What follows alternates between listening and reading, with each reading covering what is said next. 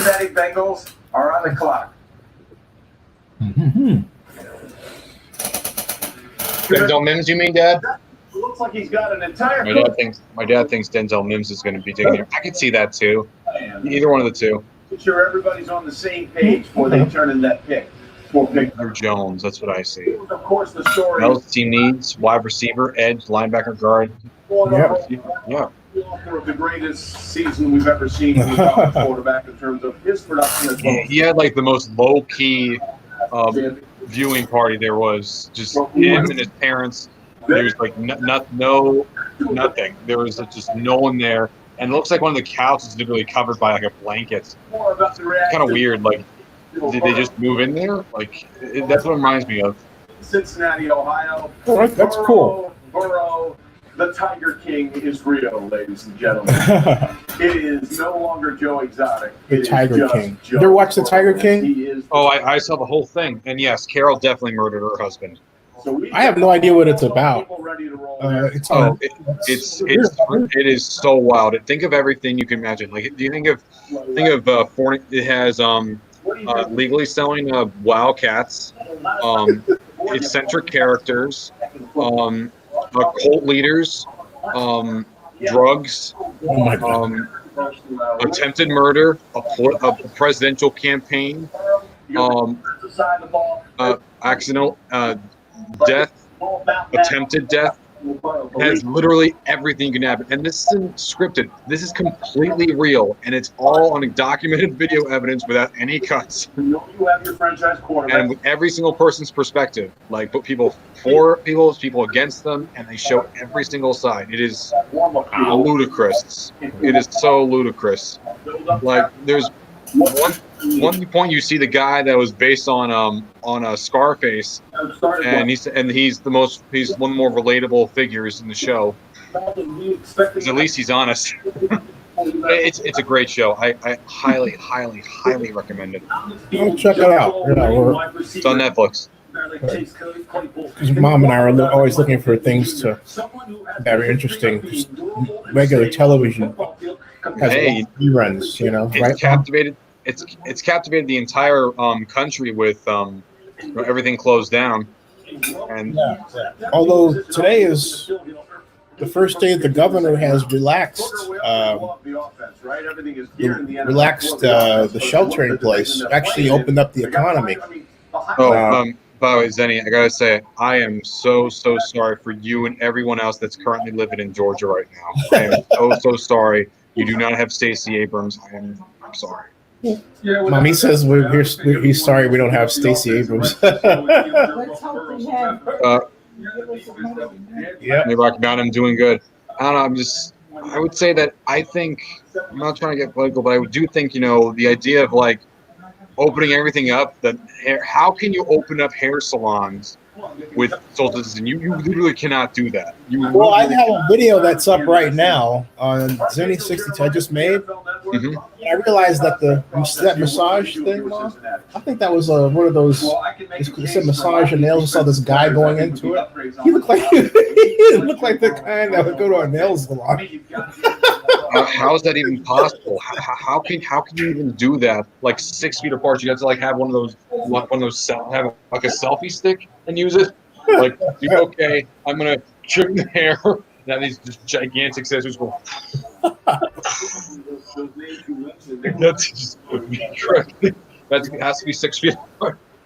Oh man, the fact that he just found this stuff out like in early April, I just realized it's contagious. No one ever knew this. Hello, we all knew this for like 4 months. Oh my god! So it's ridiculous, and I really genuinely do feel bad for you and other people currently living in that environment. I think the smart move for Cincinnati is to go on the interior either side. As Booger said, defensive interior. I will. Since we're talking about that right now, and it's a bit slow, I will play the. I'll put this up as a video to watch real quick here. You just want to load it. Give Joe Burrow as many toys as he had in LA. Well, it has to be a little bit quick because the pick might be in soon. Oh, I'll just do another time. You know why? Because yeah, I'll watch this when this is done. Yeah. AJ Green is still one of the best in this league when he's healthy and on the Could be worse. At least in his. Did you see the Las Vegas governor? in this league. The mayor. I mean, Yeah. lady. I like the mayor of Las Vegas. I just think she's. Yeah. Her husband lost his job. Oscar, you don't hear that? Oscar Goodman lost his job. He was the Jeez. for Boy Gaming, and his job was to carry around a cocktail and have a Las Vegas showgirl by his side. That was his job. And Mel, you've been on this. We look at the Bengals as a whole. But he was the previous mayor. I think mayor of Las Vegas. Then his wife, the current one, took over. Right? And he was a mob. He was an attorney to the mob. Oh God. Well, you got to pick his in. Oh, pick his in. Okay. Yeah, probably gonna be Denzel Mims. Vontae's perfect. When Vontae's perfect, and that was all part of it. Yeah, bad luck and the injury to Carson Palmer. That you said the penalty late when it looked like they had the Steelers beaten, but they have had success in the regular season. And they have allowed quarterbacks. Zach Taylor looks like he's like in his shed almost. Yeah. Duke Tobin looks like nice patio. All right, Mel, thanks. So we'll see what happens here. Zach Taylor looks like he's by his long. Well, you might be just slightly ahead by a couple seconds. Potentially. Hey, the pick is boy. in. Pick is in. Let's see. Where will Cincinnati go? Let's see. Okay, let's get started. Roger. 33rd pick. Here you go. The Cincinnati Bengals select T. Higgins. Oh, they took T. Higgins. I didn't expect T. Higgins. I was really expecting a Denzel Mims coming here. But, you know, it's a good pick. It's a deep receiver class. Oh. School record of DeAndre Hopkins and Watkins. First round picks. Higgins caught T. Higgins, not bad. for over 2,400 yards. Two-time Tennessee 5A Mr. Football. Oakland, yeah. Mama says Oakland, Tennessee, yeah. And this kid is incredible. Go from the Tigers to the Tigers. See the size right there, 6'3". 6'3", big. And by the way, just real quick, this is That's his sister. Middle Tennessee State. Oh, Wow. Oh. Man. oh, Basketball players, they're Oh. wide receivers and tight ends. Uh-oh. Whoa. Remember I talked about this guy earlier. The Bengals are going to be in competition. Nice catch. Whoa. You see right Ooh, nice deep breath. Oh, that's nice. but his knowledge of the game is what makes him great. Yes, he has that runaway speed, but he has the once he stacks you, you can't come over top of him, and he has that great body control where he can control his body any kind of way he needs. We're probably going to take Mims, I think. I don't know. Oh. I said Mims the last few times. So we're probably going to see them take this. We're probably going to see them take, I don't know, like Michael Pittman maybe. But I think it might be Denzel Mims. I'm going to say Denzel Mims until I get it right. But hey, this is nice. Number two. You have AJ Green, Tyler Boyd, and T. Higgins. Nice trio. Time in the red zone that's going to show up in third down. And if you want to know if Joe Burrow's excited, Looks like they're all wearing orange and black, so it only makes sense. He goes to the team that uses orange and black in their color scheme. these guys have already played Ken Anderson for the Hall of Fame. Ken for Ken. and he's Ken Anderson. red zone weapon. Yeah, he really are. Picture with Joe Burrow. Yeah. Yeah, absolutely. Listen, there were some people that say he fell off a little bit toward the end. T. Higgins, you know, I thought T. Higgins, I was surprised he fell to the second round because he was picked up in all of our mock drafts, you know. Yeah, he was. He was picked up like by the Packers actually. The production that you saw out of T. Higgins and motivation. I'm not saying I would trade up for T. Higgins, but at the same time, you know, just a pat you put there. Though this does help for the Dolphins because the Dolphins got more draft capital. The Patriots are looking to trade back too. So, how many picks are the Patriots going to have? Like, going to have just mostly just day 3 guys? Meanwhile, it looks like the next pick is in. It would be the Indianapolis Colts with pick number 34. And yes, indeed, So we're looking at It is. Not gonna be Mims. You say Mims until it's not. Oh, PJS says, "Hey Z, have you looked at the Raiders draft? As it's cool. I like the Raiders draft actually. I do. Not bad. Yeah, I do. I especially love Riggs. I love that pick. Yeah, Riggs is an awesome pick. Yeah. With the 34th pick in the 2020 NFL Draft, the Indianapolis Colts select Michael Pittman, wide receiver. Michael Pittman. USC. Wow, Michael Pittman Jr. And yeah, like I said, it'd probably be Michael Pittman or something. And what do you know? It's not Denzel Mims. It's Michael Pittman. That's the guy I said. Yeah, the second round is all the people that go now are going to be people that say, will say, I saw him. I saw him. Yep. Squad and take a look at Michael Pittman. He was a Michael Pittman Jr. Mm-hmm. That was not Yeah, his dad was with the Bucks. Played with I heard that name before. Oh yeah, his dad was a running back with the Bucks. They beat the Raiders. I know that Super Bowl. I know that Super Bowl very, very vividly. The Gruden Bowl or the Pirate Bowl. I was there. You ever heard calling it the Yep. I love calling it the. Do you prefer calling it the Gruden Bowl or the Pirate Bowl? At the time, it wasn't so much called the Gruden Bowl. Later, but the storyline was definitely John Gruden going up against his old team, but it was more like it was weird because they just traded for him, right? But it wasn't so much called it didn't have that kind of tag. It had a that wasn't the official tag. But it kind of lasted through history. Does that make sense? Right? Yeah, I mean, it was because that was definitely the storyline. I remember calling Super Bowl 48 the Weed Bowl because both Washington State and Colorado were the first two states to legalize marijuana recreationally. Yeah. Well, the thing about it is the Raiders are supposed to beat the Buccaneers. It's a major upset.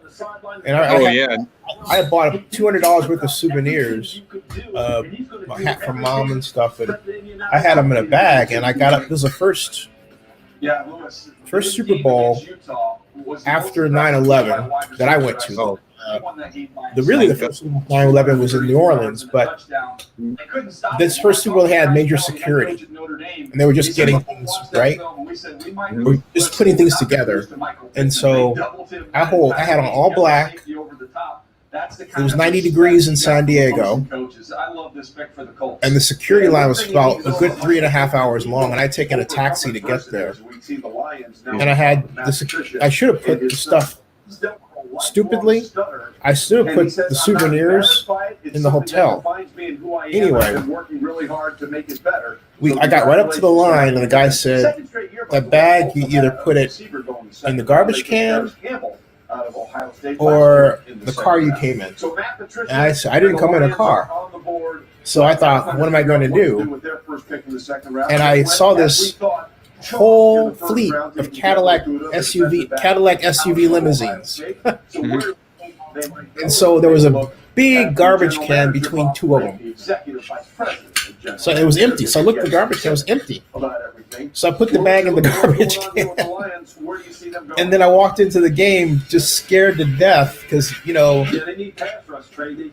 was a long way away from everything, but there might be that just one chance where somebody comes along and says, "Oh, what's this?" Right? Well, for me, fortunately, the game was a blowout because then I can leave early and get the bag. Oh, that game literally changed the way the whole. And if I don't know about you, but forgot who the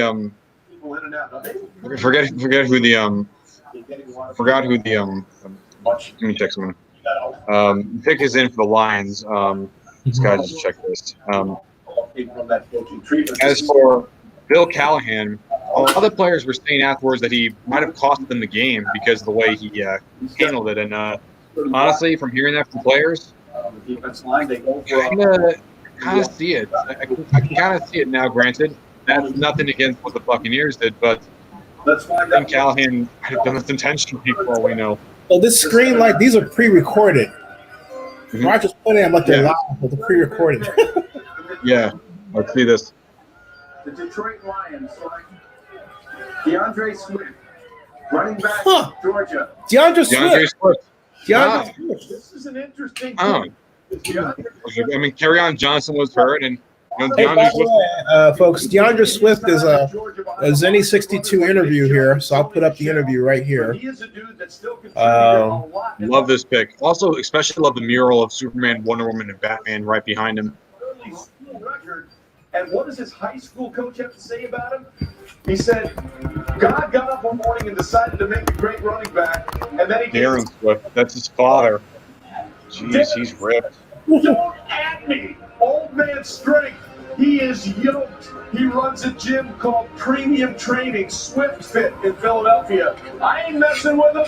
There's the Hulk right there. Oh, God, that's hilarious. Jeez. Simply put, Brady running back. He comes from an NFL style of running. Giants pick is Hey, everybody, here's DeAndre Swift. In burst through the line of scrimmage, but make no mistake about it, what he does best is in the passing game. You talk about a running back that understands how to run the angle routes, how to get out and set up screens and do things in the passing game. You pair him with Kerryon Johnson, who they already have.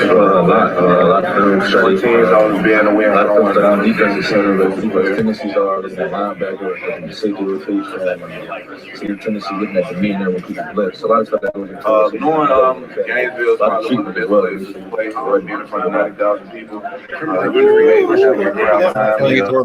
The long run in the crowd. So, makes sense. Everybody left, I'll come back and 1 2 more. Amazing lifetime experience. Always been able to watch it on TV, but being in positions, it's different. Being able to talk to teams and get info and things like that. I get to show my character off. Not bad. Giants in the pass rusher. Giants pick is in. I think they're going to Toro Gross Matos right here. So try with a good 40. Show them I'm able to. I think they're going to go to Toro Gross Matos. That's what I see them doing. Yeah, I mean everybody here for a reason. All these backs. Maybe Xavier McKinney. Those are the two I see. Those are the two best players I see.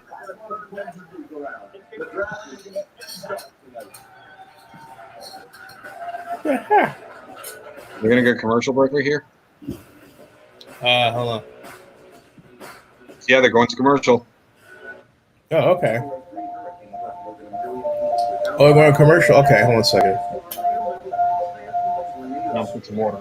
We've always tried to be there when you and your home have needed us most. Working together. All right. To keep your Okay. home working. It's just what we do. Good enough. What we always Yeah. do. What we'll continue to do. Thank you. This is what unites us. No, this is great for now. I think what will happen is I have some more later. You know. How do you feel? At FedEx, our people are our What you got to drink, Vinny? Just some water. Something basic. Yeah. We are delivering medical supplies, test kits, Not old enough to drink yet. Or at least in public. forward, together. Strength. What we deliver by delivering. Wouldn't it be nice to eat with some of your old? Hey, how'd you like yesterday's show? Oh, it was fantastic, Zenny. I was there for the whole 5 hours. Yeah, we had about, I guess, 11 people roll in, huh? Yeah. I actually know Bill Carroll ahead of time. I've spoken to him a few times over Twitter. Oh, okay. Yeah, that's what I was saying. That's how he knows that I'm big with, Heffelfinger and Paulus and a few of these other old guys. Like, I'm just one of those people that, like, just because I'm my age, it doesn't mean I'm just gonna just people my age. No, I'm someone that's fair for everyone. Oh, Bill, Fairness. I met Bill my second NFL draft. Actually, my first one in 2005. Yeah. Wow. That's how far. So I met Bill and Anthony Carrillo. I met through Bill Chakas, through my 2007 NFL draft, and he was called he had just finished being a quarterback in college. They called him the Carrillo Cannon. The cannon corner. Carrillo Cannon. Yeah.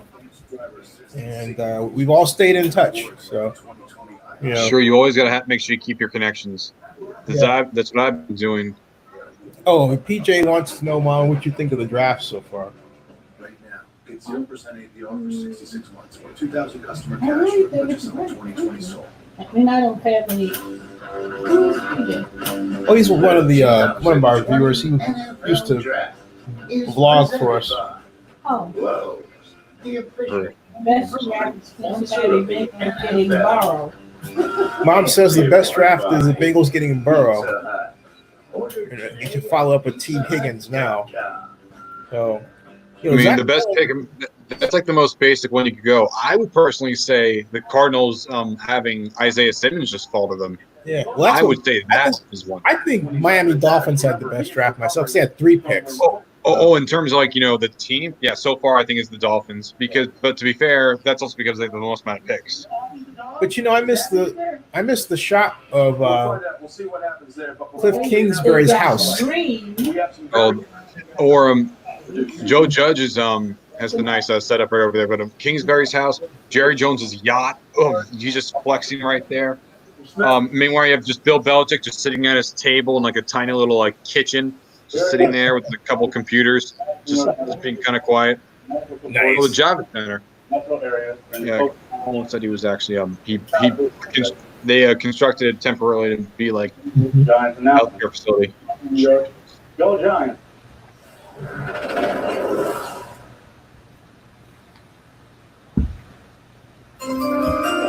Thank you, Specialist Smith, and thank you to all our service members, both here and around.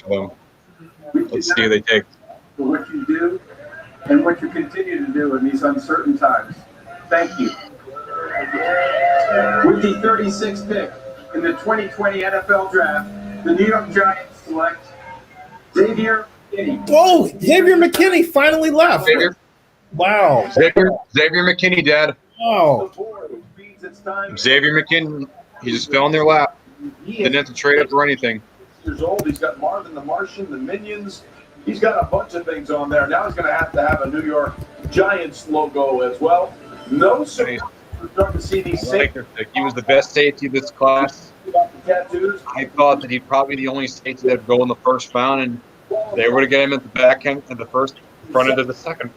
But this is the guy who Which reminds me a little bit of how Landon Collins in the first in 2015 when they traded up to the Titans to take him, and Collins ended up being a really good player for the Giants. Now he's with the Redskins, of course. plays a high safety. I like this pick. I really like this pick. Very smart. Has you defined and played the football. And Lewis, what I love most about him is they have so many injuries at the linebacker position. They're able to drop So they're not going to trade back. Maybe think a quarterback and give me more likely than Patriots have 13 picks. what? They have what picks? 13. Oh yeah, they have 13 picks. That's true. They have an I know they have ungodly 2 second runners. They have 2 second runners right now. When are they going to take her? I mean, the Patriots looking at it. I mean, this is going to be their first pick of the entire draft. They could go quarterback here with Easton or Hurts. Big wide receiver. They could also really help. Denzel Mims is still on the board. Or Gross Matos, they can help it. They need help at the edge too. The pick is in for the Patriots. There's Bill. There's Bill Belichick's dog. Is that his? That's his dog in there. Come on, that's his dog. Dog in that chair. That's his dog. He's like the dog's doing the drafts. He's letting his dog doing the draft. With the 37th pick, Let's see who they take. NFL draft, the New England Patriots select Kyle Duggar, defensive back, Lenore Ryan. Never. Wow. Kyle Duggar. Lenore Ryan. It's the first time an NFL has selected a safety in the For Division II. since the Bears took Division II, huh? This is Wow. That blows away the whole idea that Division II players wouldn't get any looks because of No, Division II players get looks, and people from small schools. Thank you so much, Bill Nunn, and thank you so much, Tank Younger, for showing us. Tank Younger was actually Tank Younger, in case you don't know, he's also another one of the most wanted for the Hall. Tank Younger was the first ever player selected from a historically black college, and he ended up being a great player for the Los Angeles Rams. And then when he retired, he became the very first ever African-American executive. Yep.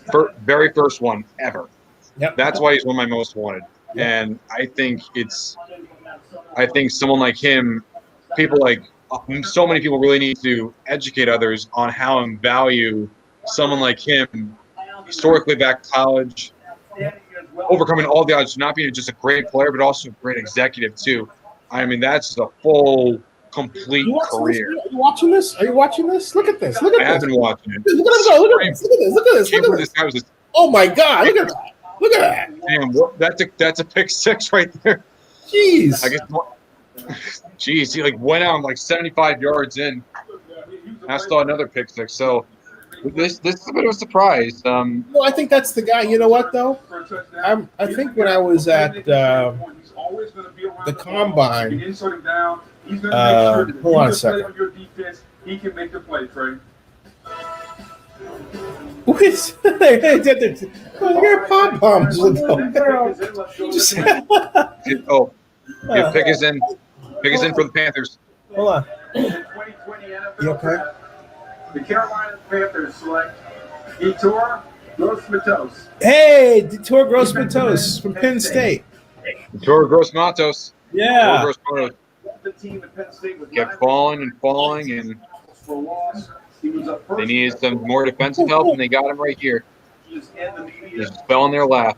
He's had to deal with through a very, very young start in his life is absolutely Spotsylvania, that's the place. By the age of 15, but you see those tattoos. 17 shoes by age 15. What? How? They feed him. Michael made sure Dieter was saved, and then he drowned. And what? Then just a few years after that, on a Little League game in June of 2009, lightning struck and killed his brother. Oh. He was only 12 years old. And as you saw, he has tattoos on his chest. Killed his brother? To represent who he plays for his late father and his brother. In fact, man, jeez. His first games at Penn State. Both his brother and his father died tragically. Jeez. And Cesar Ruiz, his father died, and then Jordan Love. They mentioned how his father committed suicide. Like, jeez. Really strong, physical individual. That puts it all in perspective how meaningful life is. In the pain, everybody in the NFC South, I can guarantee. Hey, Muhammad is here. How you doing, Muhammad? Plays heavy-handed at the point of attack, and he slippery pass rush ability. He's not. Grant Delpit they can maybe take. They need safety. Though, Jonathan Taylor is still on the board. I think it's even taking Jonathan Taylor. And Donald's big on Jonathan Taylor, too, for the Dolphins. You can see he can produce those TFLs, those tackles for loss. I really like the pick, especially when you pair it with Derek Brown and you see what Matt Rule's trying to do, Booger. Yeah, without a doubt, Lewis. Not only Derek Brown, but think about Brian Burns, who's going to play that right end position coming off the edge. A guy like Gross Matos, you can put him in left end. He has strong hands. He can play over the tight end. You pair him with Derek Brown and Brian Burns, you can see. Wow. Do you realize they got a defensive end? This is Carolina. They got the best defensive tackle and one of the best defensive ends. Look at that, man. Surprisingly, still no linebacker help. Though I think they can easily address that in the third round. I think they can. Brown's enough, man. See how happy his family is. Defense in Carolina. You're watching the 2020 NFL Draft. Wow. Another commercial. Lowe's. I was thinking maybe I think you're going to take either Grant Delpit or Jonathan Taylor here. Yeah. Which is why, if you need a vehicle, we're offering special financing options. Just choose the model that best suits you by shopping online. And for the safety of our customers, we're now providing. After this, I think the Texans would take a guy like Josh Jones. We need to do more. Texans. Let me see who's. Texans have pick number 40. Okay. They got that in DeAndre Hopkins trade. Oh, that's right. Oh, jeez. To be maintained, fixed, or replaced, the Home Depot has online ordering, free delivery, and the low prices to help you get it done. The Home Depot, our doers get more done. Calling all grassmasters, fescue fanatics, and stewards of St. Augustine to the springtime's brawlers and cultivators of the cul-de-sac. Run with us on a John Deere mower. This is more than just grass, it's home. Search John Deere mowers for more. We're at the movies and we need to silence our phone. Who knows where that button is? I don't have silent. Everyone does, right? Okay. It happens to all of us. We buy a new home and we turn into our parents. What I do is help new homeowners overcome this. Was that an adjustable spanner? Good choice, Steve. Don't forget, you're not assisting him. You hired him. You have nowhere to sit. You have too many. Who else? Dolphins got a really nice draft. My dad. Straight back. Progressive can protect you. Hey, the Dolphins are next. But we can protect your Yeah, the Dolphins are next. Their fourth pick, and it's only the beginning of the second round. Meanwhile, the Rams don't have a pick yet, and the Rams don't have a pick yet, and the Texans don't even have a pick yet, and the Bears don't have a pick yet. Though the Bears, their first pick's at 43. From Taco Bell. 4 crunchy tacos and 4 beefy 5-layer burritos for only $10. What happens to all those hats once they're done picking with a team? It's like, do they keep the receipt for those? Did they get their money back? Like, So what happens with that? well, with all the hats, I mean, they're giving all 32 hats. So they take one of them. What happens to the other 31? No, you keep them. Huh? Keep them. That'd be cool. It's like a nice memento. I mean, yeah, part of the deal. Yeah. But besides, you know, I mean, what are they going to do with the other ones? It's true. Maybe some, but at the same time, it can have a lot of meaning. Like having all the hats right there, and then you take the one, obviously the one that team that you're with. I mean, I like the hats this year. I like it's very, very sleek and simple. I mean, and I like that one. I like ones that have, you know, fancier design too, but I like these. It's nice and like I think of like do you know like a neon sign? You know the neon signs where it shows like, you know, the lines and they're all bright colors. Just simple like lines. That's what I think of. Here it is. The NFL draft's back. Oh, Ocho Cinco. Man, without y'all guys, I don't know what we would be in this time. Devin White. Thank you. I want to say you're doing a fantastic job. They have scars on his nose. Shout out to all the hardworking healthcare workers that are sacrificing their lives. You are greatly appreciated, and we thank you. Glad you're with us for the second round of the 2020 NFL Draft. If you like tape of an offensive lineman manhandling people, that's the tape you want to watch in this year's draft. When will Robert Hunt's name be called? And when are we going to hear Grant Delpit come off the board? We've had a run on safeties here. Here's Grant Delpit. Award winner as the nation's top defensive back, still on the board. We're waiting to see when Grant Delpit may go. So it is Also had a great season. To make a selection. Of course, with those 3 first-round picks, they went Tua Tagovailoa, #1 overall. Hey, everybody, I'm in overall, rather than the first round. Then they got the left tackle to block for him, Austin Jackson, all Pac-12 selection out of USC, and Noah Igbenogany, adding to a very crowded cornerback room for the Miami Dolphins. Brian Flores, the head coach, Chris Greer, the general manager, trying to figure out where they will go next. A couple of offensive players. And that one cornerback, the pick is in for Miami. Let's find out what the Brain Trust is going to do next. With the 9th pick in the 2020 NFL Draft, the Miami Dolphins select Robert Hunt, tackle, Louisiana. Oh, there you go. Who knows? Robert Hunt, guard. Hunt is now off the board, and Robert Hunt is a fascinating prospect here. Because Robert Hunt in the last 2 seasons. What a reach. Oh, down number 79 here.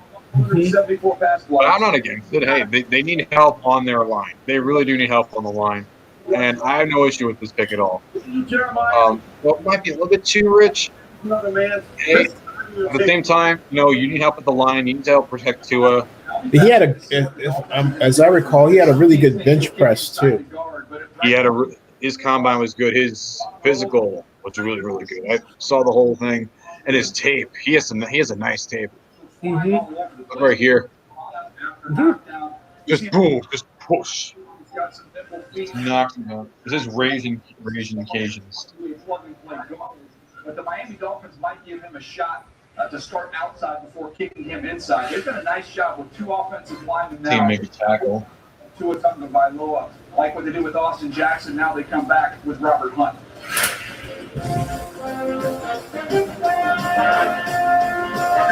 ahead, Dan. You think about it with a kid like this. I mean, Austin Jackson could be their left tackle, and I guess maybe Robert Hunt could maybe be their right tackle, maybe their guard.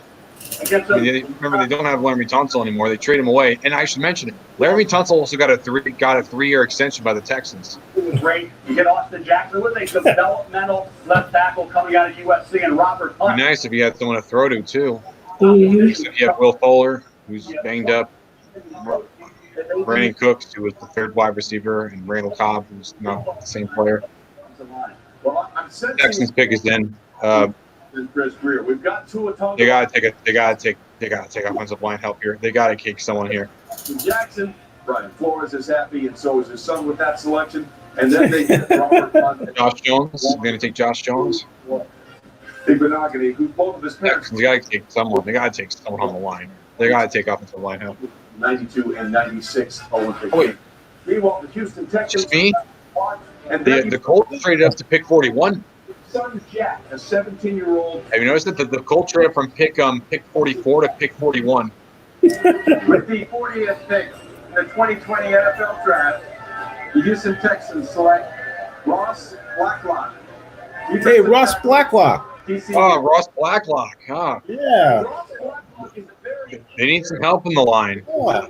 Some people are thinking that he might be a first-round pick. Hey, Hey, folks, anybody interested? Here's another interview special. Another Zennie62 from Houston. YouTube NFL special. First of all, a former Harlem Globetrotter, point guard, and dribbler, Swift. And now he's their head coach. And he knows how to do all the tricks and everything going. There is Jimmy Blacklock. Of course, he was the ultimate.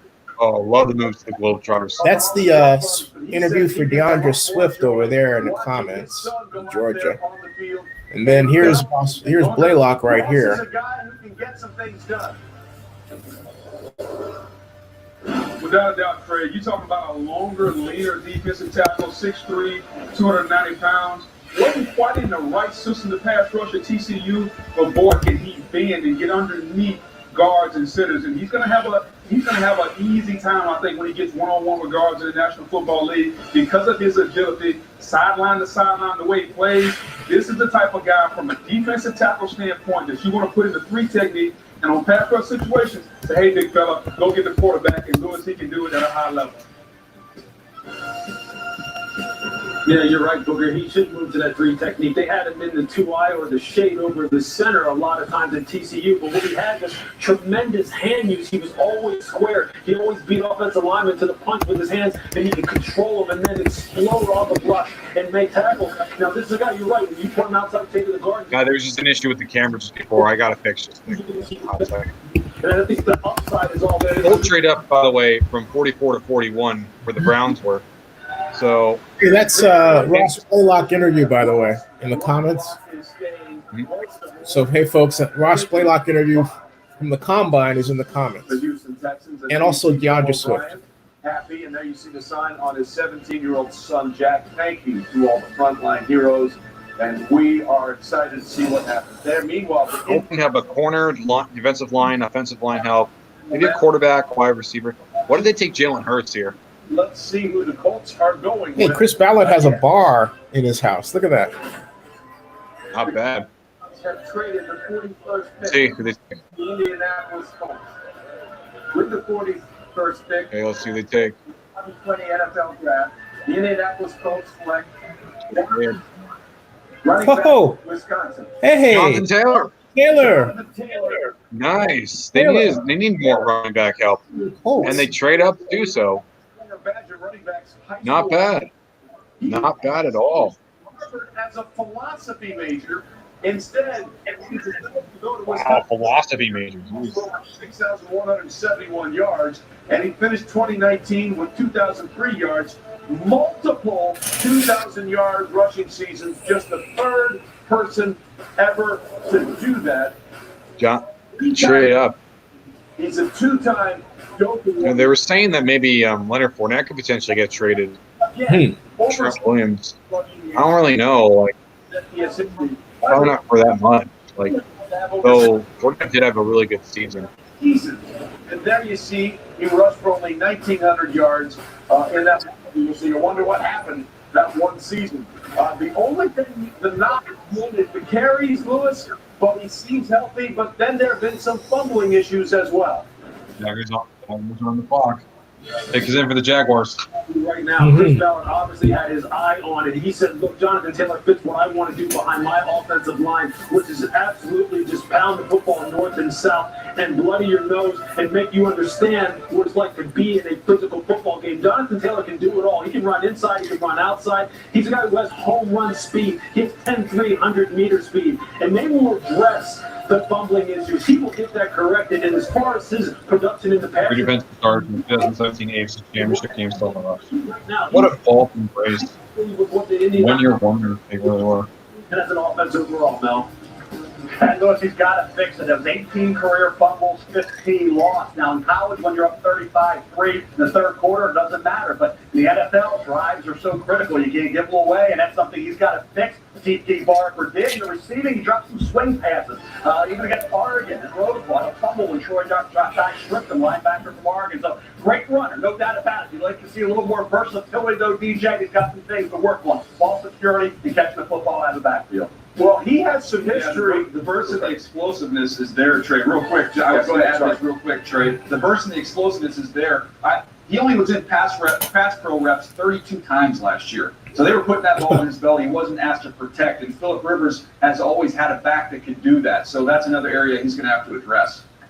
Real quickly, he has some history at Lucas Oil Stadium. The second to last game there, he rushed for 148 yards and a TD in a loss to Ohio State. And at the combine there, blazed, leading all running backs with a 4.3940.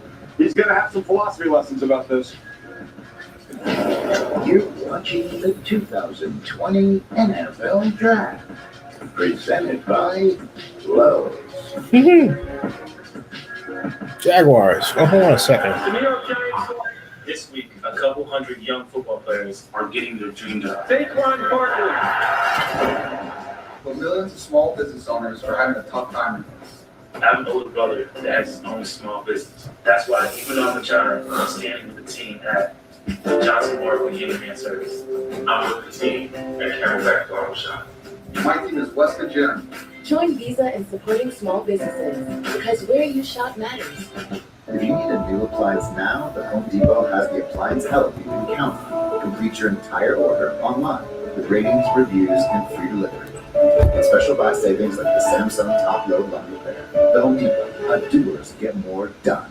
If you're over mac and cheese and PB&J's, have we got good news for you? Right now, get Pizza Hut's best delivery deal. Large pizzas with up to 3 toppings for just $9.99.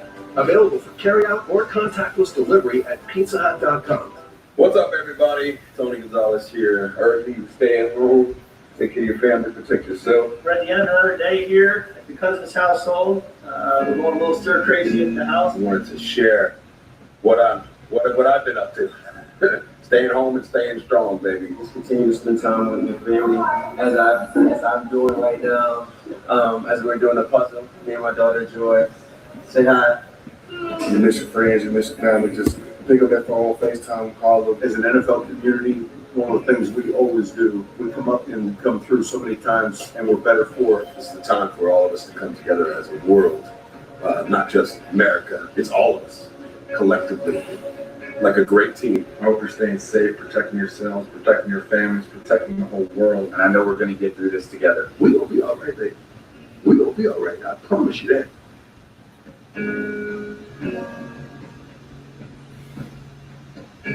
Hi, I'm Jay Farner, CEO of Quicken Loans and Rocket Mortgage. During the challenging times we're all experiencing, our top priority is the health and safety of the communities that we serve. And while it's true that things are changing rapidly every day, one thing that will never change is our commitment to giving you the best mortgage experience. We understand that hardships may arise, and we're prepared to help.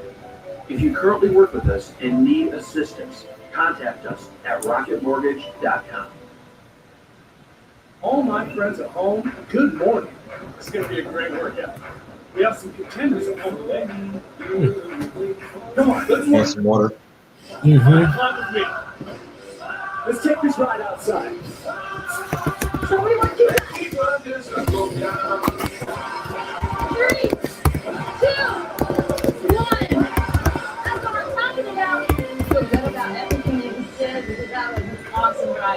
only at MorningTime.com. All right, glad you're with us on round 2, day 2 of the 2020 NFL Draft. And here we are in the Bud Light Seltzer Virtual Huddle. Mel Kiper Jr., Lewis Riddick, Booger McFarland, and glad to be joined by his teammates from the NFL Network, Daniel Jeremiah, and a couple of Hall of Famers, quarterback Kurt Warner and Michael Irvin. Meanwhile, Jalen Hurts, Oklahoma quarterback from Alabama to begin. What his prospects look like and his unique skill set and how it will translate into the NFL. Meanwhile, Jalen Hurts.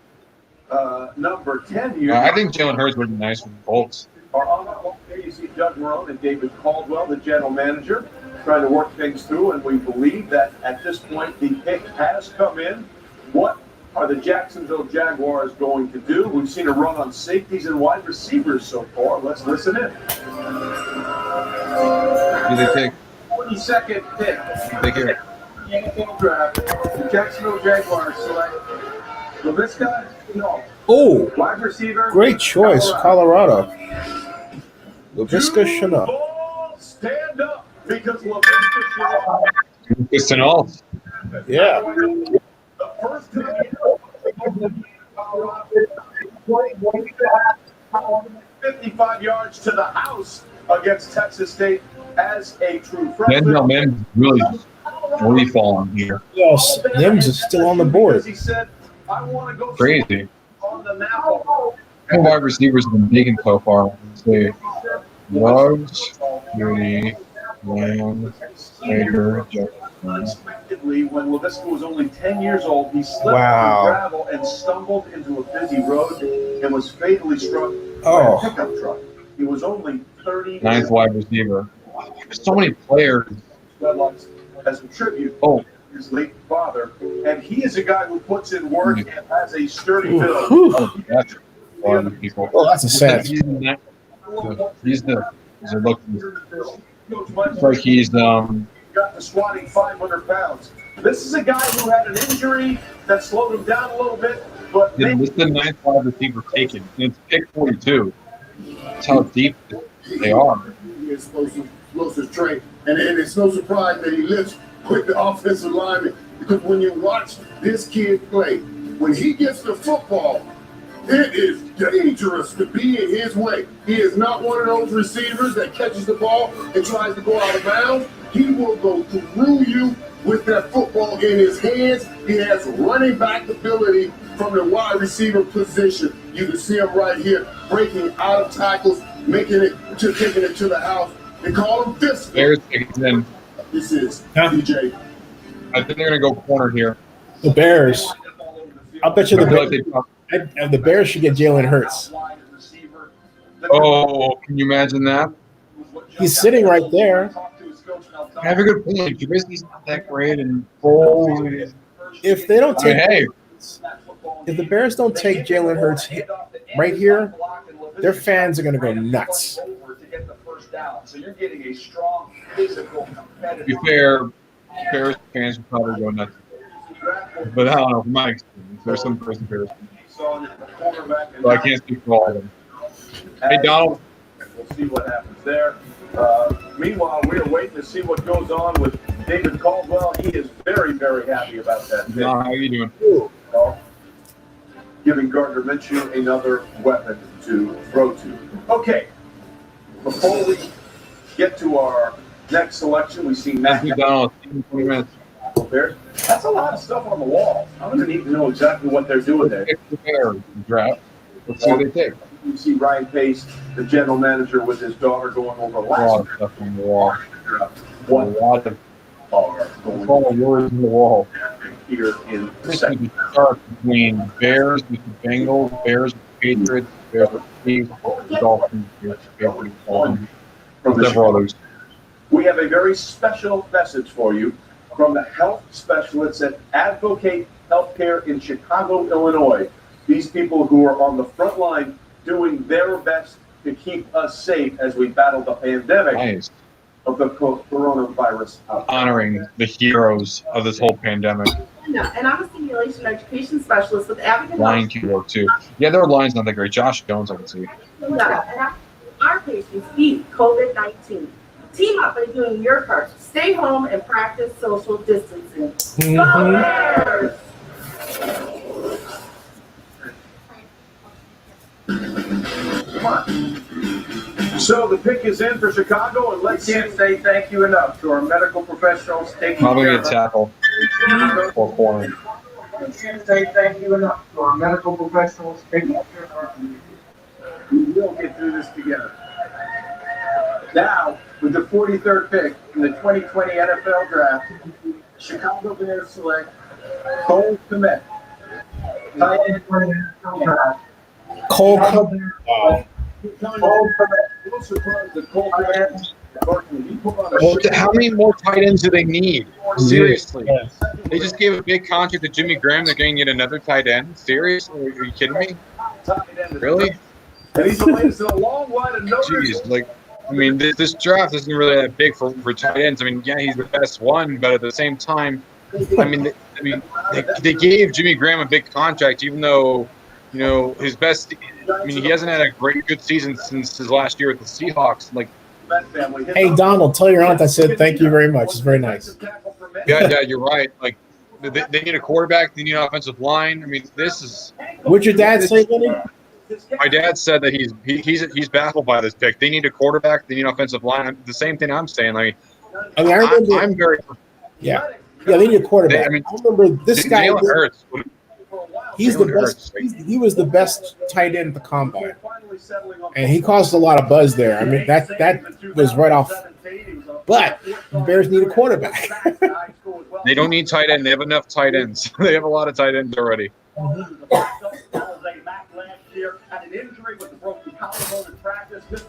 They need, and even if you're not going to go quarterback, at least do the offensive line. Like, please, tight end again. I'll be right back. Okay. It's gotta take some dishes. Okay. Don't worry. I won't be leaving anywhere. Stanford 5 catches, big dive over 60 pounds. Target, really good hands. I tell you, you want to see a few less body catches, a little bit more hands with him because he does have good hands, good body control. He'll block, but it's a work in progress there. So he was clearly, in my opinion, slightly out of Adam Trout from Dayton as the best tight end in this draft, and he will be a weapon for whether it's Nick Foles or Mitchell Trubisky. The Cole Kmet will be asked to do an awful lot in that Chicago Bears offense. Well, here's what you need to know. The Bears like tight ends. With this selection, the Bears currently have 10 tight ends on their roster. I'm guessing all 10 tight ends on their roster. Crazy. Yeah, make that clear. They just said it. The Bears have a whopping total of 10 tight ends on their roster. Like, 10. It didn't take us long to realize. We weren't in the car business. You want some ginger ale? We were in the people business. We needed to be helpful Respectful. and compassionate. To treat people like guests. It's what we all signed up for. And now when people need us most, we will do what we've always done. Take care of people first. The rest will follow. For many of our members, being prepared won't be a new thing. It won't be their first experience with social distancing. Overcoming challenges is what defines the military community. Oh boy. Whew. USAA has been standing with them for nearly 100 years. And we'll be here to serve you for 100 more. Hey, Zennie, they just said that the Bears, I was saying that the Bears have a lot of tight ends. I wasn't wrong, but they have more tight ends than I thought. They have 10. Yes, 10. The most you could see, the most I could understand is like maybe 4 tight ends on the roster, maybe 5. When the Raiders were going into camp, they had 4 or 5 tight ends. That's only 10 tight ends. Are you kidding me? That's a ninth of your roster. I mean, really, how badly do you need tight ends? Like, then they all must suck. Then, if you need another tight end, Wires.com than any other website. Sir, we have an incoming call. Like, that is a bad pick. How many more tight ends do you need? At CDW. Quarterback, you need line. Don't take another tight end unless you want him to just block. But if you're in that case, why not just take a tackle or a guard or something? I don't know. You don't need another tight end. I mean, I can't. I'm gonna keep saying it because this. At least you can say whatever you want about David Arnett, but at least he filled a position of need. The Bears do not need any more tight ends. They do not need any more tight ends. That's enough. Nine is already enough. Way too much. And adding a 10th, too much. Too much. Worst pick so far. Easily. Hands down. No question. Worst pick. Easily the worst one. The legend of Tua has begun with the first pick in the NFL draft. This draft, we're all in it together. Join the NFL and help make a difference at NFL.com/relief.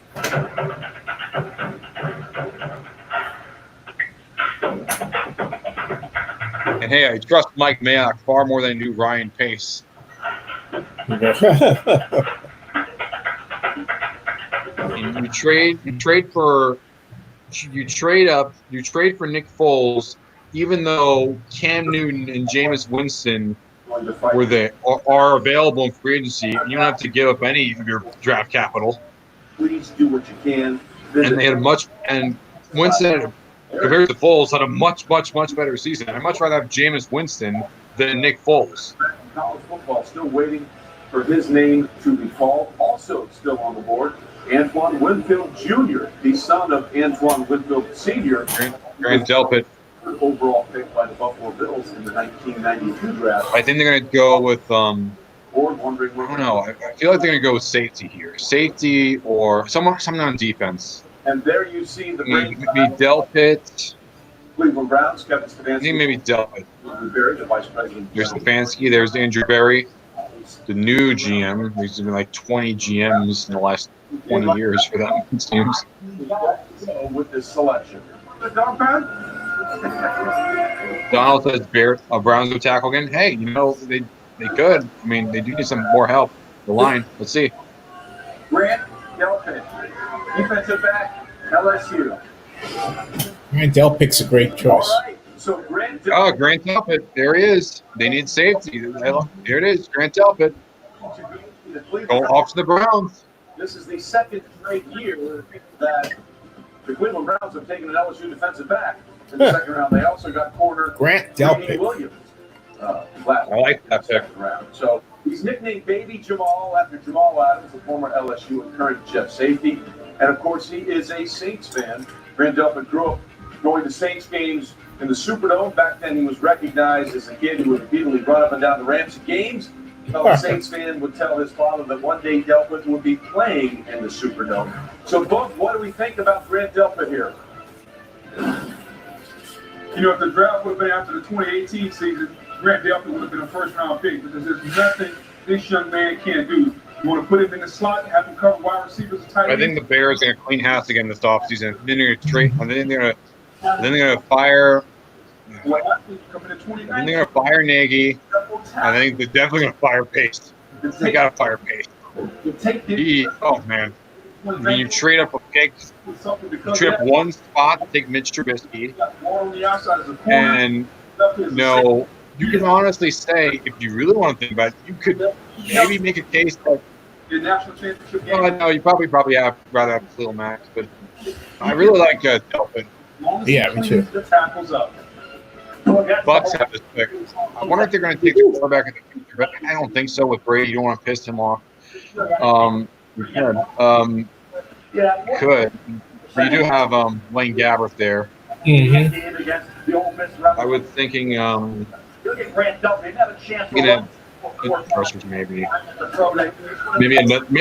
maybe they take Denzel Mims. What's that? You think they're going to take a quarterback yet? 2018, the attributed. My dad thinks we're going to take a quarterback. The injury. That's it. Mixed opinion on Grant Delpit going into the draft. I don't know. Maybe. But Vinny, I'm gonna have to go. I got another email from the bank. I got to take care of this now. So what I'm gonna do is, if somebody comes in, I'm gonna monitor and let them in. But I got to focus on getting done. So I'll be back. Okay. Okay, I'll be right here. Don't worry. Okay, guys, it's just me right now. Zennie will be back. Yeah, I'm just baffled by this. But I know Delta was thinking, but I am just baffled by this pick from the Bears. Oh my God, really? Do you have enough tight ends already, guys? Let's see the Bucks take. Is Jalen Hurts, Antoine Winfield, defensive back. Yeah, they needed help. They needed help with safety. But a little strange. Man, a lot of safeties so far. A lot of safeties and back to back. I mean, Xavier McKinney at 36 by the Giants, then Kyler Duggar 37 by the Patriots, then Grant Delpit 44 from the Colts, and now Antoine Whitfield 45 from the Buccaneers. Now, you need help with the secondary, and this really fills a big need for them. I mean, I definitely see the Buccaneers being – I don't see them winning the division because I still think that's the Saints to lose, but I definitely see them as one of the top wildcard teams. I think they'll be the first or the second wildcard. I don't think they're going to be the third team. I don't think they're going to be the seventh seed, either the 5 or the 6 seed.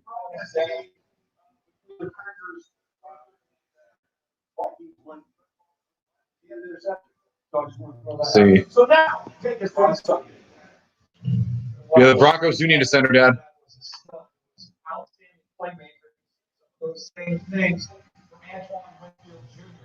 Yeah, my friend's Mike, he's saying, I like the Bucks pick. Same, dude. I like the pick. He also has the ability to drop down and come from the matchup man to man. Once the ball is up in the air, it is his. He finds a way to tap it. He's a great finisher. He wraps the Fresno State team at the end of that ball game. He makes a wheeling. Brady's happy. Now, who are the Broncos going to take? Well, they need help. They definitely need help at corner because Chris Harris is no longer there. You know, Jalen Johnson's right here. But they do need help at interior line, but I made it a little bit far down. So I think my final pick, Josh Jones or Jalen Johnson. That's who I think is going to go. I know. I think they're going to go either Josh Jones from Houston or Jalen Johnson, the corner out of Utah.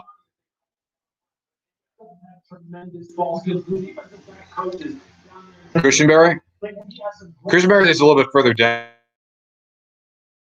I could see him going though. See how happy he was when the Buccaneers, Bruce Arians is head coach. Yeah, Bucks are going to be loaded. I'm hyped for them. I'm pumped. Broncos pick is in. Let's see who they take. 2020 NFL Draft.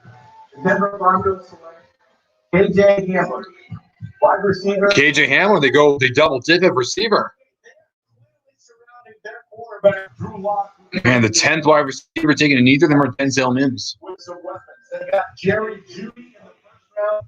Yeah, Denzel Mims didn't go yet, and like KJ Hamler, this is the 10th wide receiver off the board for the 46th pick. I mean, wow, KJ Hamler. They double dip at receiver. That tells you they're really looking to help out. They're sold. They're definitely sold on a Drew Lock. They have Deshaun Hamilton, Cortland Sutton, Jerry Jeudy, and KJ Hamler. Building a nice receiving core there in Denver. The only problem is you need some help in the – it's nice to have all these weapons, but that's not going to matter if you don't have anyone to be a brick wall for your quarterback and your running backs. The Dolphins going to take the Falcons, I think, are going to – yes, it is a very deep wide receiver draft by Muhammad. Very, very deep. It's the 10th wide receiver, and it's not even the 50th pick yet. Falcons, I definitely see the Falcons taking defense again. Maybe they could go running back again. I could see that. If not, I could see. The light was flickering a little bit. I know that was just from the TV. Never mind, guys.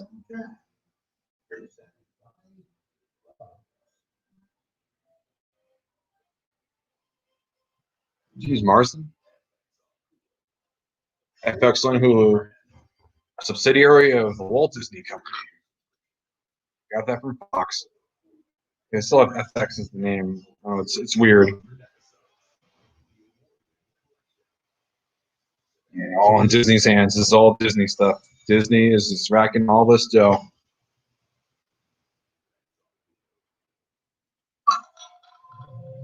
Falcons pick is in. I don't see them taking a quarterback. Ryan's still playing great. George Kittle.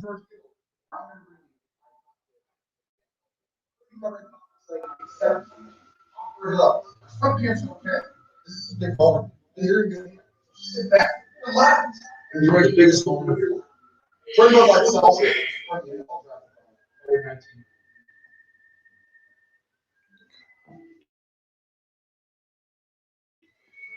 No, COVID-19. It's not the 19th COVID. It's not the 19th coronavirus. It's called that because it was discovered in 2019.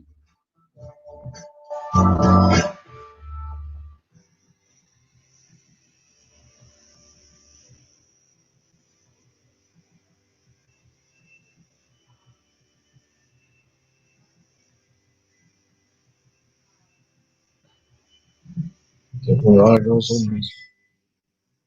Victoria's Secret ad?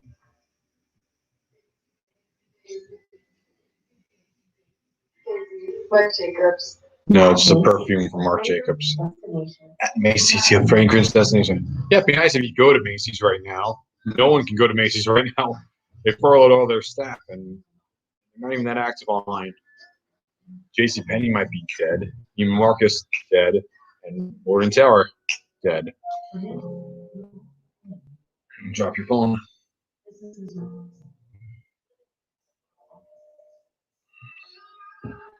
You're gonna rise up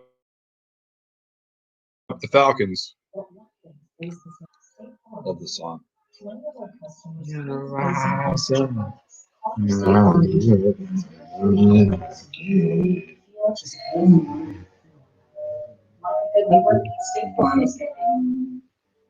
As America battles a pandemic, we're helping build power air purifying respirators. Thank you so much. General Electric can work 50,000 ventilators in the next 100 days and 1 million face shields per week. Ford, as when America faces a crisis, we build what people need. Thank you so much, Ford. Thank you so much. Henry Ford would be proud. Built to lend a hand. Built Ford proud. Make sure you visit NFLshop.com tonight for official or all ship free. And I can see interior defense. I can see an edge rusher. AJ Espinosa, I can see. Maybe Zach Bond. Either one of those two I could see. Espinosa or Bond. Maybe an interior, but I think it's more likely to go with an edge rusher here. Glad you're with us. We're almost to the halfway point. So here to help us with the Falcons pick, American Cancer Society ambassador and Grammy-nominated and multi-platform artist Offset is going to be after his grandmother who fought a tough battle with cancer. Was having experience with what Offset and proud support the NFL Lucy Catch program and the American Cancer Society in the fight against cancer. Cancer does not discriminate, as we all know, age, race, it doesn't matter. And cancer patients and survivors are extremely vulnerable to COVID-19. So I know about how you can work and help visit cancer.org. Jets are up at, I was going to say the Jets are up, but the Seahawks is traded up to pick 48. Jets traded back. Offset, thank you for all you do in the fight against cancer. Seahawks traded up. We're proud to work alongside the American Cancer Society to make this disease a thing of the past. Roger. NFL draft. The Atlanta Falcons select Marlon Davidson. Not bad. Also from Auburn. Derek Brown's teammate. Now they're divisional rivals. I said they were going to go edge rusher or defensive end.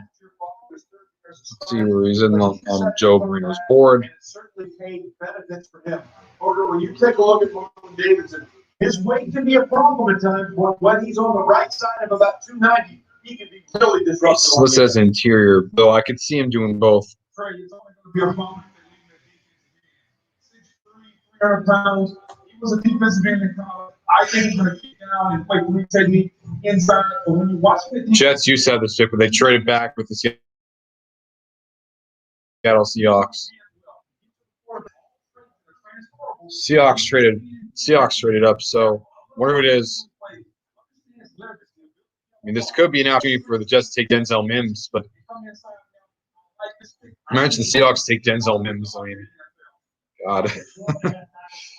I don't know if the Seahawks really need receiver help, but do you think? Just check.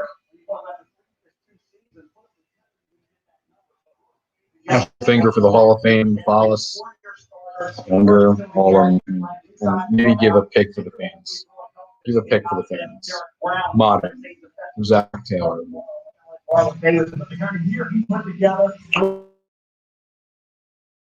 Defensive line help they could really use. Linebacker. The pick they made was a Jordan Brooks, so I think they're going to go defensive line here.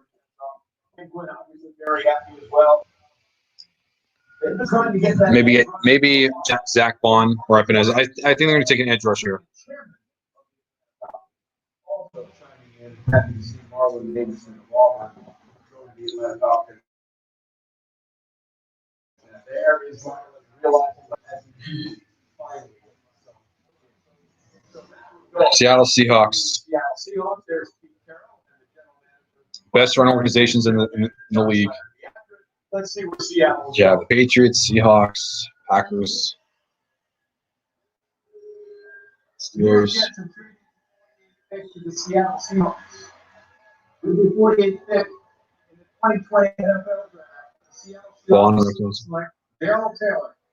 Defensive end. Darrell Taylor.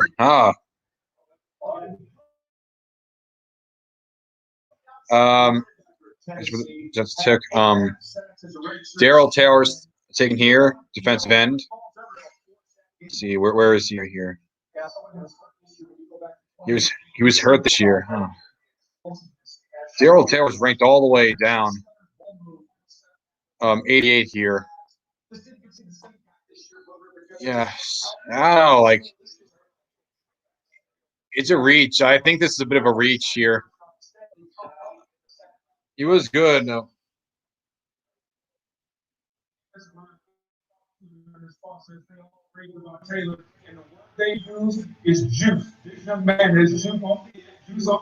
think, with the way that they're saying it, if it was last year, he probably would have been a first-round pick, or at least at worst, the back end of it. Steelers are here. They need help with receiver. I mean, Juju's fine, but you need more than just him. Denzel Mims is right here, guys. Pick 49. Who's 11 times the charm, guys? And you can also use help at Ruben, not Ruben Foster. Forgot what his name is. Pittsburgh Steelers.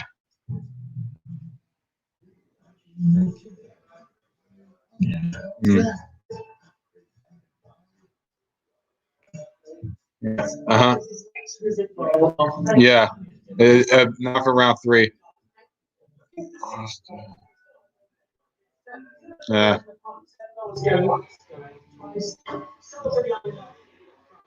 Yeah. Ramon Foster, he retired, so it could take interior here. It can take interior. I mean, the Steelers are known for having a good line, and it's always good to make sure you're still holding to that. Jonah Jackson, Cushenberry, that's another one. At a time when everyone feels so far apart, and we can still keep their distance together. Maybe edge rusher. Interior, Neville Gallimore, I could see. I don't know. I think offense. Somewhere on offense they're going to handle, because they're pretty set on defense. Their defense was really, really good last year. Yeah, they got help at tight end. Eric Ebron, who costs less than Jimmy Graham, even though Eric Ebron's been better the last couple of years. Hey, am I to judge who says you can't have a 11,000 tight ends?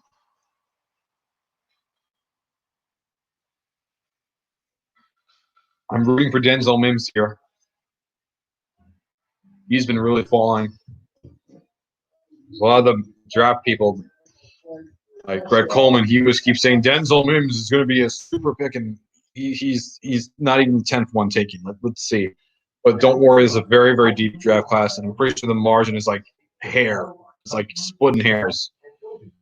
And they even have a wide receiver right now, the Steelers. Let's see. They have Juju Smith-Schuster, James Washington, Ryan Switzer, Deion Kane. Yeah, you definitely need help at receiver. You really, really need help badly. And, Denzel Mims is here for the taking, but if you decide to still say no to Denzel Mims at this point, Donovan Peoples-Jones, that's another one I could see. That was pretty. Ryan Edwards, Chase Claypool, Van Jefferson. That may be like a third-round pick. I don't know about a second-round pick.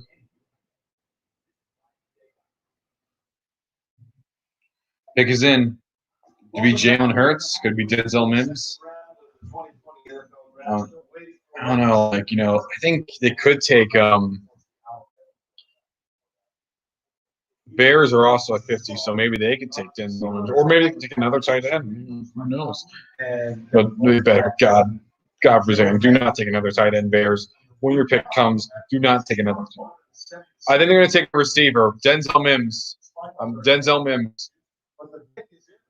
Maybe it could be interior, but I think it's going to be Denzel Mims.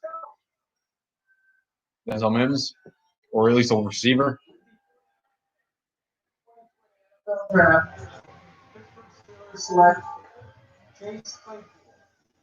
Well, I got it right. Receiver, still not Denzel Mims. From Abbotsford, British Columbia to South Bend, and now he's going to the confluence of the Three Rivers, the Ohio, the Allegheny, and the Monongahela. Nice. Had a really, really strong. Oh, Canada. I'm off to the Steel City. Chase Claypool. Notre Dame. Is 238 pounds. Only Calvin Johnson ran faster at that size. So here's what we're talking about. Chase Claypool from Abbotsford. Pick is in for the Bears. Now, they need help at corner. They really need help at corner, and they especially need help at line. Josh Jones will be perfect, or Ezra Cleveland. One of those two could work, or Lloyd Cushenberry. Just you need help. You need help at that offensive line. Why is Jalen not drafted yet? I don't know. I guess the reason why Jalen isn't drafted is because I guess they're better players. But again, I'm saying about Denzel Mims, and he's still not taking it. And Michael, it got people's attention. I think they will take a corner here or a lineman. That's what I see. Corner or a lineman. Trayvon Diggs, I could see. I see Trayvon Diggs going here. If not, for corner or maybe Jalen Johnson. I've also thought of could go receiver if you really want to, but I think they're probably going to take lineman, particularly in the interior. So maybe a guy like Cushenberry.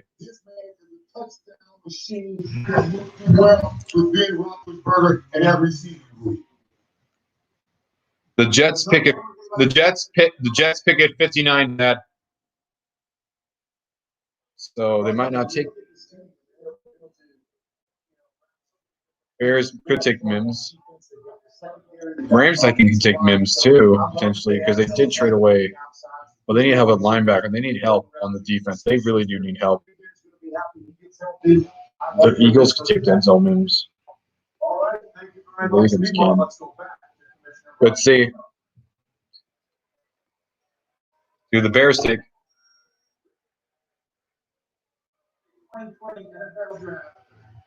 Chicago Bears select Jalen Johnson, here it is, corner. It's either corner or interior line, and here it is. You got one of them. But you had no business taking another tight end. It's like you have enough of those already. I know I'm still talking about tight ends. Come on. Everyone's like this. Everyone's about this. Oh, definitely. I think they're going to take Cushionberry. I think especially with the loss of Travis Frederick, I could see potentially, or maybe corner.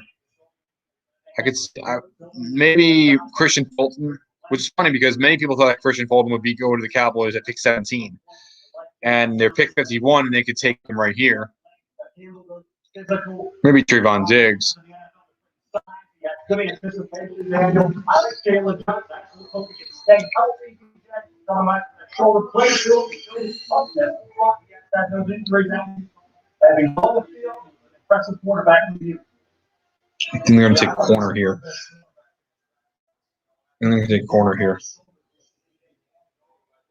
The Jets got returned. And the return that the Jets got, I don't know. What are they showing? Yeah, they did get 2 first-round players. I mean, they should have gotten a tight end. The Jets trade down from 48 to 59, pick up another third-rounder, 101. So the Jets have 3 third-rounders, 68, 79, and 101. That's what Manish Mehta said. One more time. Here's Rod Goodell. As the Dallas Cowboys are on the clock, all of us in the National Football League extend our sincere condolences to Dak Prescott. His brother Jace passed away yesterday. That's true. Dak, our thoughts are with you and your family. And the Campbell commercial. There is Jace Prescott. He's the one that came.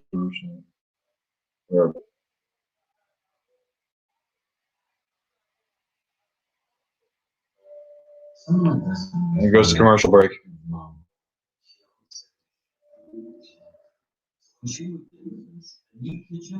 Part of our financial plan. It's okay, Dave. Don't worry. It's okay, man. You're on the other side of the country, and even though it's not going to be the other side of the planet, you know you're on the other side of the Atlantic, and even though it's going to be a little weird not seeing you here, we're happy that at least you can show up. Thank you so much. I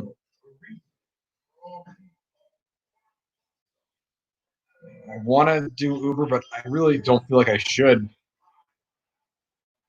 don't know how much I would trust them.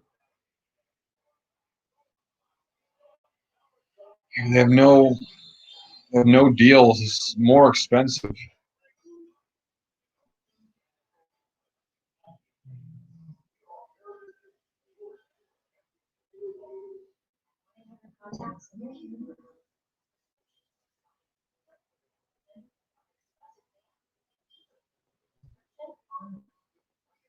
Now, get faster shipping price guarantee. May not be able to gather together. Kind of, you can. Nice pick with the Falcons. SEC player could really play inside out. I like this. I like the pick the Falcons made of Marlon Davidson as well. He can play interior. He can play on the edge. Really multi-versatile on the line. I think he'll probably play inside. He could play outside. It depends on the scheme they go with. There's some that are a little bit against guys with like more than one position, but if you have trouble having him in your system, if he's multifaceted, maybe that's a coach's problem, not a player's problem.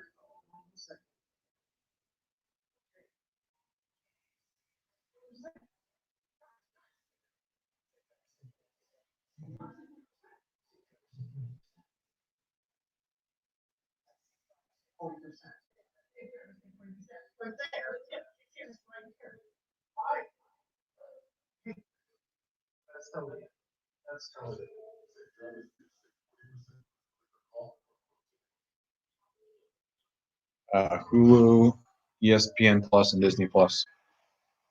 Marvel, Disney, National Geographic. Disney always has some of the great stuff. Oh yeah, it's massive. They just own all this stuff.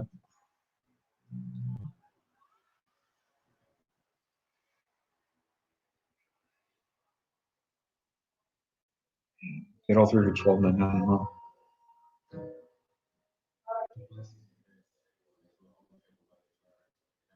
I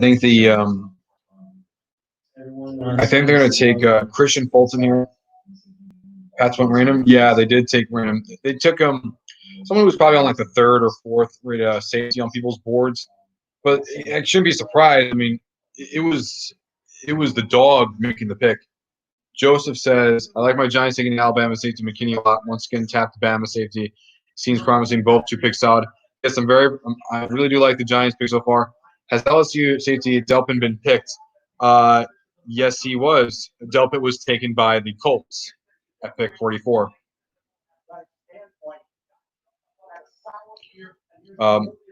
J.K. Dobbins, I don't see the Cowboys taking him.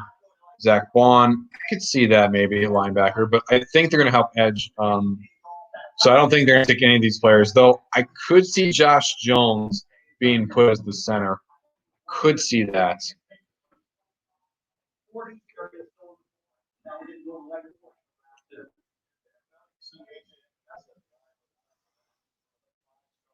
Jerry Jones on his luxurious $250 million yacht. I mean, that's better than most people's living rooms. You have Mike McCarthy, it's just in a regular house. Jerry, Hall of Famer. Delta went to the Browns. Why did I say the Colts? Sorry, my bad. Why I say Colts? No, that the Colts had that pick. I'm looking at it. It was a bit of a mix-up there. My bad. Fake news. Who's that? To the Cowboys take? Trayvon Diggs. Yeah, I was thinking either Johnson or Diggs right here. And here goes Trayvon Diggs.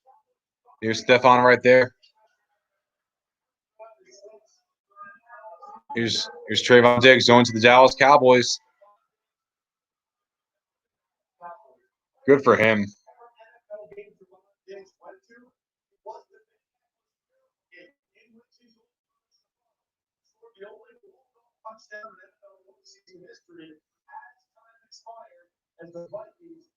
Good for him.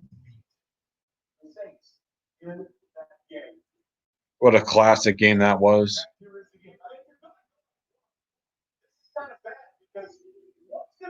For your next NFL game, we were so happy to see his big brother. The Rams pick is in. Let's see who they take.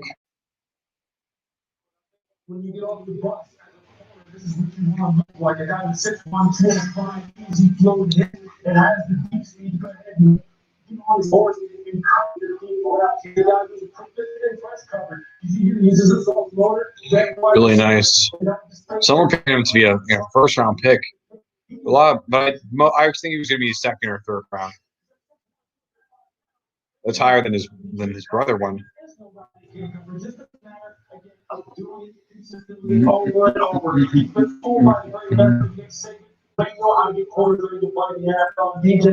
This guy should be a good one. His potential.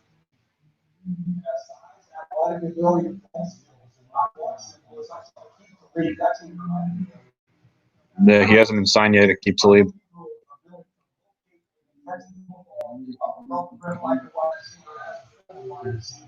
Tremendous talent there. I thought had a chance to get to the first round at this point in the draft. A nice pick for the Dallas Cowboys. Very up the seat.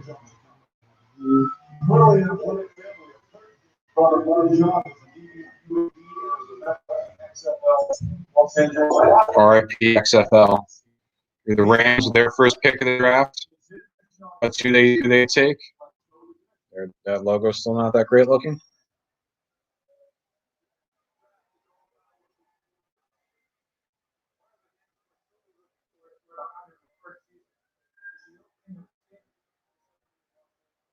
Got the Chargers in too.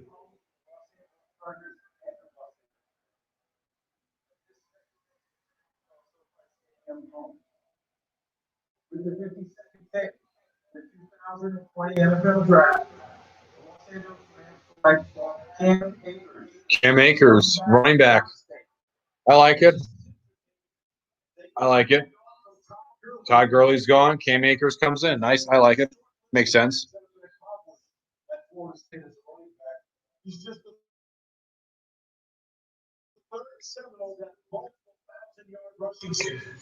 Oh, his mother beat breast cancer in 2011. Talk about a warrior right there.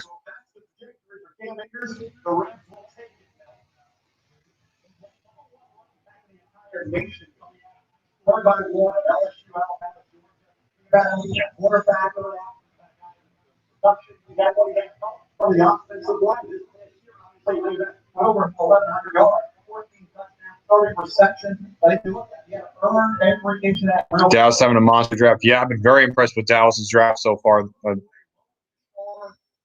Enjoy, guys. 1:30 a.m. now after 4 a.m. last night, so off to bed. Okay, good night, Dave.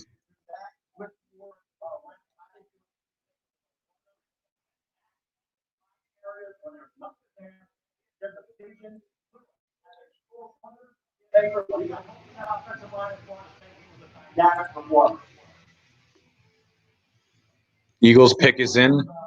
The Eagles need help at linebacker. And I think Zach Bond will be the guy they take.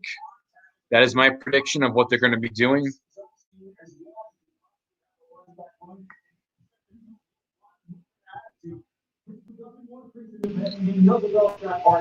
This guy sets a tone. This guy has an attitude. This is the kind of guy I'm sure is on the day is excited to get into that offense.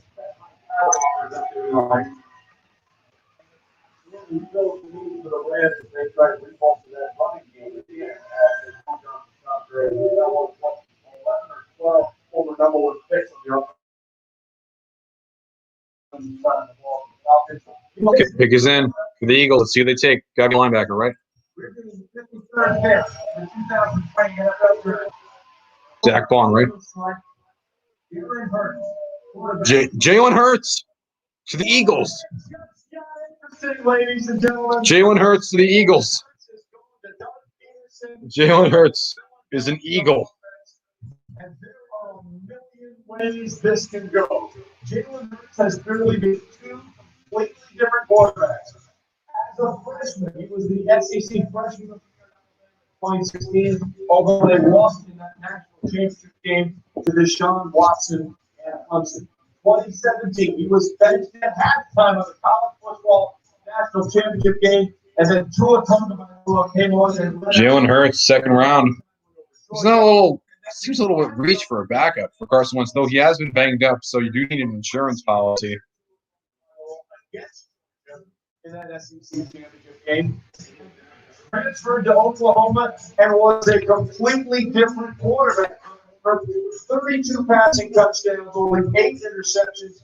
He had 20 rushing touchdowns as well. This is such an intriguing pick. It is an intriguing pick. This is so strange. I mean, I thought Jalen Hurts would go to a team that was looking more for a starter. I don't know, a backup. Like, I mean, yeah, he'd probably be like, a high backup kind of guy, but second round, I don't know. Like, I don't know. I probably would have reached this position if I was Eagles in the third round. I don't know about the second one. Hey, Vinny. Yeah, Jalen Hurts just went to the Eagles. Yeah, I saw that.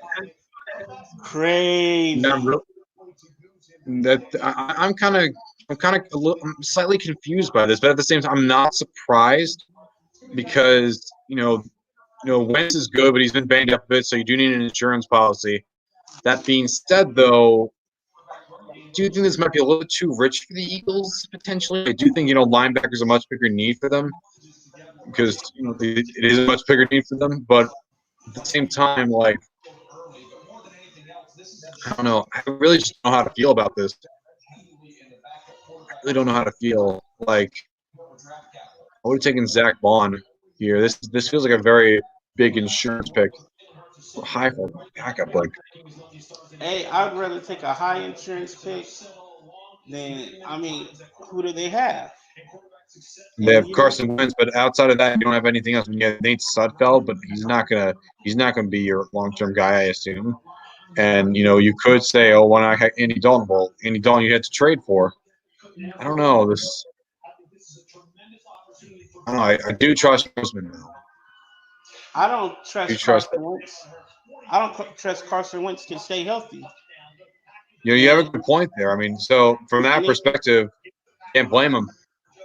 And if you look at it, when it comes to the big games, when it comes time to play the big games, he's never on the field.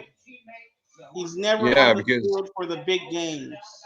Yeah, it's like he always injured. And like I don't know what Zennie thinks about this, that he's probably as perplexed as you and me are. I mean, perplexed from like the Eagles' perspective, but at the same time, really looking at it, it's not that hard to like see why. But I don't know, like I do hope that Jalen Hurts does well here. I mean, I don't know, like, interesting.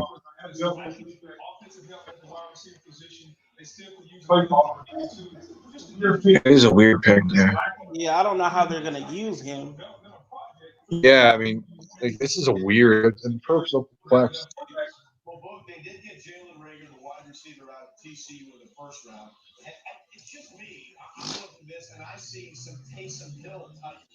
Well, at least it's understandable. He's not as bad as he's not as bad as with the Packers when Aaron Rodgers has 4 years left in his contract. You go to the NFC Championship game, and instead of getting a receiver or an offensive tackle to help him like he badly needs it, you trade up to take Jordan Love, who many people saw as the very distant fourth best quarterback in this whole draft.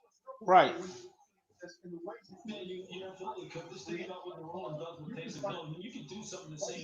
I thought Jalen Hurts was gonna fall like to the middle of the third. For his sake, I'm happy that he didn't. He's on a good team, but that doesn't mean he's going to play. Bills is their first pick of the night. The first pick of the draft. They do need help at corner. Best corner available.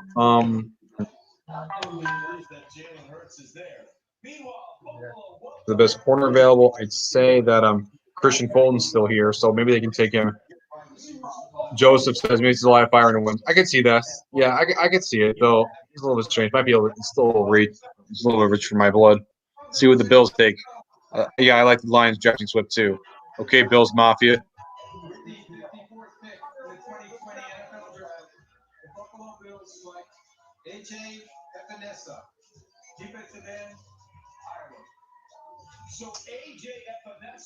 Yeah, I don't know about the Iowa. It was going to be defense. Iowa. That defense is just so damn. That defense is loaded on that line. Man, that line's going to be so good. Facts. Very athletic. His mother, Stephanie, played softball and volleyball at Iowa Wesleyan. Sister Sam played volleyball. Remind me of that Smosh video where the character Peter was named Peter, and they asked why, and he says his parents were crack addicts. Oh man. I just saw this. Sarah Tiana says, weird that the Eagles have a quarterback that always gets hurt. Now they have a quarterback named Hurts. That's actually pretty funny. Yeah, I guess you can say it's ironic. Wow, he won. He was a discus champion too. He looks like Tristan Wirfs. He was also won the discus.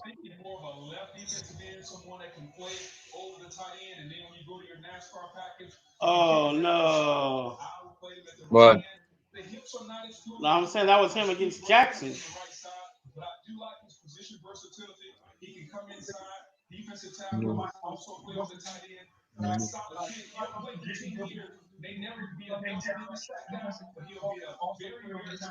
Okay, Ravens. Now, where do they need help at? Ravens need help at Pickett's in. They need to get another receiver. They do need another receiver, and Denzel Mims is still here. Why is everyone passing on Denzel Mims? And you can see them maybe taking another linebacker, but I don't know.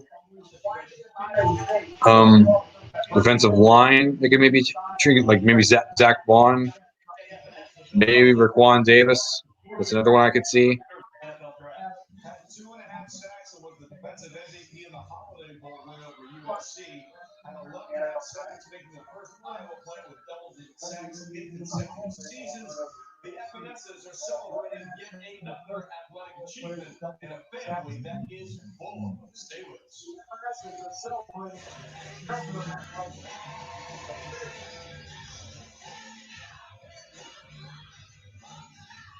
Okay, NFL.com ranks Vaughn as currently the best player.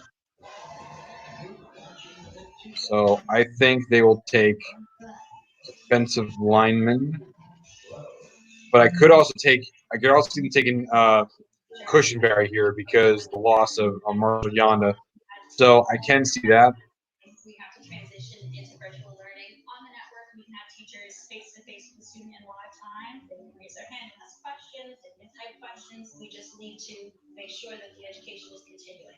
All right, we're here. We're ready to keep students and teachers. I thought I froze out. No, you didn't phrase that down. Let's see. Rocky Mountain says, "Sorry, I had to time out, Dave. Please don't ask me to follow." Your receiver, Dave Dole, says, "I'm glad to be here," and we're happy to have you here, Dave. Cultivators of the cul-de-sac, run with us on a John Deere mower because this is more than just grass. It's home. Search John Deere mowers for more. You've already got a home team.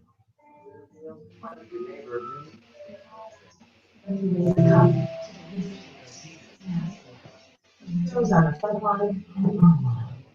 What is it? 300,000 members of the team working for a team.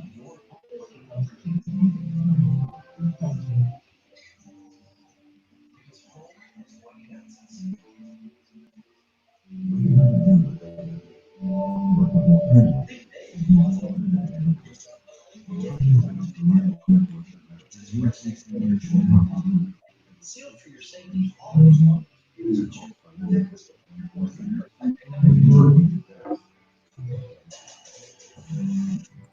I'm looking for a best available list.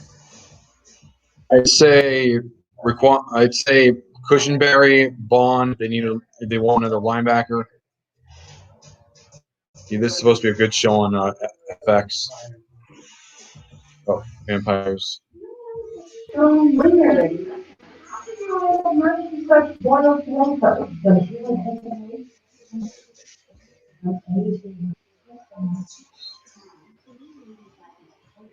the shadows. How do you feel about even Evan Weber?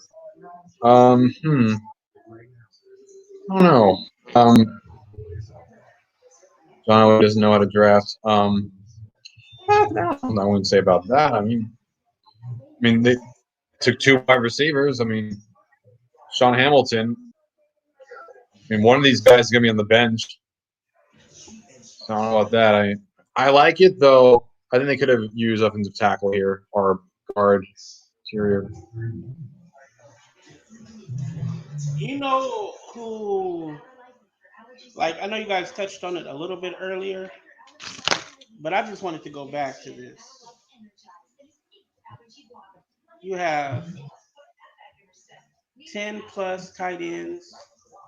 Oh yeah, I was mentioning this before. The Bears have 10 with their most recent pick of Cole Kmet. They have a total of now 10 tight ends on their roster. Right. 10. That is, by comparison, the Steelers have 5. The average amount of tight ends, most teams have at most 5 or 6 tight ends right now for their roster. Well, the Bears have 10 of them. And they gave Jimmy Graham a big contract. It's just baffling. It's just so dumb. I mean, I think Pace will definitely get fired at the end of the season, but that's just my personal opinion. And I can see what? Yeah, because I was thinking that tells me that you guys You're clueless. real bad at talent evaluation. Oh, the Bears are very bad. I agree. See the Ravens take. Oh, J.K. Defense, right? Dobbins. That's what I'm talking about, baby. J.K. Dobbins. Nice. Another running back. I like this. I mean, Gus Edwards is nice, and Mark Ingram's nice, but you never have enough running backs. And Dobbins is a really nice piece to have. Dobbins is the best player currently on most people's board when it comes to offense, and he's the best player available on the offensive side. Fact. J.K. Dobbins in the annals of history now is Archie Griffin. Archie Griffin. Yeah. Archie Griffin, the only guy to win 2 Heismans. This kid is a monster. This is a kid who gets the best defenses against 6 defenses to rank the top 13 against the run at the time of the game against Ohio State. In those games, J.K. Dobbins averaged 105 yards per game, 6.5 yards a carry with 11 touchdowns. He's not a great receiver out of the backfield. He has Mark Ingram. And Gus Edwards, don't forget. Yeah, the Bears are very bad at talent evaluation. Not good at all. I'd say it's why Bears fans, I think they hate their ownership more than any other team. And I don't think I'm exaggerating when I say that. So they took Dolphins music. Period, or just in the NFL? Oh, I'm in the NFL. Okay. One of the worst. Though there might be an exaggeration. They're good at defense, but I don't know. Not really sold on them. Because I can't imagine a scenario where Browns fans are happy with their owner. Oh yeah, Browns fans are not happy with their owner at all. But McCaskies are not too far behind Jimmy Haslam. Or the Chargers. There's no. Oh yeah, Dean Spanos. That is a three-way. That's another one. It's close. They're all definitely up there. I would say the Dolphins. Dolphins have had a nice draft so far. It's their 5th pick of the draft, and it's near the end of the 2nd round. It's good drafting right there. It's good.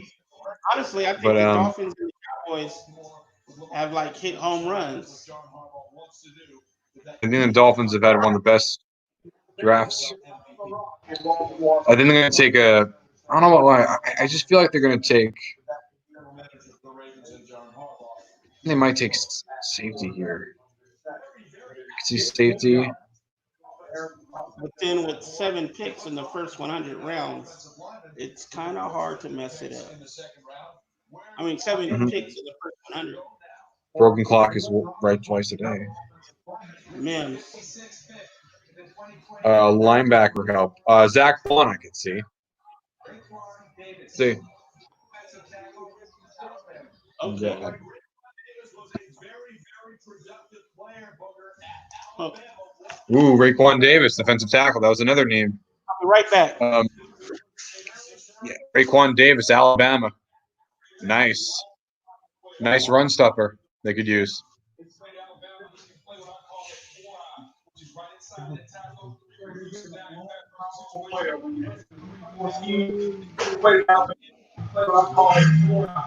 Right inside the tackle, you can reduce it down in tackle situation.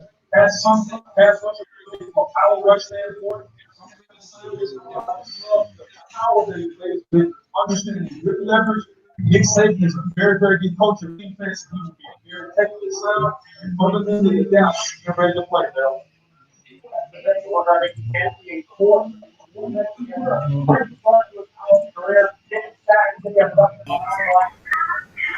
he doesn't have a whole lot going on moves-wise. He has a swim, he has a slap, that stab, and a rip. But that's pretty much his entire. Okay, so they clearly like Alabama kids. They like kids from the South. It's Louisiana, Alabama, Auburn, Alabama, and one guy from USC.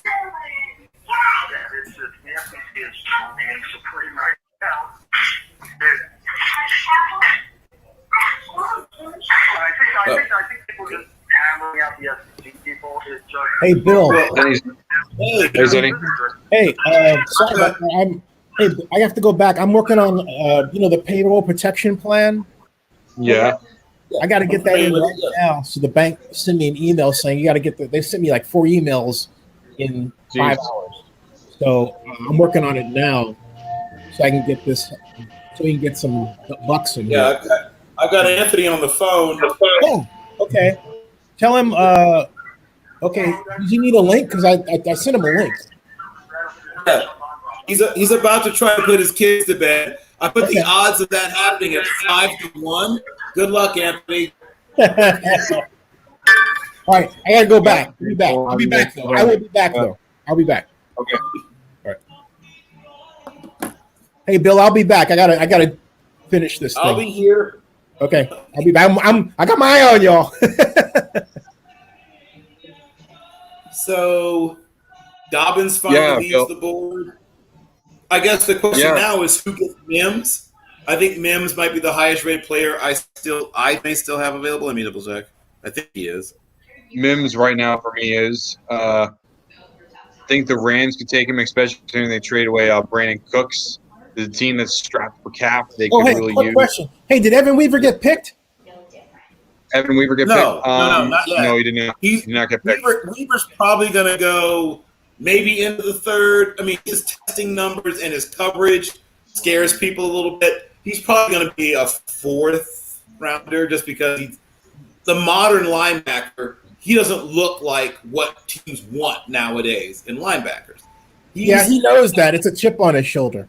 Oh, yeah. 35 years ago, he would have gone maybe the first. But certainly, I'm just saying, right? Maybe the first, but certainly early second. But nowadays, there's that worry like, oh, my God, can you cover running backs running wheel routes? Can you carry slots at least a little bit? Like all the way down the field, but can you carry him 12 yards before somebody else picks him up? That's the question for a guy like Evan Weaver. And you were at the Senior Bowl, right, Zenny? I was not. No, I was at the Combine. I have the only on-camera interview with Evan Weaver, the only one. So he had a pretty good week, except when they did one-on-ones for man coverage. That's not his thing. It was, if you watched on tape, you already knew that. But it's unfair to linebackers because they match him up against guys who would never cover, or you never want them to cover in real life anyway. But he got abused, frankly, in man coverage, which was no surprise to me.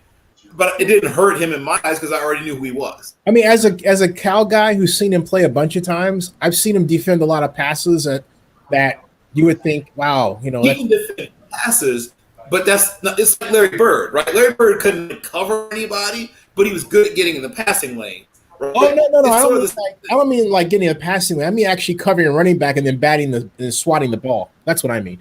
I mean like if you put him as middle linebacker on a Tampa 2, okay, you do really well.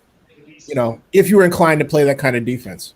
My issue is, I mean, look at the guys who've excelled at that, like Urlacher and Brooks. These were guys who could blade, right? Urlacher ran 4.54. Brooks was like 4.49. Mm-hmm. He can get it done, but not at that level. He's going to give up some plays because he can't get deep fast enough against certain guys. So the guys who can really get up the seam, those like the really fast tight ends, they're going to get some plays. I'll say this about Evan Weaver, okay? He's not test well. He's got a thing in here that activates his adrenaline, and he becomes a different player when it matters most. So he's worth taking. You know what's me on Weaver? I'm a big Weaver. I like him more than most people, and in fact, he reminds me a little bit of former Cal All-American linebacker turned defensive player turned head coach Ron Rivera, who also didn't test super well, super brain for football, but he never became a huge star or even a full-time starter in the NFL because of limitations. I think Weaver's a slightly better athlete than Rivera was coming out, but there's things you want to protect him from, just because there's things right. I'm not disagreeing with that. But at some point, he's Fruit Loops. He's Fruit Loops. I'm agreeing. Well, I'm not disagreeing with you, but at some point, if he's got to carry a tight end on a tight end up the seam or a running back on a wheel route, he's got to cheat, basically. You know what I mean? Like, in order to get it done, He's got to study. He's got another play. Yeah. I hear you. Let me get back to this so I can get this out of the way. Van Jefferson was just selected by the Rams. Who was?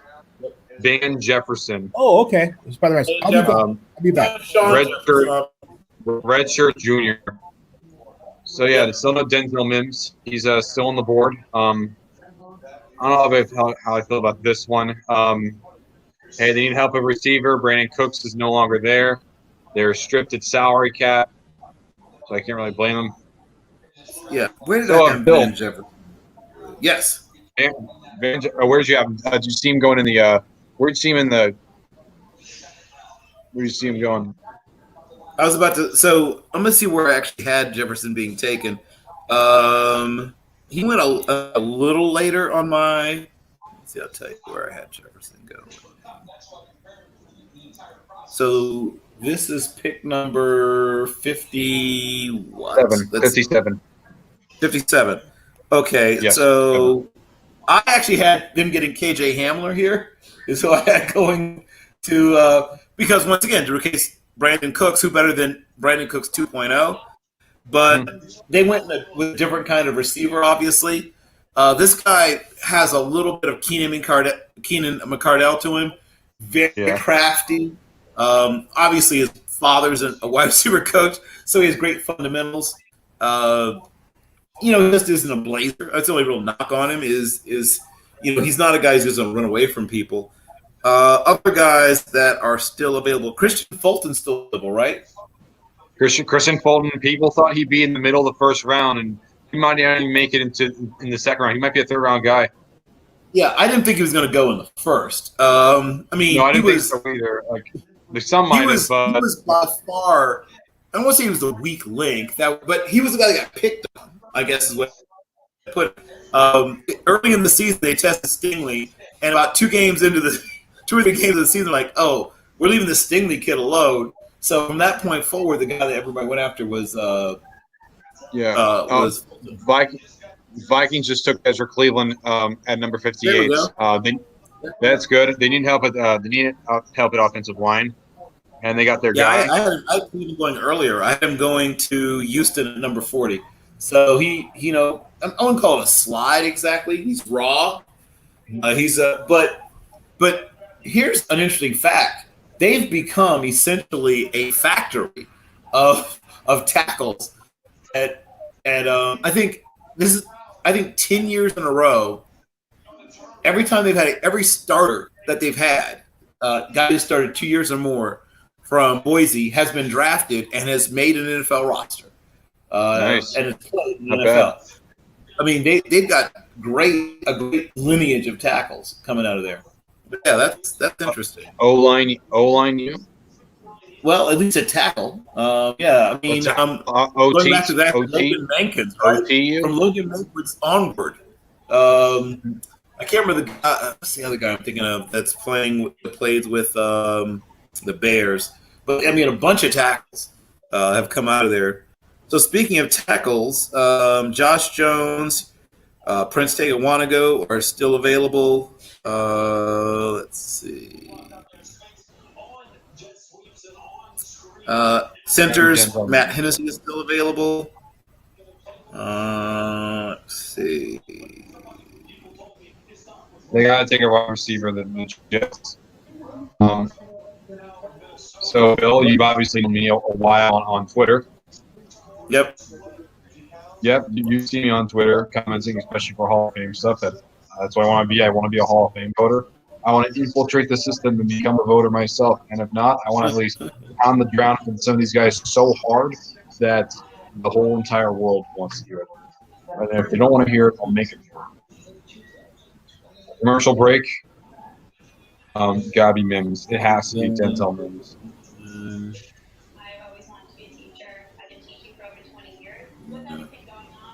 Mims, I always picked in my mock draft to be a first-round pick. Well, I thought that he would slide out of the first simply due to concerns that people always have about Baylor. There's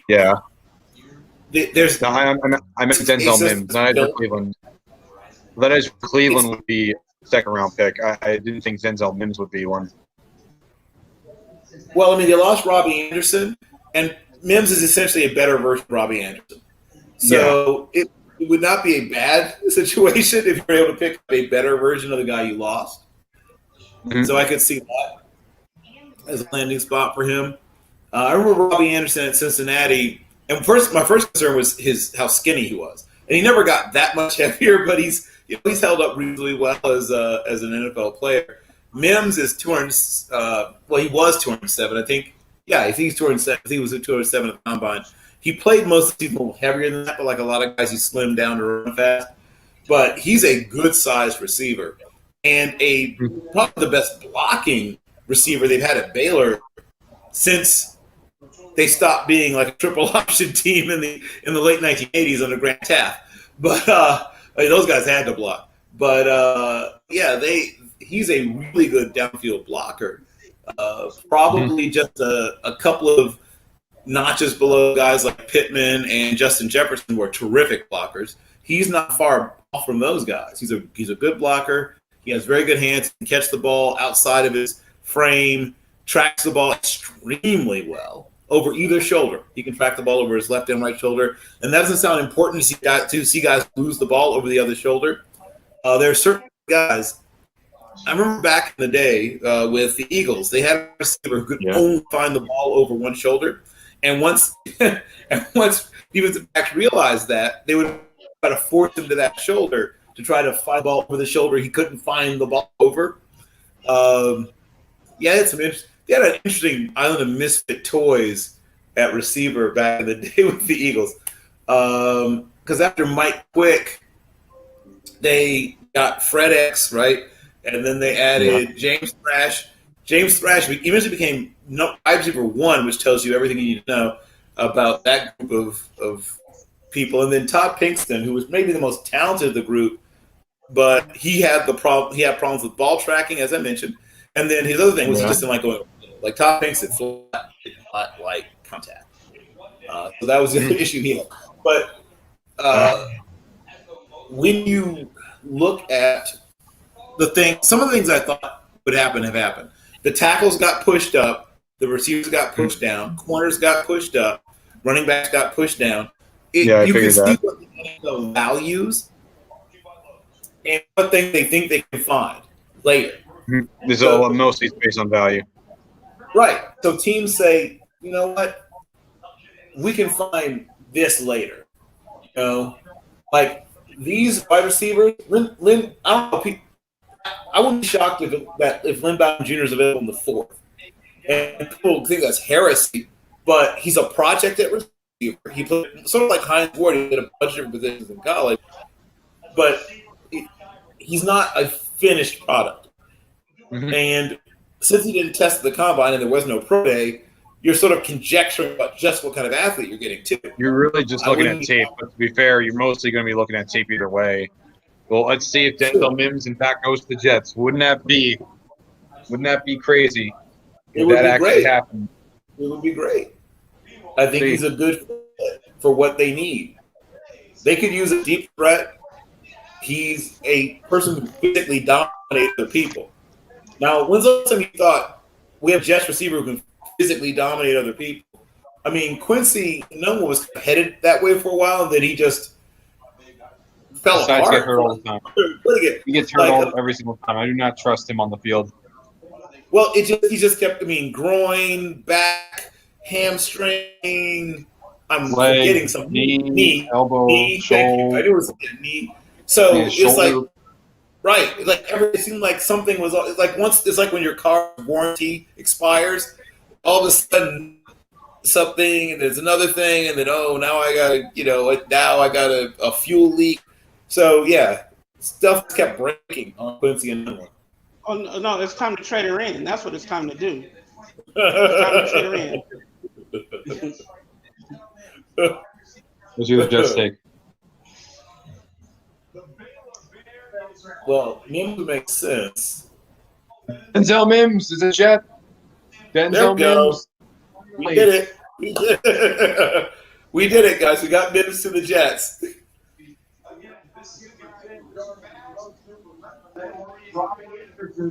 Their big play wide receiver in free agency. Again, this fast, 3840 was They got an upgrade, in my opinion. They got an upgrade at the position. Denzel He's Mims. the receiver the Jets Denzel Mims. I don't know. There's so many wide receivers. Denzel Mims. Yeah. Long last. Well, I mean, Mims fits in so many ways. Like I said, he's got size, he's got speed. They lost Robbie Anderson. So I mean, here's the things he does so well: fights through contact, great body control, can catch the ball outside of his frame, can catch the ball over either shoulder, tremendous ball tracking. Also a tough guy. Like I said, his blocking is very, very good.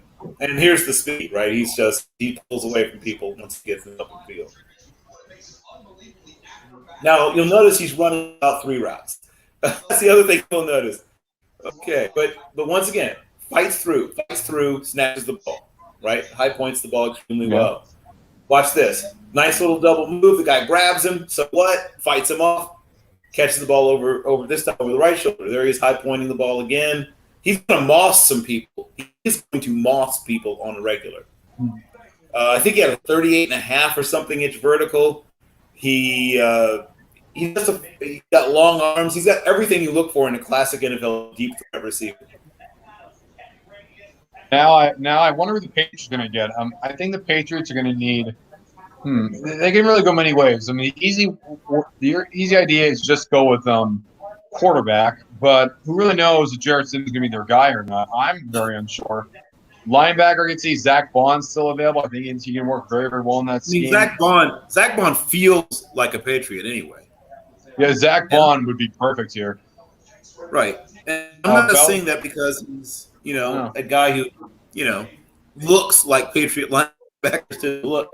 But exactly what they said to do there. There's Belichick has left the building. At one point, there was a dog sitting there. Wait. The Patriots actually traded up. They traded up to this pick. No wonder they trade. And the pick is in.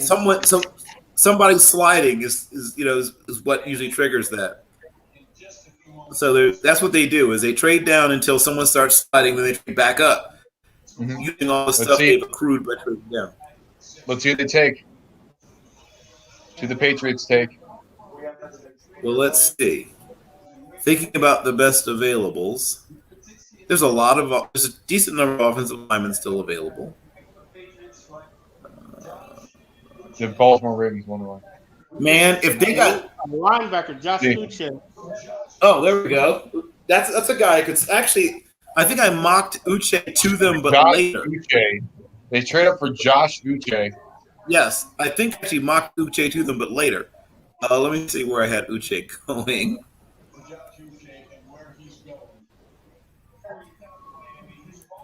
This feels like a very Patriot pick. I was going to say. It's a very Patriot pick. Though, I would say, Vaughn is...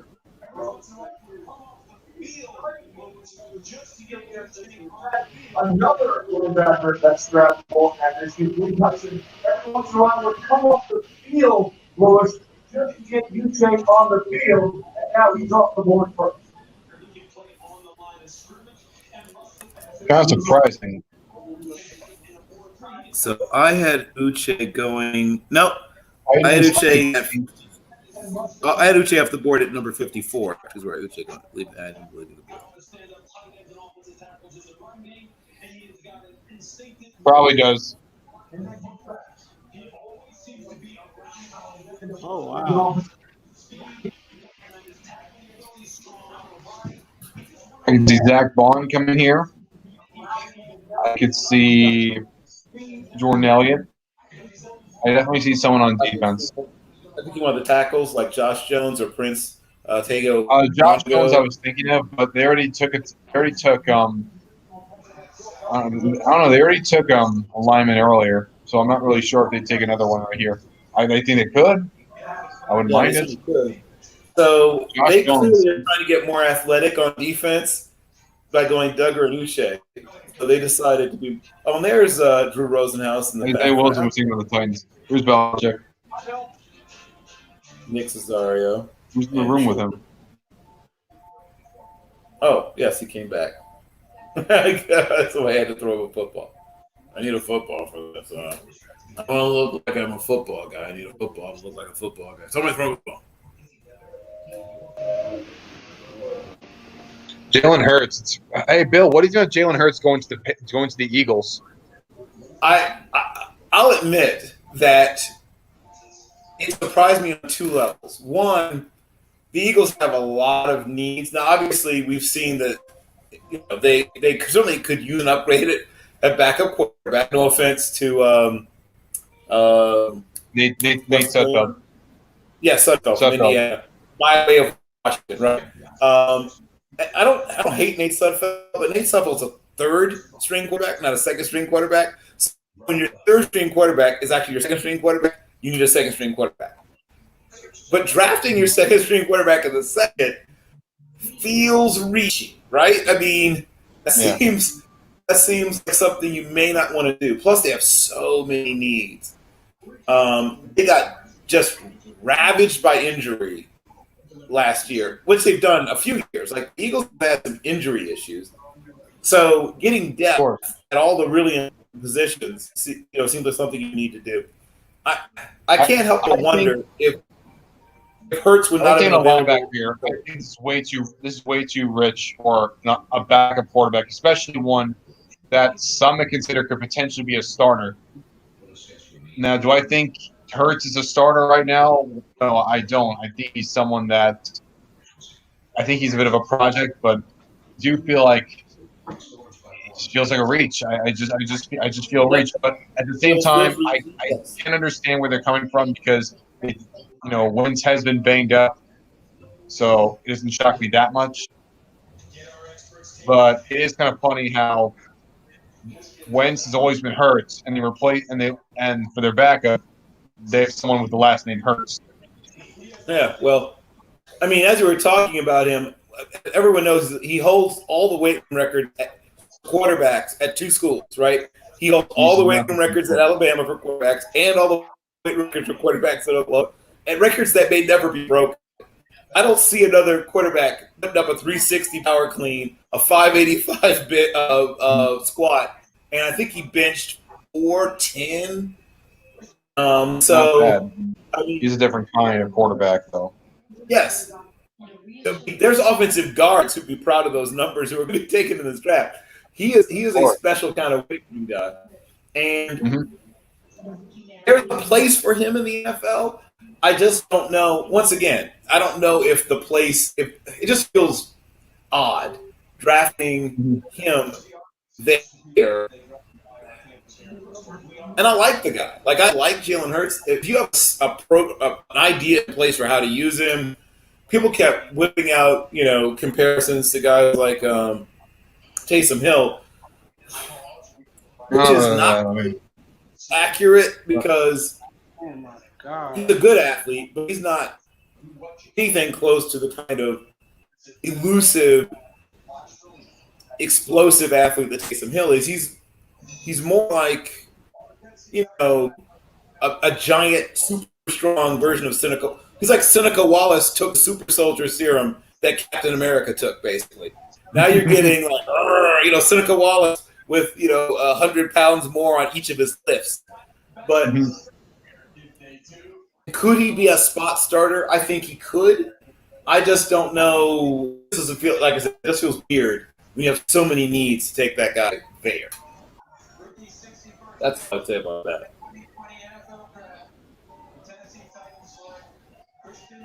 Here the time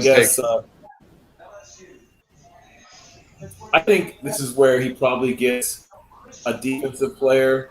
I mean, Zach Bond. Christian Fulton finally. Zach Bond most likely. Christian Fulton finally falls 61. I mean, that'd be a great place for Bond. Oh, it's Fulton. Okay. Yeah, Christian Fulton going to the Titans. Logan Ryan still hasn't been signed by anyone yet. That's a good fit for him. I like this one. I like it. Packers, I feel, Tackles, backers, I think would get a receiver. They could get a receiver. They could. Brian Edwards. I think Brian Edwards is probably the guy that take receiver. If not, I can see them taking Josh Jones. I think Edwards stays on to the third. I could be wrong. I think he stays on board a little bit longer. Partially because, once again, no one has a time speed on him, and he doesn't look super fast on tape. He's a terrific player, but in this kind of wide receiver class, you're either looking for guys that simply dominated on tape to the point where you can't refuse them, or who have a special physical property that's hard to find, size, speed, something like that. Edwards is a solid technician in all areas. He's a good route runner. He's not the best route runner in the class. He has good hands, but not the best hands in the class. He has a little bit of everything. I could see him going to Green Bay and thriving. I have a feeling he's going to slide a little bit. The injury, obviously are going to hurt him beyond just, being an injury. I mean, but also it's just poorly timed because it kept him from going through all the pre-draft stuff.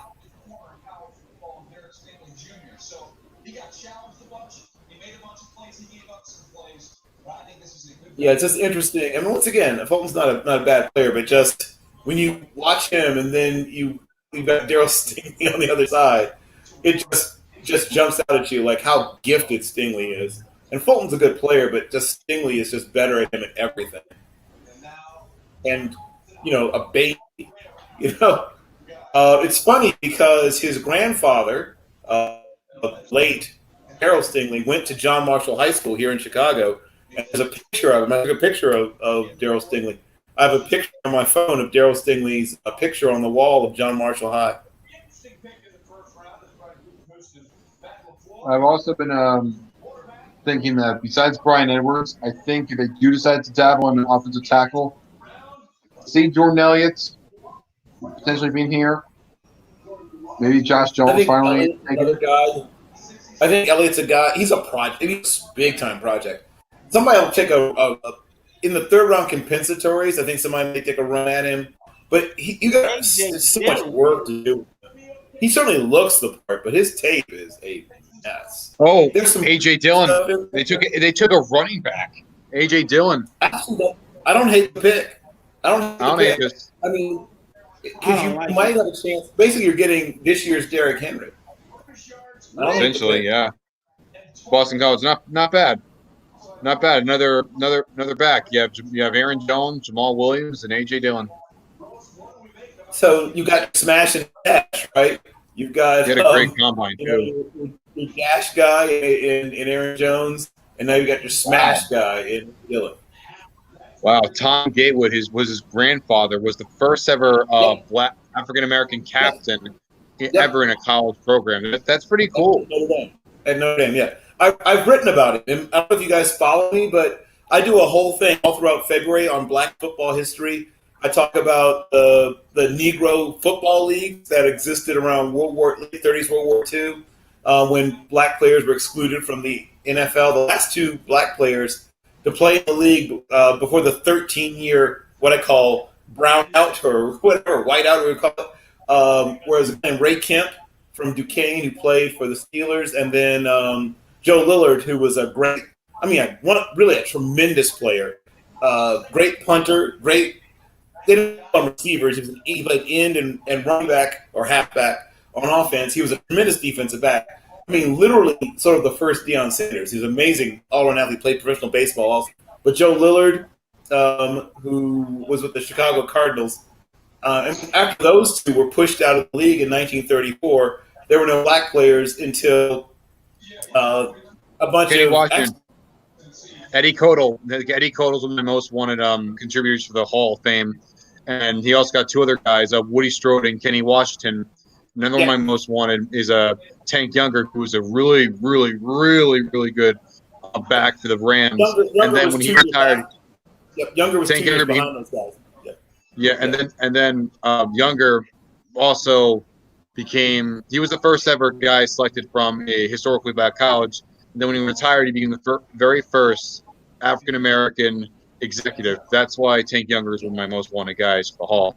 And I've been counting from I think Bill Nunn Jr. deserves to get in the hall. Eddie Codal. Yeah. Also Judge Wells, right? Definitely. Yep. There's Gatewood. Yep. Nobody has those really cool. I mean, those cool poses are gone. Yeah, no there's a big hole right there. No one poses like that anymore on their football cards. It's a nice pose. I wish they brought that back. Also, another one I thought of is Charles Follis. That's the guy I did the paper on. Charles Follis. I've been pounding him hard. I mean hard online. I'm agreeing with you on Follis, and he, in addition to, his contributions as a player, there's people that got to know him that changed their minds about allowing, at least in certain places, black players to play. And he actually was at one point a teammate of a very young Branch Rickey. So a lot of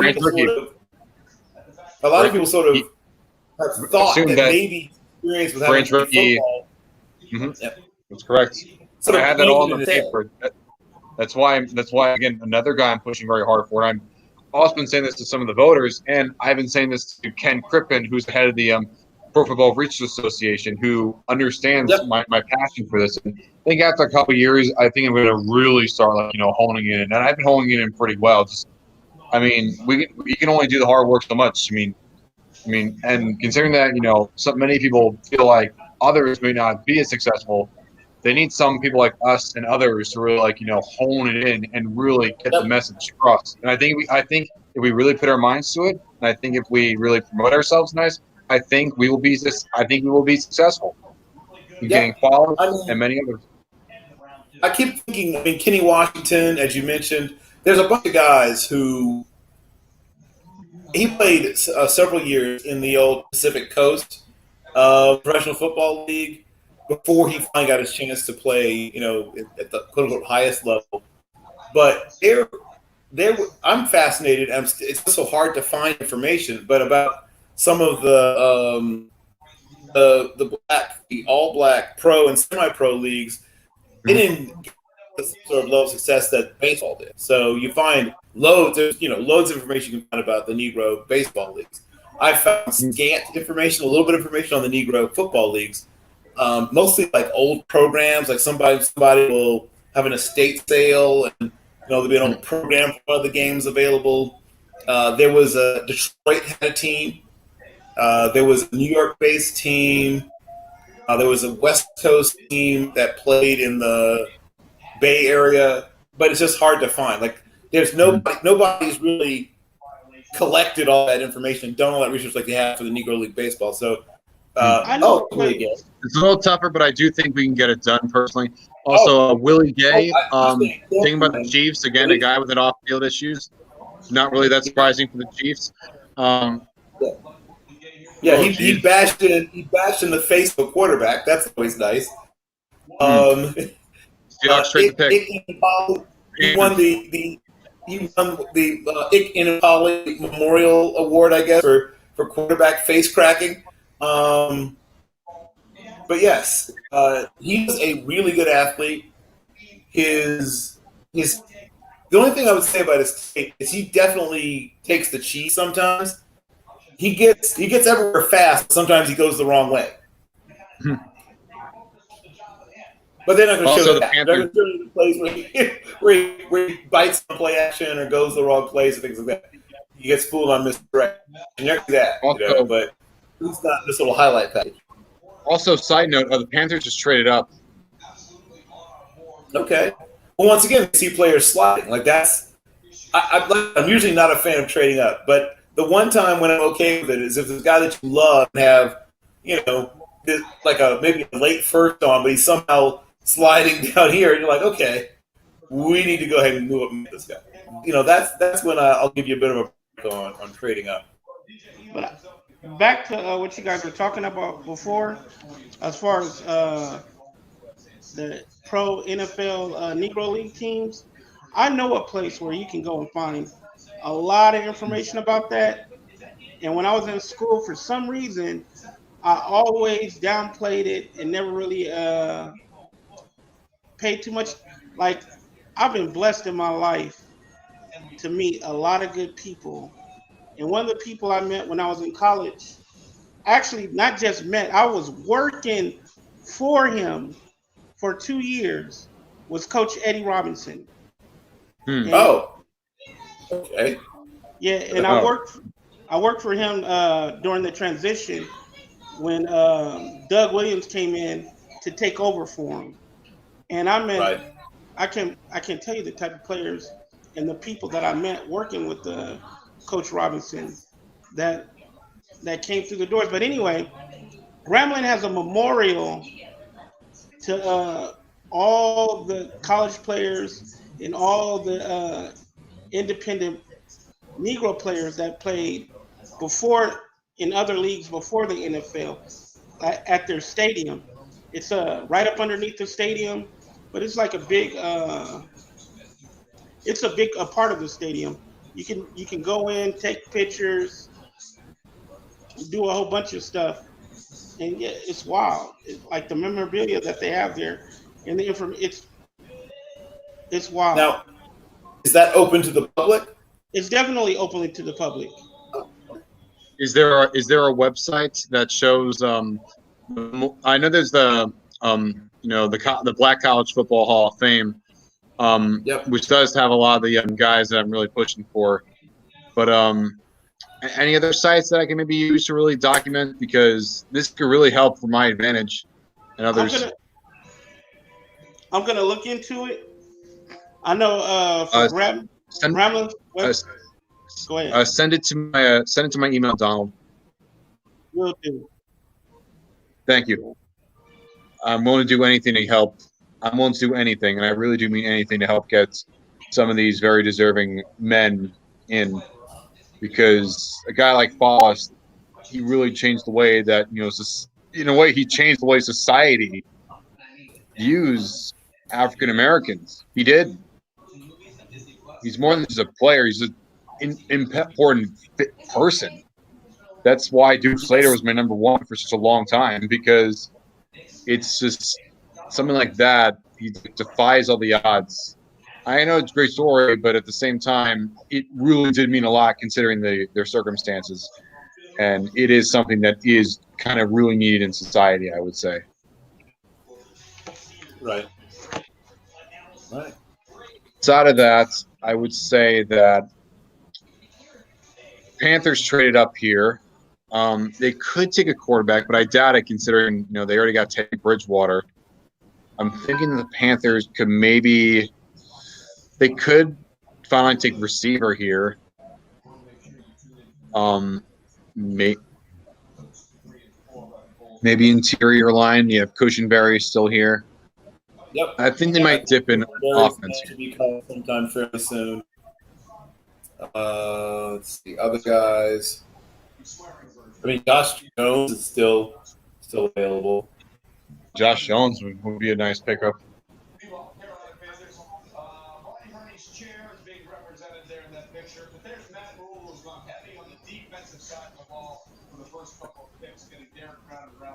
Yes, that's going to be interesting to see which teams. Oh, here we go. That rule. 29.4 points per game. That's the worst in their history. There's Marty Herney. There he is. Pick is in. Let's see who they take.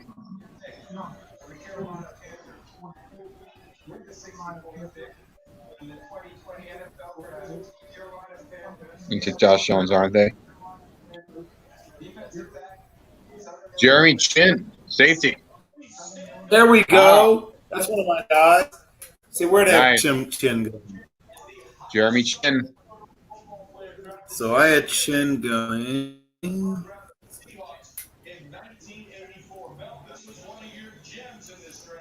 Zaluki. Jeremy Chin. Nice to trade up. So the Bengals are probably going to stay put here. And I think at this point, the Bengals are going to have to take Josh Jones. I feel like they kind of need to at this point. Let me get some water.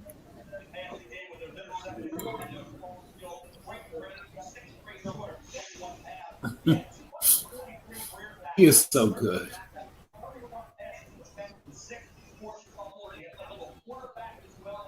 Yeah, he was my second-rated safety in this whole class. He can do everything.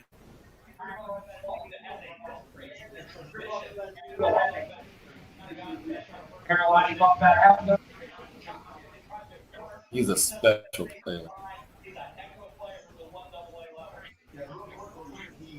He was in the 3rd round. Terry Taylor was actually the 1st round pick of the Seahawks in 1984. But Jeremy Chinn. They are really getting some work done in Carolina on that defense. Brown, Gus Matos, and Chin, man, they are loading up on problems. They're going to cause people problems on defense. Round 3's underway. First pick, let's see. Josh Jones has to be. Or not. Logan Wilson. There we go. That's another high-quality player. The nice one. Athletic. I like this pick. Nice interior. I like it too. Hey, I got this one right, guys.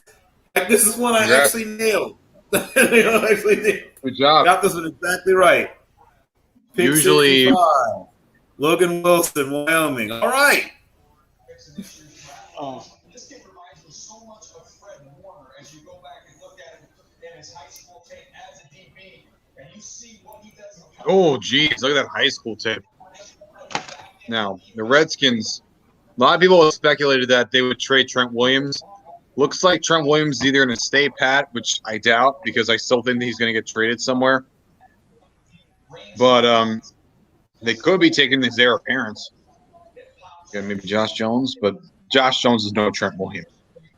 You can see he's quick to see it, sort it, and then he goes. There's no hesitation to his game whatsoever. And when you're in the vision of Lamar Jackson and company, you better be able to play sideline to sideline and make plays. That's what Logan Wilson does. I love this big system this year. There you see what they've done. They went Burrow and LSU. The team Higgins.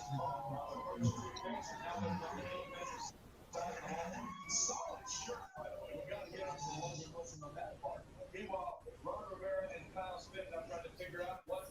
Solid pick.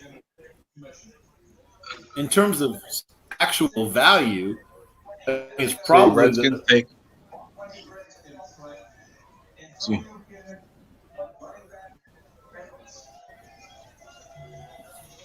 Running back. I'm confused. He says running. Benjamin, or is that? He said running back, but he's a wide receiver. Oh, Antonio Gibson. He said running back, but he's a wide receiver. What? Well, he's both. I mean, the answer is yes to both.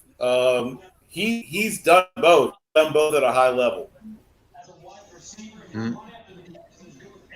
I know, but at the same time, it's just a little. It's like he said running back, but it shows wide receivers. I don't know. Like he said running back / wide receiver. Then. Yeah, that would have probably been the smart way to go. He's a multifaceted kind of guy. He's like a Christian McCaffrey type. Well, I'll tell you, he's really like. He's a lot like Visca Chenault. So it's really like. Oh, yeah, that also works. I can say. That's their first pick. That's their first pick since Chase Young. Yep.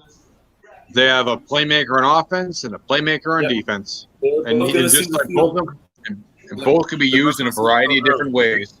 Correct. Right. Now the Lions. I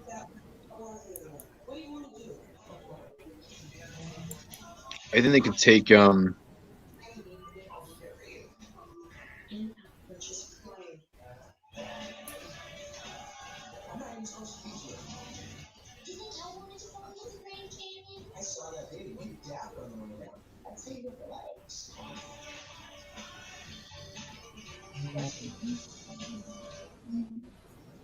Hey, houseapartments.com. For most listings, that's because we're willing to scout it out no matter how far away. Kevin, anything to report? The Lions are taking Jeff Okuda, DeAndre Swift, and so they have a running back. They got their corner. Now they need that defensive lineman. The best one available is Jordan Elliott, defensive tackle out of Missouri. I think he's the best one on my board for defensive tackles. And considering that many people, what? I don't hate Jordan Elliott, but his tape. I mean, the highs are high and the lows are very, very low. You have a point there. Justin Madubuike, I can maybe see. Who's going to get the best out of him? I'm talking about defensive tackles. As for edges, it's a bit of a mix. Or is a good one. Zuniga is a good one, but he's also a senior, redshirt senior. I don't know. I think they're definitely going to go line here.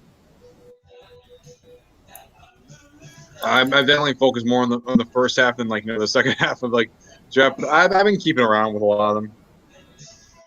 Well, once again, there's a lot of really good football players still to be had, right?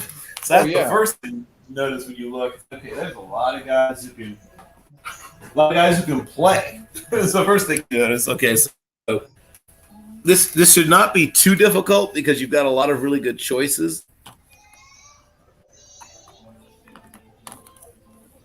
There's a commercial for The Invisible Man. Have you guys seen this movie, The Invisible Man?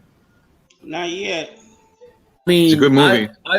I've seen the one with Lon Chaney in it that was made about 60 years before you were born, but I haven't seen the new one. It's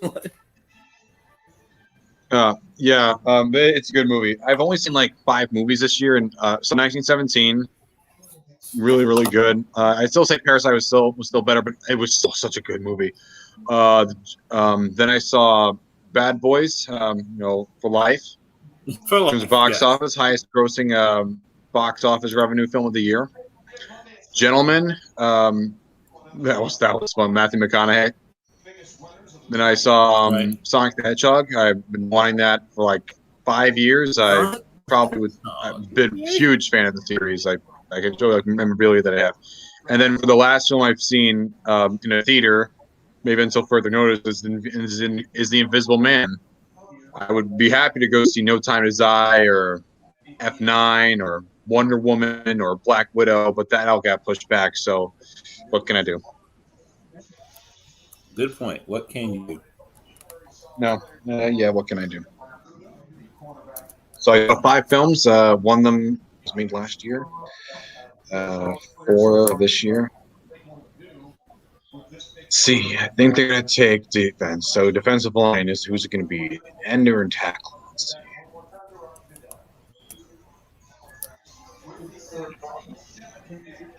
You can see. Come on.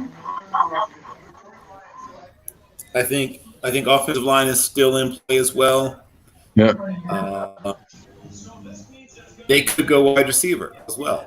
But there's so many good wide receivers. But once again, people. Linebacker. They got linebacker. Okora. Oh yeah, Julian Okora. Okay. This is about where it makes Okora. This is about where he makes sense in the selection.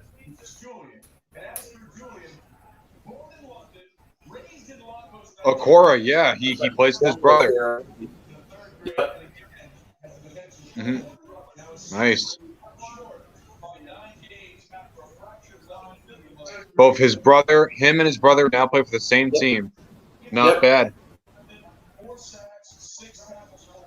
Pick is in for the Jets, 68. I know, Dad.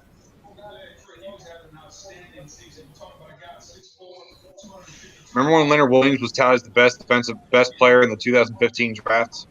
Right. Well, I can't believe how weak. That's another one of those things. It's like with Epinesa. Like if you fall in love with Epinesa, you can fall in love with Leonard Williams for a lot of the same reasons. High effort guy, well coached, powerful, but no special abilities.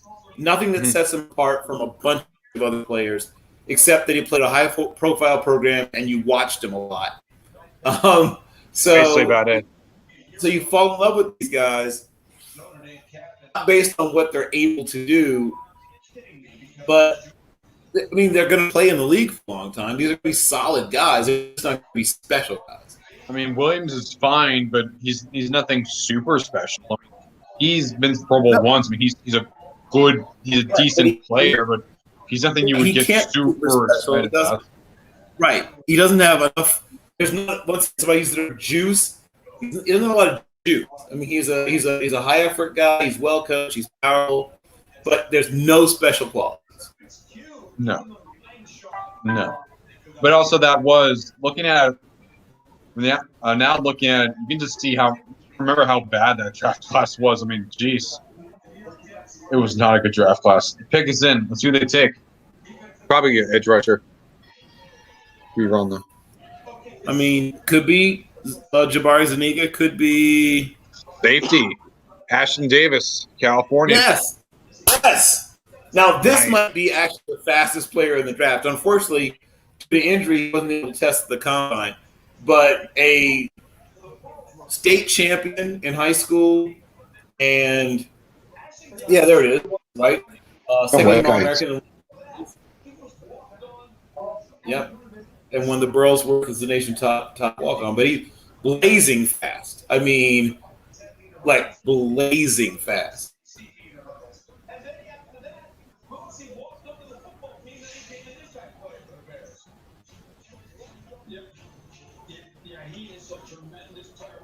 I can't believe he had to walk on for track after being a state champ in high school. Like, what didn't they like? I don't. That's what I can't figure out. Why would you need to get walked on? This guy is quick. This guy is athletic. But he might be the fastest player in the draft. But he walked on for both sports. How crazy is that? I knew he walked on for football. I thought he got recruited for track, but he walked on track as well. That's nuts. I don't know if he walked on. I think they just saw him running one day on the sidewalk and said, "Hey, no, he was a walk-on. He was. I know. I'm just playing around with it. Oh, yeah. I'm just messing around. I'm not being serious. He's my friend Darius Allensworth knows him very well. We're teammates at Cal. Nice.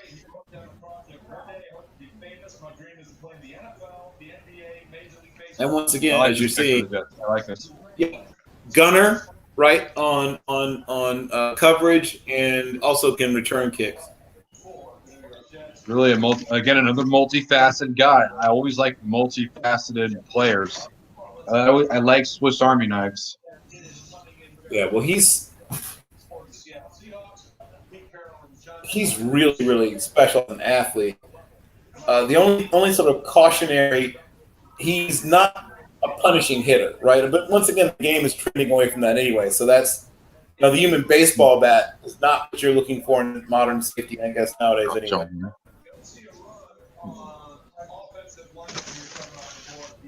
Seahawks just took Damian Lewis. Really? Okay. Yeah, Damian Lewis. That's a reach.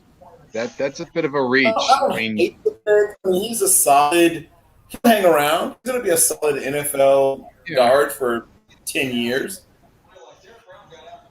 Yeah, I mean, it's fine, but at the same time, it just feels a bit like a reach. It does. That's nothing against him, but you have John Simpson there. You have Josh Jones there. You have Cushenberry there. I mean, you have players that ranked a lot higher and were higher on people's boards. I mean, I don't hate it. I just think that they could have gotten a little bit better. This is the guy that would have been on the draft in the fourth round. This feels like a guy that would be in the draft by the fourth. You know what? I think he probably would have left the board later this round. That's probably what went in. I think somebody snapped him up probably at the end in the compensatories. And I guess they wanted power over because Cushenberry is. I mean, he's not a finesse player. But he's not as powerful. He's an athletic guy who wins by beating you to the punch, getting good angles. He's not a mauler. That kid Lewis is a mauler. So I guess they prefer mauler. Also, Bill, this is I think the worst pick of day two.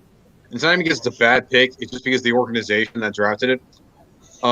Bears taking Cole Kemet when they have 9 tight ends already on the Because roster. they are planning to run 10 tight end sets. 1 quarterback, 10 tight ends. Right? That's got to be what their plan is, right? Right? I assume so, but I have no idea what the Bears are doing. I mean, I don't even hate the pick. It's just the fact that you're getting drafted by a team that already has way too many tight ends, and they already gave another tight end a decent contract. And I mean, the most amount of tight ends you need on your roster at most is like 5, and I'm talking about at most. Like, why would you ever have 10 tight ends on your roster? Hell, that's most NFL teams carry 3. And I meant going into spring training. Right. No. For the actual season, it's 3 tight ends. But why would you need 10 tight ends? That's just ridiculous. Like, that's oversaturation. Like, how many tight ends do you possibly? Yeah, they're going to take all the tight ends. That way, our plan is to take all the tight ends and no any tight ends. No, Sean. But in all seriousness, it's foolish. It's stupid. it's something you don't see very often, right? I'm sure it's got to be an NFL record. There cannot be another team in the NFL that's had double-digit tight ends on their roster. I refuse to believe that this is not a record. I should check just to be certain, but I feel confident that it's some sort of NFL record. It's not a record. It's definitely up there.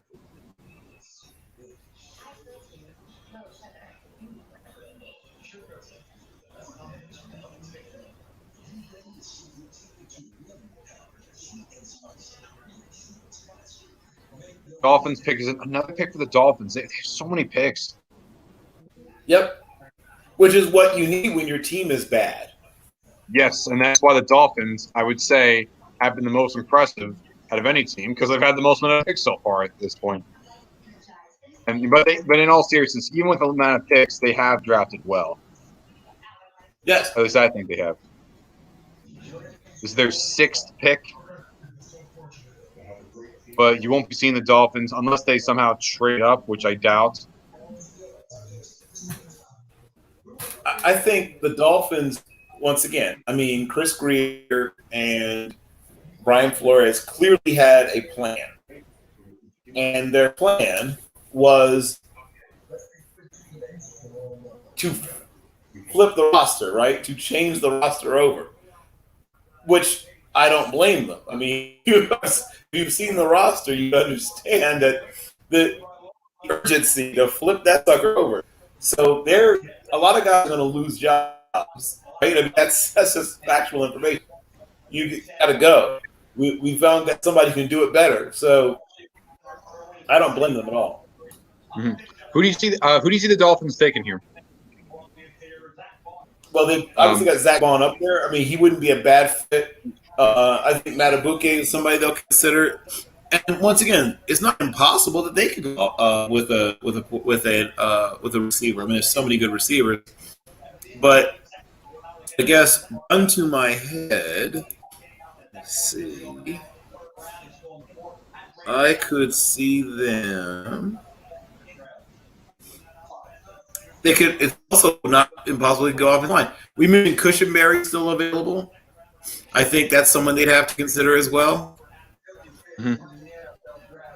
Let's see, Prince Takawanago is still available.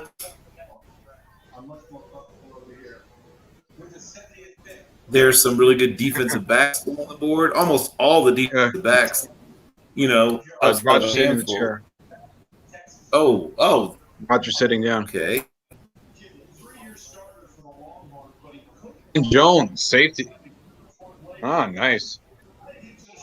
There we go. Okay.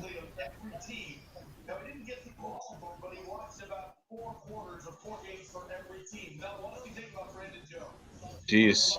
Brandon Jones, like he couldn't participate in the combine, but damn, talk about intelligence. Not bad. I've been really enjoying what the Dolphins have been doing. Like, I've just been impressed. They're having a good draft. Ravens have the next pick. They need help in the interior line, offensive line. I think they should take Cushionberry here.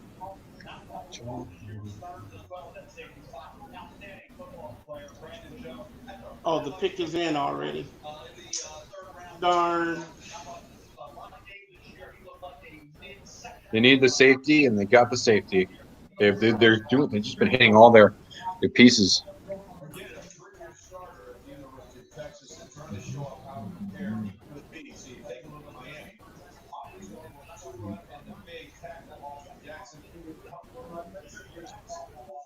I think they're going to go Cushionberry here. That's my pick, Cushionberry.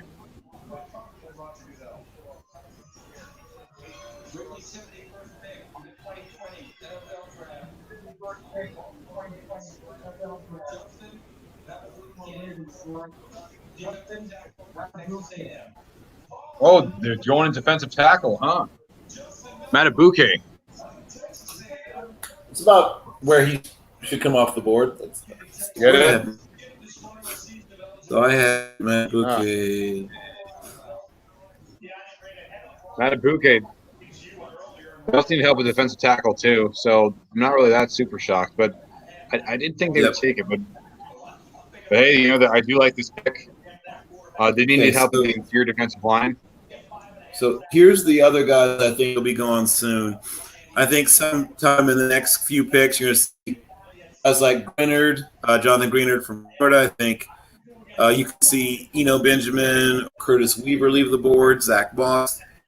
At some point, the next quarterback's going to leave. Probably in the compensatory, somebody take a run at Jacob Eason. I think Isaiah Hodgins leaves the board soon. I think Ben Barch from St. John. So our next small school kid off the board might be coming up soon. Let's see. Cardinals, I think, are going to take offensive tackle here. They might take Josh Jones. They might. Natani Muti is also a guy that might leave the board sometime later tonight. Devin Duvernay is a name I think we might hear. Tanner Muse, a possibility. Mm-hmm. Alex Taylor. Bryce Hall. I can see. Yeah. Albert Ekwanabam is probably going to go maybe in the fourth, but he has a shot a lot of for the third. I think Akeem Davis Gaithers is going to go sometime in the second half of the third. Bradley Anai. Cardinals. They take Amik Robertson. Lucas Niang. So I actually had Mutabuki going. Josh Jones is finally taken. Finally, yeah. So that's value. That's really good value. Far, and he's finally here. Yeah, that's really good value. Very good value by the Cardinals. Man, nice. Good for him. Good for the Cardinals. Oh my God, just been so impressed with it. I can't emphasize how impressed I've been with the Cardinals this offseason.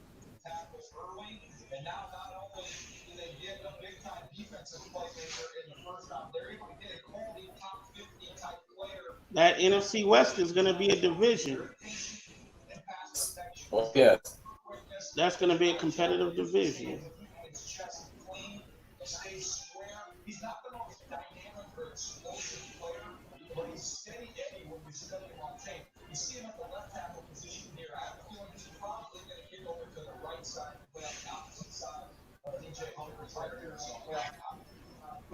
He's a guy who has a lot of tattoos and has a good sense of humor. He has an Astros tattoo, and he's used it all the way. And one reporter asked about it in light of the sign stealing scandal. He said, "I have one, but I'm not going there." The Red Sox have sold some signs too.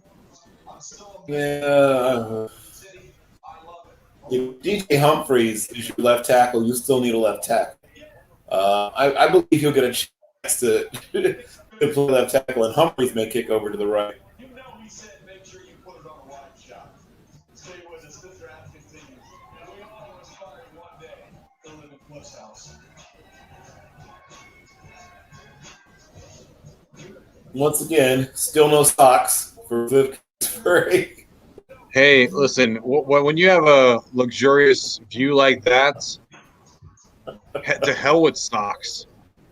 I mean, it does look like any second now, like Keira Knightley or who else might walk in? Jennifer Lawrence. You know what I mean? Like, it looks like any minute now he's expecting some beautiful young actress to walk in. Right? It looks like it, actually. I can't emphasize how much I love this pick for the Cardinals. Like, damn. I'm so happy for him. Yep. Great value.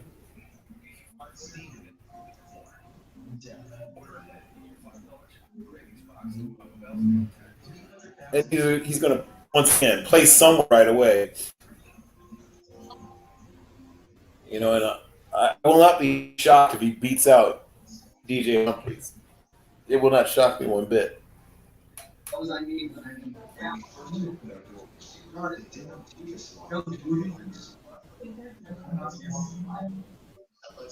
Get some more water. I think the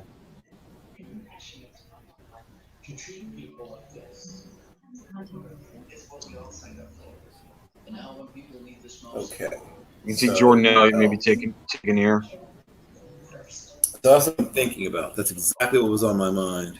Zach, Jordan Elliott. Yeah, I think they need someone to replace, you know, the interior. They need someone for the interior.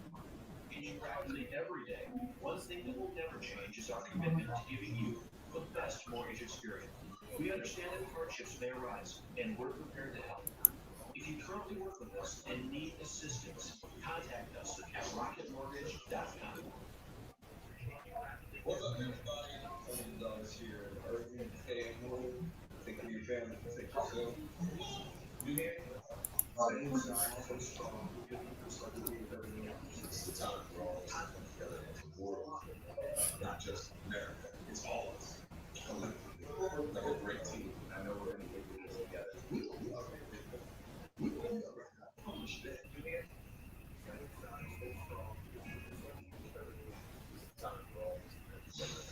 About a month ago, I got the coronavirus. Took me down, sent me to the hospital. It's the real deal. Nothing to play down, sent me to the hospital. Thank you. Everyone out there doing their part. By staying home and following. Tony Baselli should be in the Hall of Fame. Facts. Well, he's another one of those arguments about durability, and like it's funny how his career affected David Carr's career, right? Because that was the big move that the Texans made before they drafted their franchise quarterback, was to have him, you know, be able to stay clean. And then when Baselli's backing for him from ever playing again, now, you know, David Carr became a human pinata in the first 3 years of his career. I mean, he set some records for sacks. That he did set records, but and because of this, not only that with the virus, and because he has gotten high recently, like it's coming close, he has to make it this year. I mean, in 2021, and people are hounding for it. Listen, the Jaguars are the only team to not have a single person be associated with them. Generally, offensive linemen, if they play less than 10 years, it means no offensive lineman is made without playing 10 years. So it'll be interesting. Now, we've seen one or two slip through. He might be the next. And I'll tell you some other guys who deserve. I have a long list of guys. But we're talking about HBC players. So the first really great athletic 300-plus pounder was Roger Brown from what was then called Maryland State. It became Maryland East for short. Roger Brown's on my list, yeah. Now, when people talk about, you know, they think when I say he was on the track team, people assume he was like a discus guy, shot put guy. He was a sprinter. At 305 pounds, run the 100-yard dash in 10 flat. You should see my Excel spreadsheet, Bill. I literally have a gigantic spreadsheet with literally like dozens and dozens and dozens and dozens of names of players, coaches, contributors that either I want or many other people want, and it has the teams they've been associated with, the years they've played for, and also my ranking of how each one is per team. For instance, for the Broncos section, Gradishar is the highest. for instance. Yes, And, you'd have to be. You'd have to. How is Randy Gravshar not in the Hall of Fame? Just I know people are Broncos fans were pretty furious when he didn't make it, and you know how Broncos fans could be when things don't go their way. Right. Twitter Broncos Twitter goes ballistic. I love Steve Atwater, and he should at some point have gotten in the Hall of Fame too. For him, but to put him in with Gravshar not being in is just ridiculous. Yeah, it's kind of weird, but I do think I heard that they're going to have for at least a couple of years going to have two seniors, a coach, and a contributor, and then I think the 5 moderns will be 9. But I could put maybe just maybe they had one more guy that I hope maybe some fans can maybe vote for. And let's say for the moderns, it's Peyton Manning, Charles Woodson, Alan Faneca, Tony Vaselli, and John Lynch. And let's say the guy that's won by the fans would be Zach Thomas. So you'd have those your modern guys, and then your seniors, let's say Laverne Dilwig and Drew Pearson, and then you'd have Art McNally and Tom Flores or Don Coryell as your coaches. Pearson, but there's so many receivers who are more deserving. Even guys who played in this era. I mean, how can you put Pearson in and Stanley Morgan isn't in? But here's a better example. Look at what Billy Howard did with below average, for the most part, quarterback throwing the ball to him on bad teams. At the time that he retired, he led the league in its history in receptions and reception yardage. Yep, I go with that too. But these actually, you want to know who my most wanted guy from the 70s is as a receiver? And it's not Drew Pearson. It's Harold Jackson. He had the most amount of touchdowns, yards, and receptions out of every single receiver in the entire 1970s. And he wasn't even on any all-decade team. And this is why people, that's why a lot of fans in particular are very hesitant with all-decade teams or any kind of list. They said, regardless of whatever they have, they're always going to feel their certain way. And in stuff like this, can you blame them? Right. I mean, when you have the best, when you by far have the best statistics out of anyone, if you're not on the list, then it's easy to just discredit it. And of course, stuff like that is why you're seeing an ever-growing amount of distrust with a lot of, hate to say it, people in the field that I'm getting into. But to be fair, I think a lot of it's deserved because I'm not one that's depressing. I mean, and Billy Houghton is 84, I think 80. He's in his mid 80s. So I hate it when a guy gets denied, and then he dies, and they finally gets in. I would love for them to give this man a chance to be there to enjoy being inducted in the Hall of Fame. And he's just such a huge oversight. Roger Brown is just a huge oversight. Yeah, of course. Zach Brown was finally taken. How is Tommy Novus not in the Hall of Fame? Unfortunately, he's passed. But yeah, people get very, very emotional with that. And, I am happy. I am happy that, I personally am happy that, people are giving the owners a lot more, not the owners, the voters more pressure because, I feel like you kind of need that because people take this stuff very, very seriously. Some of the voters may not, but the fans take it extremely seriously, and you can't blame them because Jack Barnes, you can't blame them, and that's why I've been leading these charges because hey, if they're not going to do it, then I'm going to do it. And as for Dilwig, he had the best stats out of anyone in the 20s. Zach Vaughn finally taken here. This makes up for them not taking Patrick Queen at the first round.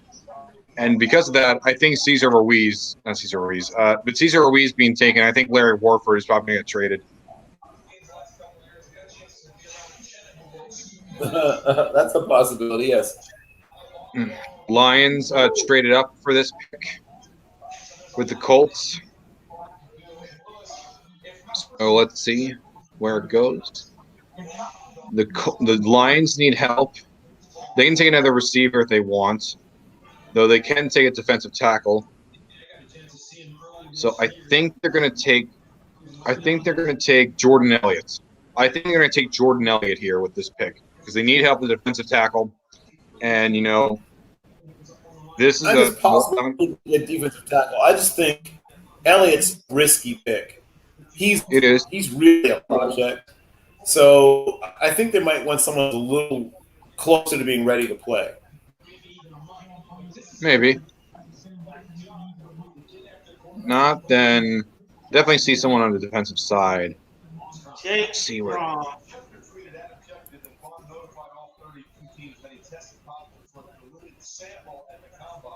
You blame that on drinking too much road water or too much water, rather, for weight-related weigh-in purposes per sources. You have to wonder if that factored in any way, shape, or form as well. So, meanwhile, the Lions' next pick is in. Matt Patricia gets to pick his quarterback right here. Third round, let's see where the commissioner says the Lions are going to go.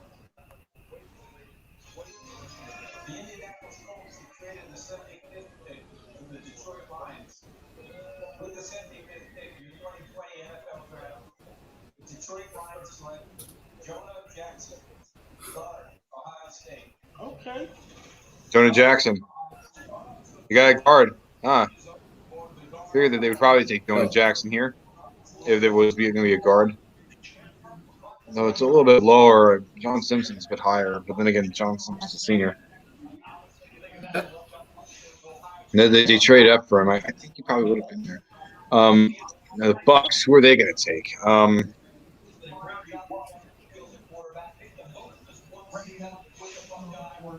Running back, they could pick, maybe take Dabble in again. A running back, they could take a corner, or especially a guy who they think might be a slot eventually. They definitely could use an upgrade in their slot corner position or nickel, whatever we call it. So guys that might be in consideration with people like Amik Robertson, Louisiana Tech, guys like Isang Bassi from Wake Forest are possible considerations.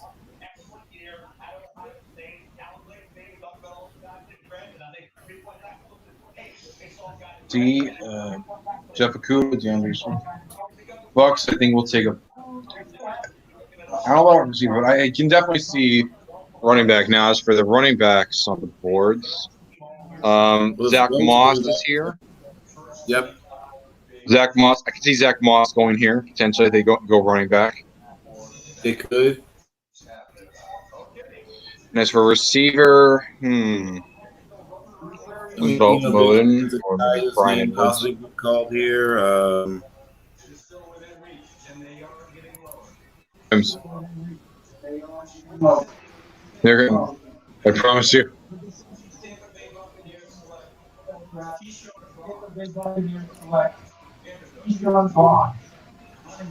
Well, they got a running back, but except it wasn't Zach Moss. It was Keyshawn Vaughn, Vanderbilt. Yes.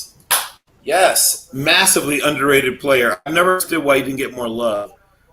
Well, Bruce Arians had the same love that you did, and here he is. Now he's a Tampa Bay Buccaneer. I mean, obviously, I would love to if we ended to hold on to him in Illinois, but he and Reggie Corbin would have made one heck of a 1-2 punch. But yeah, just a terrific young man. Hey, Zennie. I'm done. You're back. I'm back and I'm done. You okay, Vinny? Oh, I had to take care of, the payment protection plan. Mm-hmm. Yeah. I had to get my docs in, so done. And after not responding, and the good news is, after not responding, they're finally responding, and they are, for those who have businesses, they're saying, get your stuff in. And it's pretty, I have to say it's taken a while, but they're finally getting their act together. Which basically means I got my act together. So anyway, I'm happy about it. All right, so back to the business that created this business. Odd things happened. Josh Jones went to the Cardinals, which I think that was the best move so far in the third round.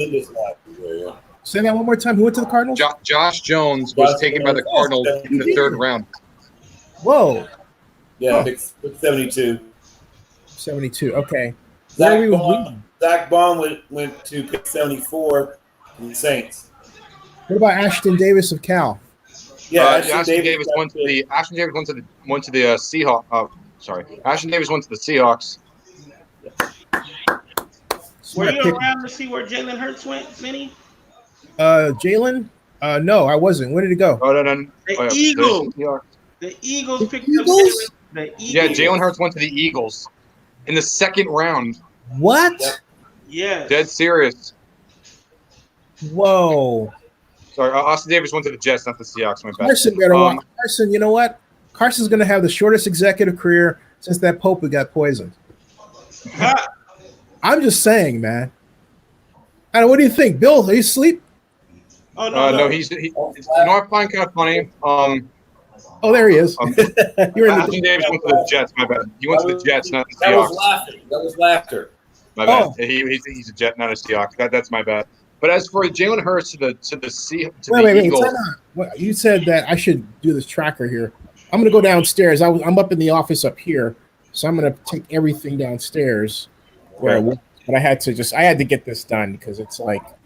But yeah, the biggest shock in the second round was seeing Jalen Hurts go to the Eagles in the second, which is just like the Eagles. So what does it say about Carson Wentz? Probably doesn't mean they really trust him. They probably means that they're worried about his injury. And right, how many if times you has he get been effectively injured? Right. Okay. Yeah. And then is Carson Wentz as mobile as Jalen Hurts? Negative. Well, no, he's a good athlete, but he's not. I'm not saying he's not. But hey, but you know what, Bill?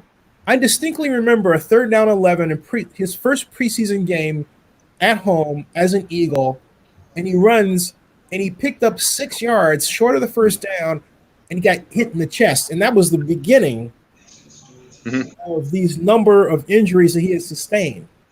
The rib fracture right here, hairline fracture. Because he's a decent athlete. I mean, but more importantly, he's not built like Jalen Hurts. Forget the athletic part. Jalen Hurts is he may be the strongest player pound for pound in the whole draft. Oh, that's right. I mean, once again, he holds all the weight room records for quarterbacks at 2 different schools. That's sick. Right? Yeah. Incredible.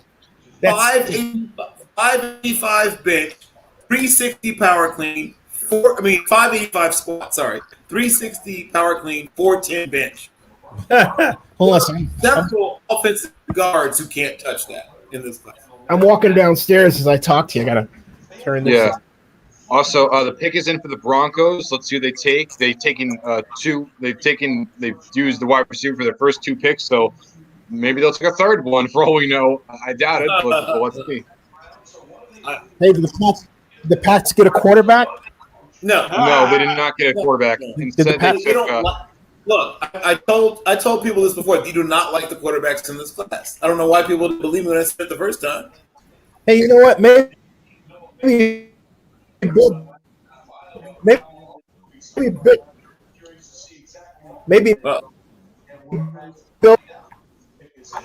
I'm gonna have to wait until you get a better situation. Then get some Zennie head room action. Oh, I'm going downstairs now. Let's see here. I go J Moody. My mom's a corner. My mom's asleep. Hello. That's a guy with the arrow pointing up. He's getting better. Like even from the beginning of the season to the end of the season, we saw him get better and better and better. I like this. Also, Bill, I've been curious. What do you think's going to happen to Andy Dalton? Well, they're going to try to move him, obviously. The question is, what's the market like? Right? That's the real issue. What is the market like? What will the market bear? What will people give you for a slightly used ginger quarterback? The market is bad. Yeah, it's bad. I mean, hell, Cam and Jameis haven't even been signed yet. So what makes them think they're going to want Andy Dalton more? Yeah. So they may end up holding on to him, whether they want to or not. And there's more quarterbacks right now than teams that need them. I mean, I don't want to see these guys retire. I don't want to see these guys go unsigned. I mean, thank God the rosters are increasing. I mean, yeah, it's only like 3 to 5, but hey, it's increasing. It's better than nothing. Falcons need help in defense. think they'll take a defensive end here, another pass rusher. Possible.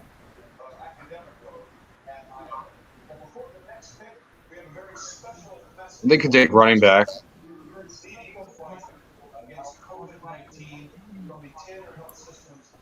Ooh, doctor.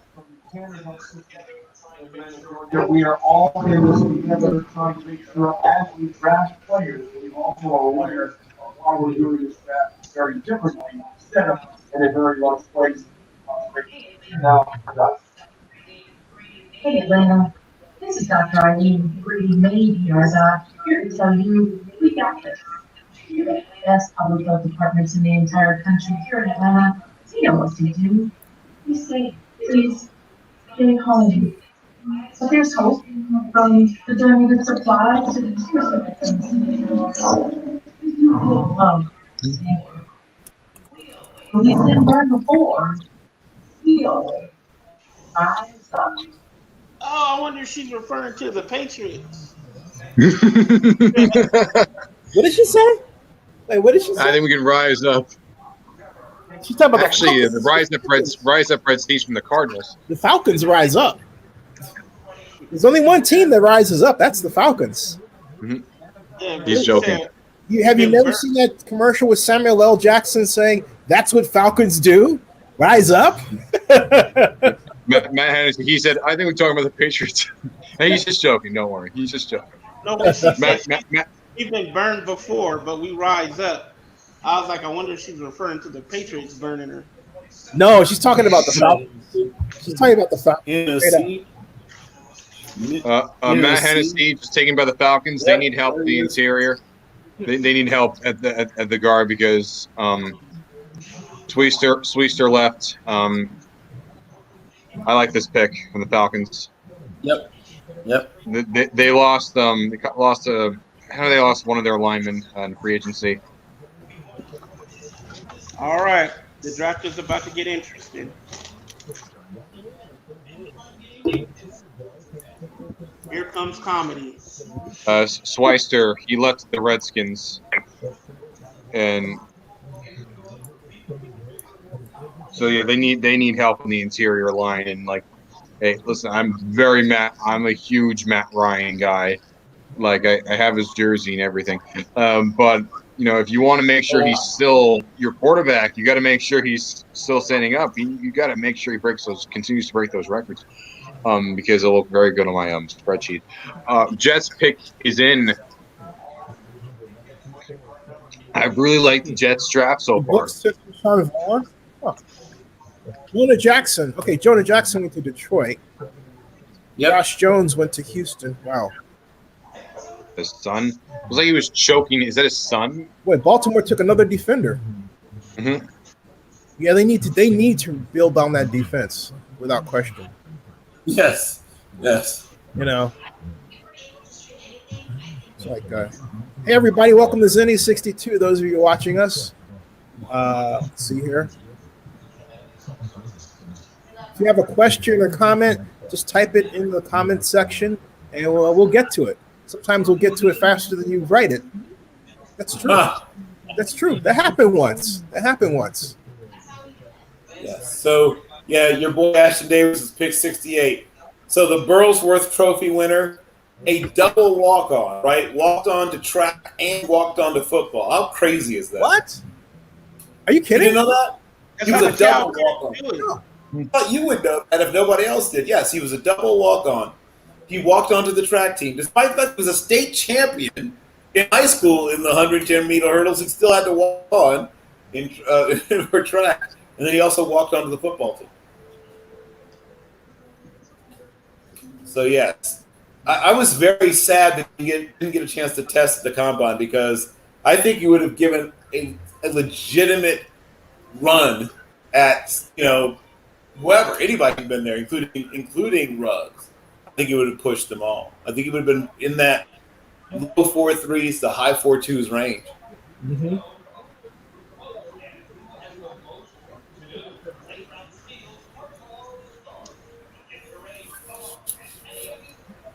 So amongst running backs, you've got guys like Benjamin and Zach Moss available. Most of the quarterbacks are still available, other than the ones who obviously went early, and Jalen Hurts. You know, so if you had Jalen Hurts being the next quarterback after the ones everyone knew were going to leave early, then you won. Collect your winnings. Let's see. Other players that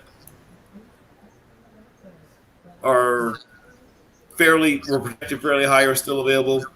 Include Prince Wanago from Auburn. Let's see. Neville Gallimore is still available.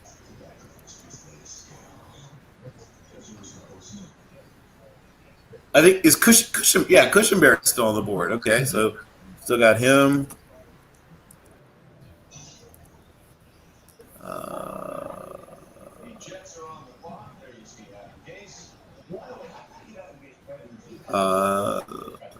Nichols, Isang Bassi, and Amik Robertson are still available. Wide receiver Gabriel Davis, wide receiver Isaiah Hodgins are both still available. A lot of guards still available to Cameron Clark.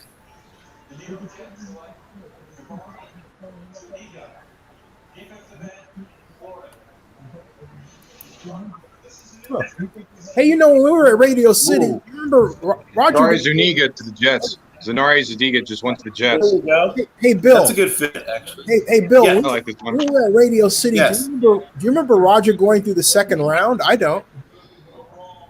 He would give it up to Ray Anderson. Well, first of all, I think it was still Tagliabue. At least the first year that I was there, it was still Tagliabue. Yeah, it was Tagliabue. Right. But yeah, right. Was it Ray Anderson that usually did the second round in those days? Ray Anderson, yeah, who's now athletic director or something. I saw him at the Yes, conference. at Arizona State. Yep. Yeah. Which is why Herman's there. That's why they're Herman's close always on the state. Right, yeah. He's a good guy, man. He always goes, "How's it going? How's that business of yours? Call me if you need anything." Hey, guys, the Raiders are coming up. Yeah, Malik Harrison. Raiders. Malik Harrison. Mekhi Becton, Ashton Davis, they have, wow. Jabari Zuniga, and Evan Weaver's still on the board.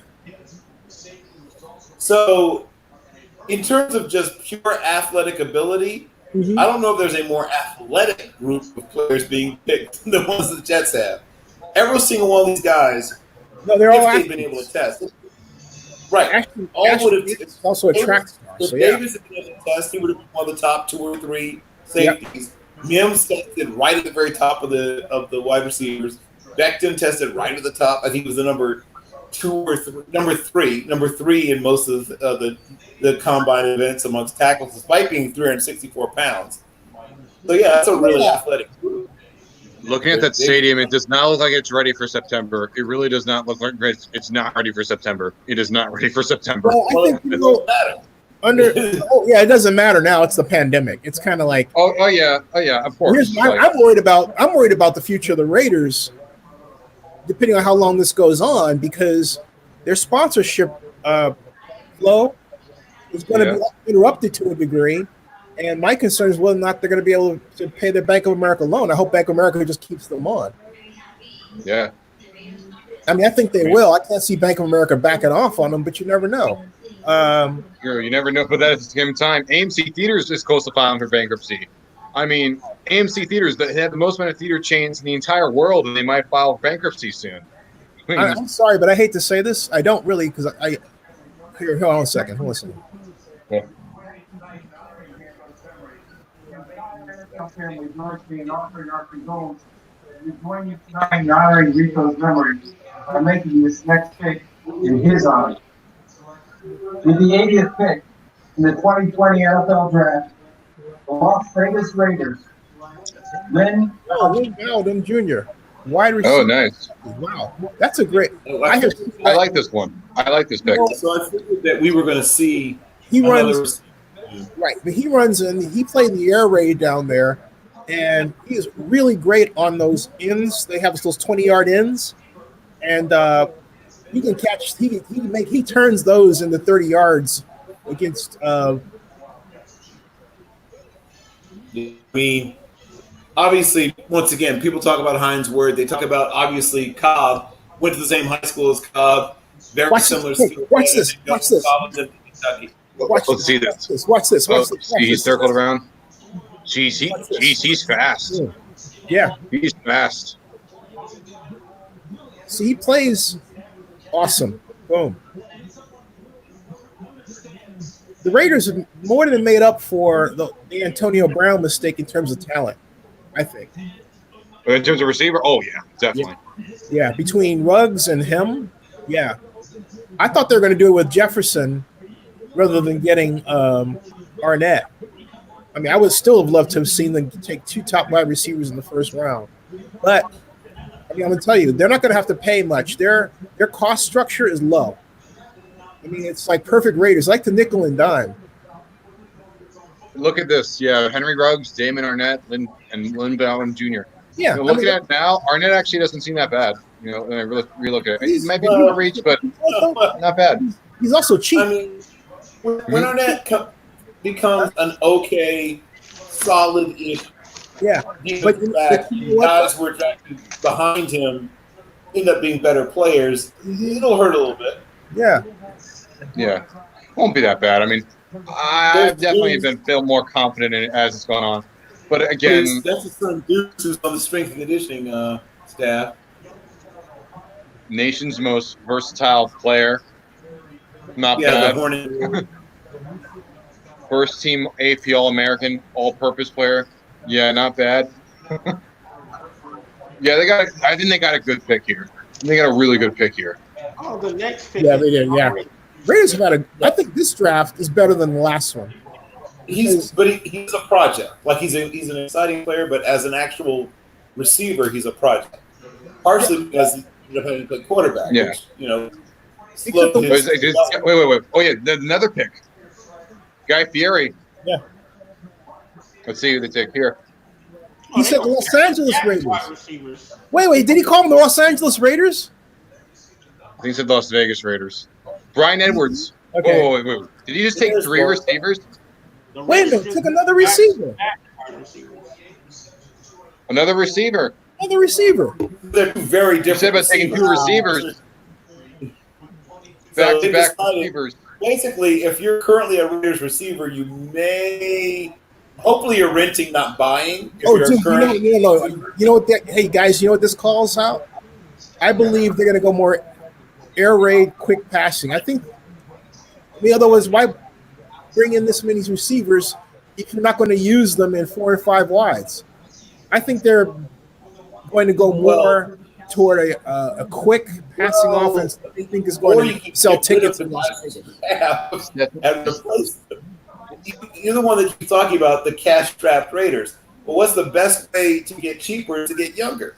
So they can show a lot of these guys they have.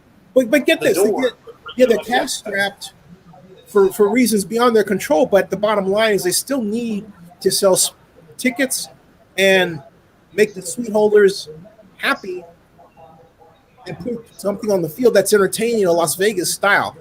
I don't think they're going to go into Las Vegas with a 3 yards and a cloud of dust offense. I think that they're going to turn it up a bit, and I think that's why you're seeing this. But hey, this is different. I think that's Mark Davis that said that, because he has a tendency to basically lord over them, which is why sometimes their drafts are a little screwy, as opposed to sit out. So it's like it's kind of interesting. I mean, Edwards is a different kind of receiver than Bowden, so it's not like you have drafted the same guy. Each one's a different kind of receiver. So yeah, of course, that's why. You got your speed Z, right? You got a speed Z in Bowden. You got a classic X in Edwards, who's almost like a baby Dez, and then you got your slot, who's basically, we just talked about Randall Cobb. He's basically Randall Cobb 2.0. So what they've done is they've brought in an entire set of receivers. You got between those 3 guys, you got your X, your Z, and your Y. Cowboys they get Neville Gallimore. Wow, he fell. A Neville Gallimore. Yep. I knew he's going to keep the board soon. I had Gallimore going at like Gotta have Gallimore going. Wait, what did Earlier than this? I saw Gallimore going in the middle to the end of the second round. Another Canadian guy. That's two Canadian players, Claypool and Gallimore. Well, guess what? There's going to be one in the top 50 picks next year when Chuba Hubbard is draft eligible. Hey, I like the sound about that.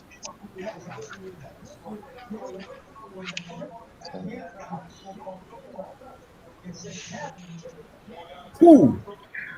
Jeez. Does he say I'm sorry after he sacks? Look at that push.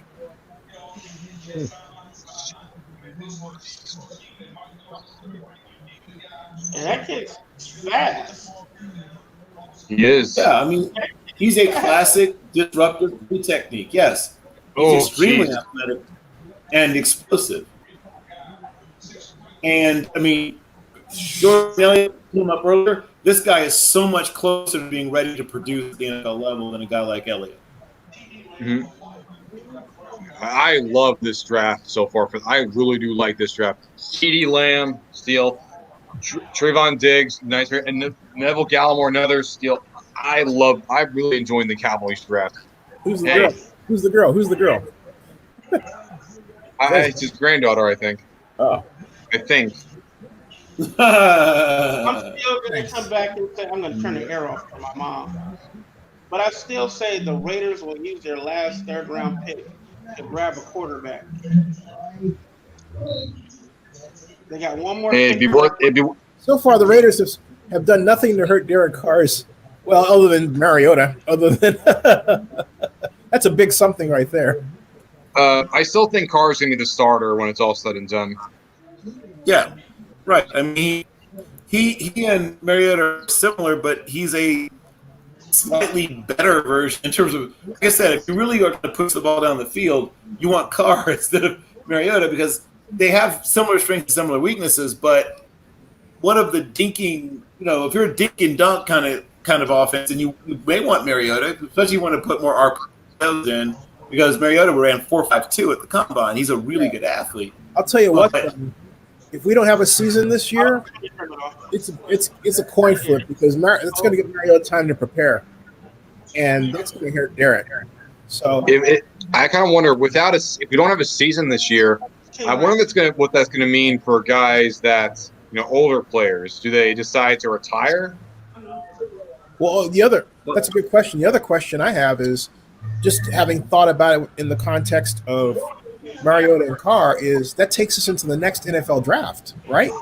So you go 2 drafts without having a season.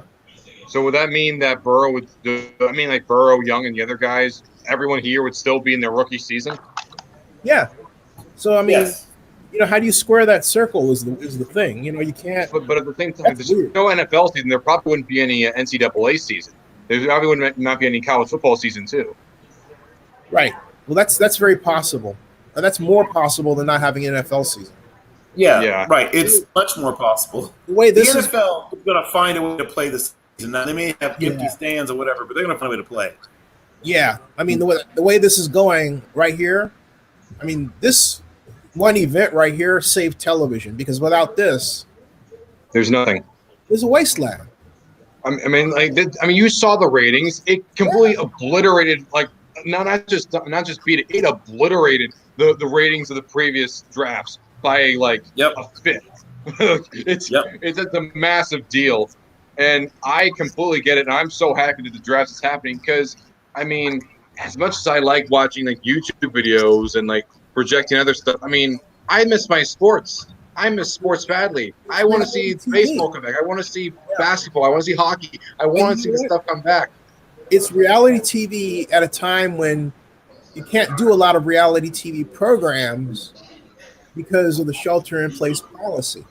So you take all that entertainment out, and what's left, but the ultimate reality TV, which by its nature has adjusted because they can have the money to do so, produce the product, and it went off really well. I mean, I'm quite impressed with what they've done.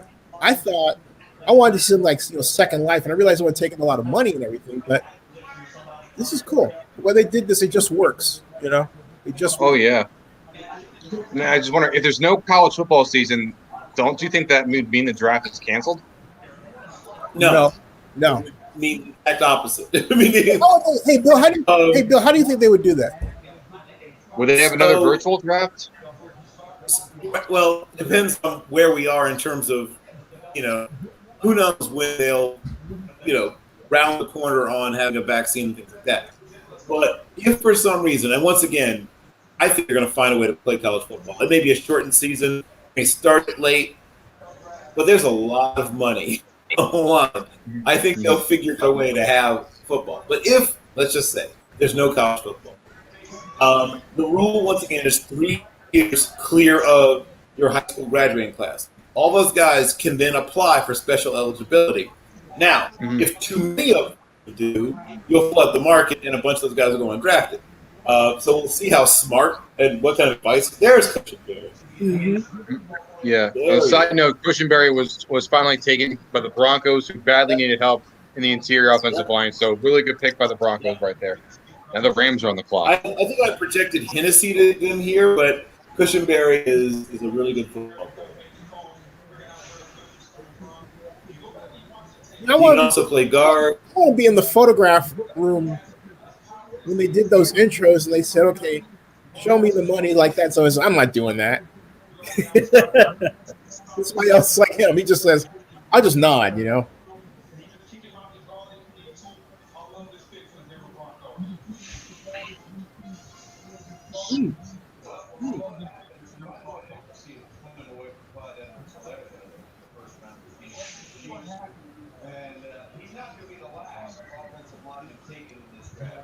The Rams need help at line. Hey, folks, you know what? You're looking at. You know what you're looking backer. At. You're looking at the Panthers. You're looking at the Carolina Panthers offense. Yes. And then talking about the Rams. The Rams are on the clock. You okay? The Rams could possibly take the next tight end off the board. And a lot of people talk about Troutman, but don't be surprised if they go. I have a feeling that Troutman will not be the next tight end off the board. And I don't think so either. I think that it might go with somebody like Albert Montbaum, or it might be somebody like. I think they're going to want more athletic pop out of the position than Troutman can ever give you. Troutman's like Jay Ramirez. He's a solid player for a long time, but he can't beat guys up the seam. He's for a guy who's a former quarterback. He's an okay blocker. He has really good hands. Hey, look at Sean McVay's house. Look at that view he's got. Also, what I found good to see that ESPN has Sean McVay doing the right. Super Baller is obviously Cliff King. It literally looks like a movie set. To the Rams take. I haven't seen that one yet. I just know that that's in the Hollywood Hills up there. Just saying. Told you, linebacker Terrell Lewis, outside linebacker.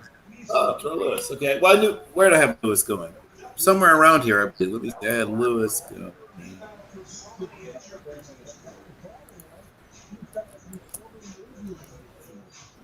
Another guy with a real checkered injury history. It's always a red flag. Yeah. How many so I had him going. Hey, Bill, how many 7, injuries does he have? He missed the amount. He is. Let's see here.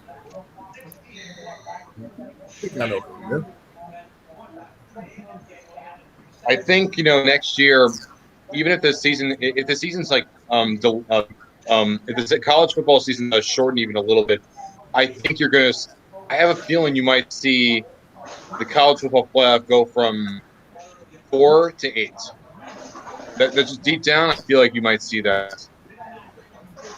If everything works out for Lewis, his ceiling is about TJ Watt, but I just worry about if it ever reaches that.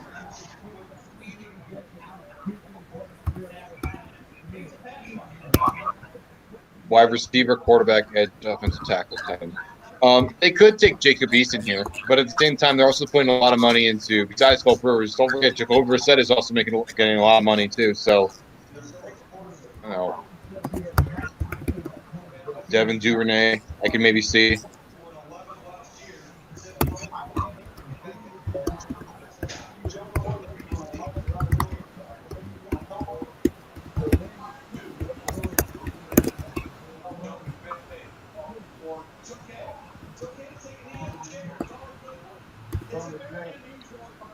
know about you, but I think the Rams are going to Look at that finish view. fourth. Look at that view. Beautiful view. I think the NFC West is going to be by far the most competitive division.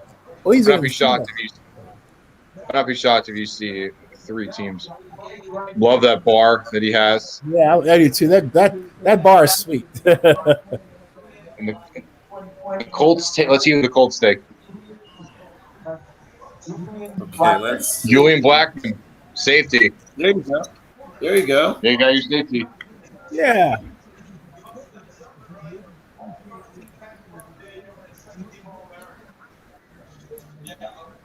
This is not far from where I had him. Let's see.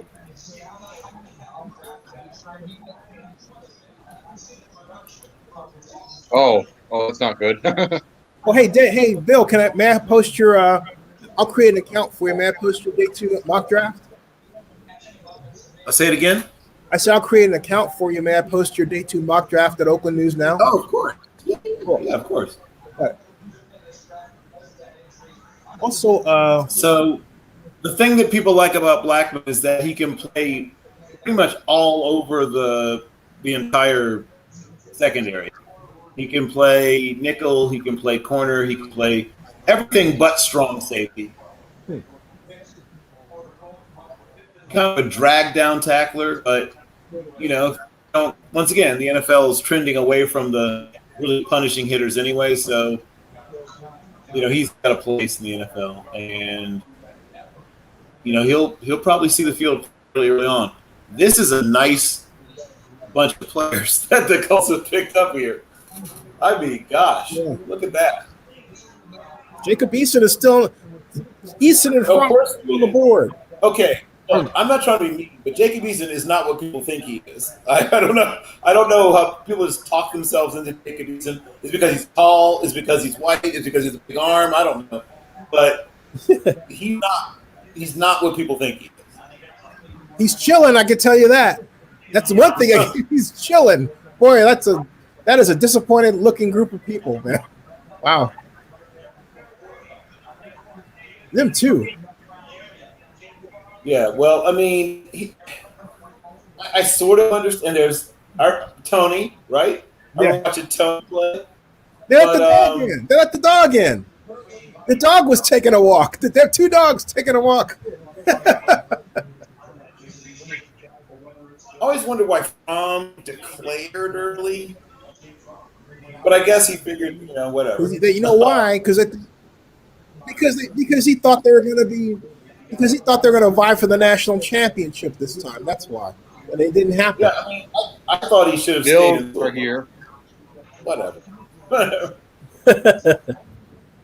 I mean, kids just declare to declare. I guess nowadays.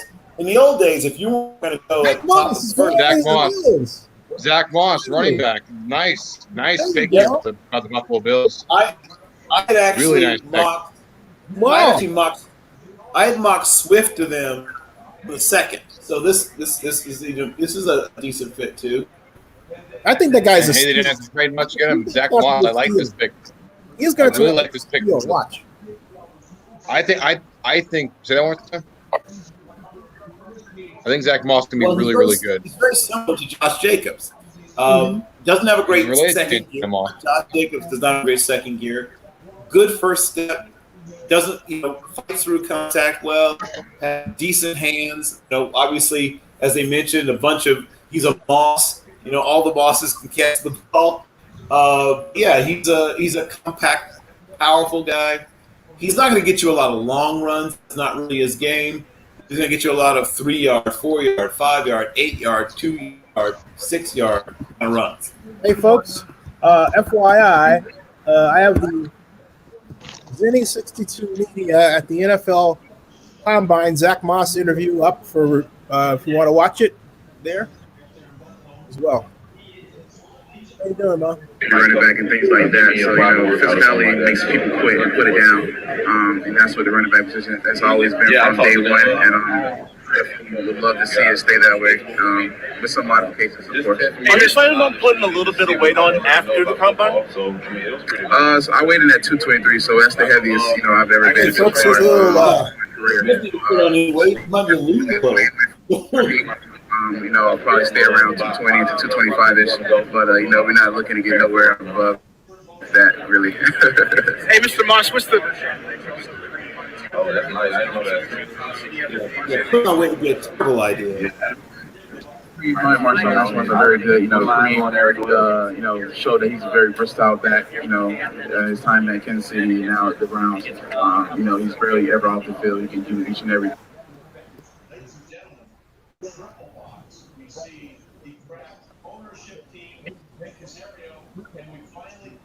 Okay, here we go. From or Ethan? I don't think it's either one of them. Because I don't think they like these quarterbacks. I'm about to eat my words, but I don't think the Patriots like these.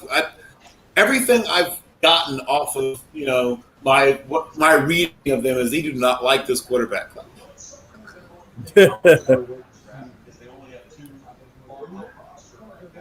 Yeah, that's a good point too. They only got two. Maybe if they don't, quarterbacks on they their may roster. not put a quarterback in the draft. It's funny. Did you see Mr. Kraft looked up when he said that? He's kind of like, as if to say, "How do you know what we're going to do?" That was funny. From or Ethan? Yes, they drew. Yeah. Who meter? Oh, okay. Ah. No, still not a quarterback. Well, I tried to tell you guys, they do not like. Why will no one listen? The Patriots do not like. I'm listening to you. Look, I think they should sign Jameis. How many times must I say? Every time, I think they should sign Jameis. Every time they go through this, I'm thinking, the more we go through the draft and they don't take a quarterback, I'm thinking Jameis' stock goes that much higher. So I want to see Jameis to the I'm sorry. I want to see Jameis to the Patriots for if there's one reason why, it's simply because I want to see him and Brady switch places. Beat Brady. I want to see him with the Patriots because Jameis has never had the pleasure of playing in a ball control passing offense. That too. And he's never had the pleasure of someone who will ream him out super thoroughly for some of those boneheaded interceptions. Oh my God! Wait, no, those interceptions were not his fault. Those interceptions were the fault of a system where they didn't work on the team. They have, Bruce Arians have him. Okay, look. Bruce Arians has this guy running a pattern. He turns inside. The guy turns outside. Carson Palmer will tell you he threw 22 interceptions his first year. It took him a year to get out of it. All right. I am not accepting that. Okay. They screwed with that guy so much. Also jammed some balls into double and even triple coverage, Zennie. I mean, there's no show me where he did that. No, seriously, show me where he did that. I've heard people say that, but show me where he did that. I have a pretty good memory. I'm going to tell you some. I don't know if you can look them up. I got it on tape. I'll tell you some. Look at the Carolina Panthers game. I hope Jameis is signed by someone. I'll run the Panthers game. I can run it right now. What? I'll run it right now. I'll put it up. Yeah, we'll do it. I'll do it. I will do that. Here we go. I'll do it. Here we go. Yeah, I will do that. Because that guy has been screwed by being in a sucky system. And then I'm not disputing that part of it. Like, lots of guys are in that system. Well, then my point is... But he also doesn't know when a play is dead.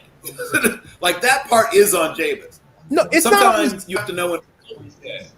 Bill, it's not his job to straighten out a sucky offense by his coach, which is going to get him benched anyway, okay?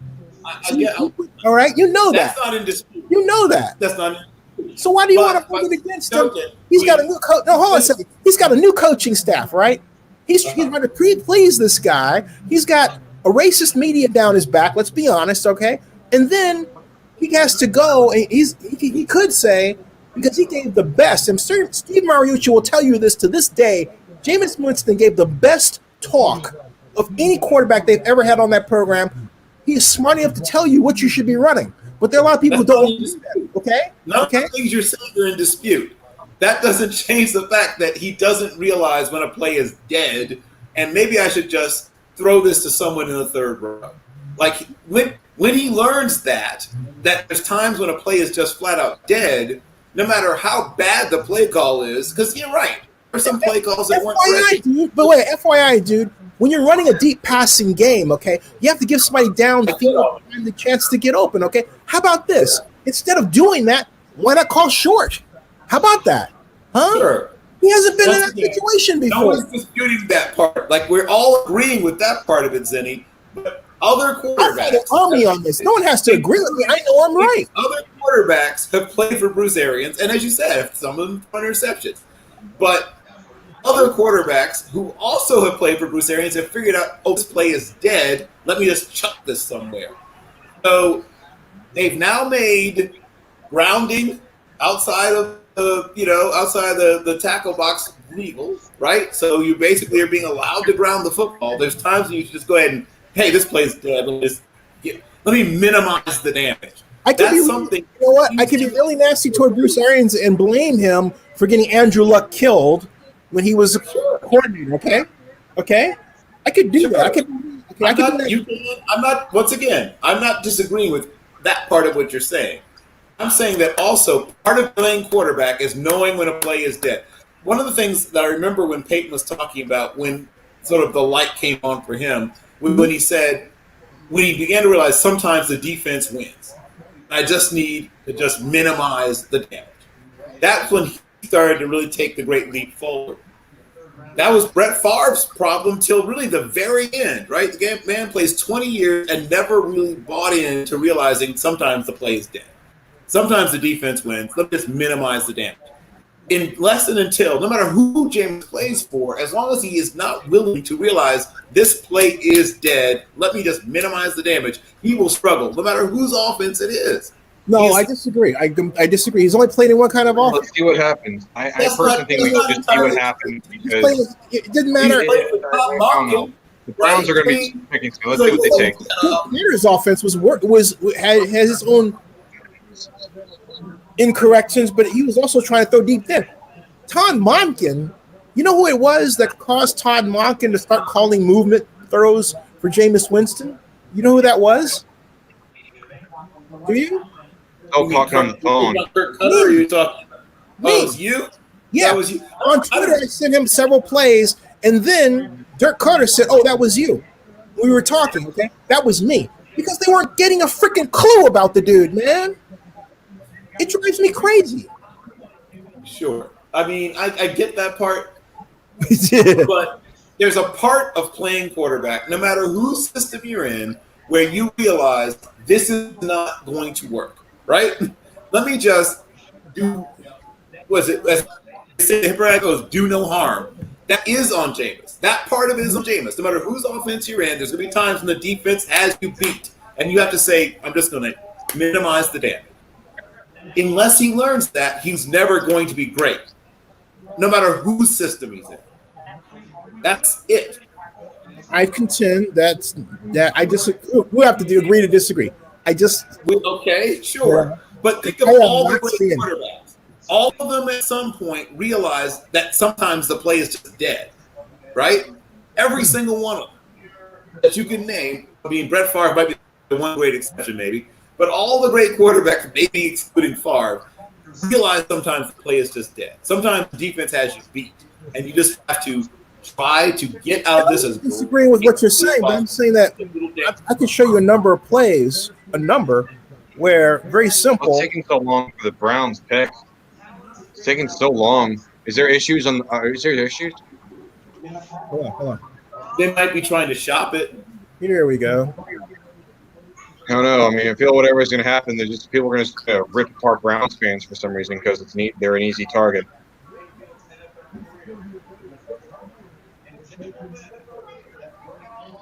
So I love that Stefanski has the old school Xfinity X1 remote as opposed to the newer one. He's a rebel. Oh, the pick is in. Let's see what the Browns. Let's see what the Brownies take.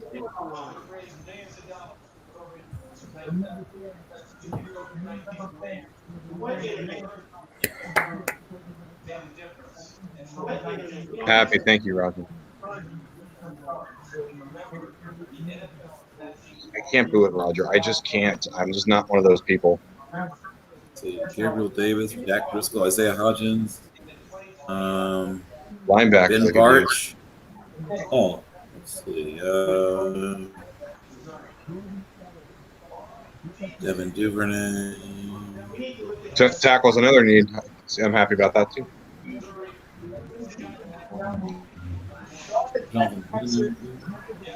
Oh, okay. There's your guy. That's your guy finally left the board. Yeah. That's why you need to answer the fucking survey.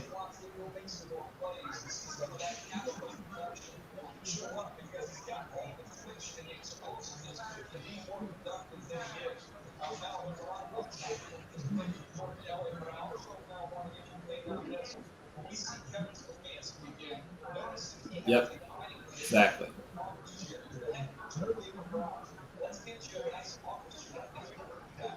Yep. Exactly.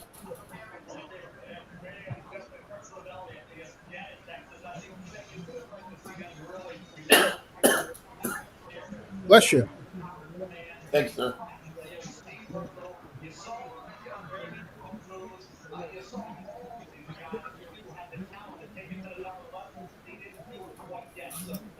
Guys who play like Elliott hang around the league, but they never become what you think they're going to become. Almost never. I hope that they find a way to unlock him.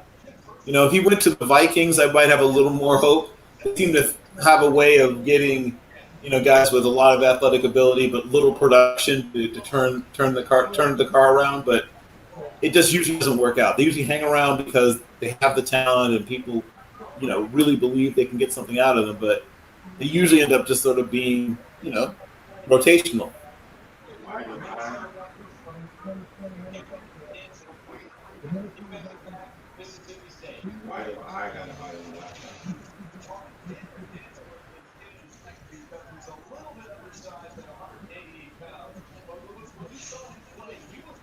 He's a little bit undersized at 188 pounds. Oh, there's Cam Danzig. So, obviously, the issue with him is having to accelerate, right? I mean, he's got everything else you want. You know, he's a good technician. He's got length. You know, people talk about Seattle corners. He kind of fits that mold, but like he needs to be in like a cover 3 system. Like that really would help him. When it comes to electronics. That's definitely not how that works. Right, and that's the thing. That's going to be called. That's going to be flagged in the NFL. That's the issue. The things he's best at will often get you flagged in the NFL. He keeps on guys after the legal area where you're allowed to have your hands on, and they don't call that as much in college as they do in the pros.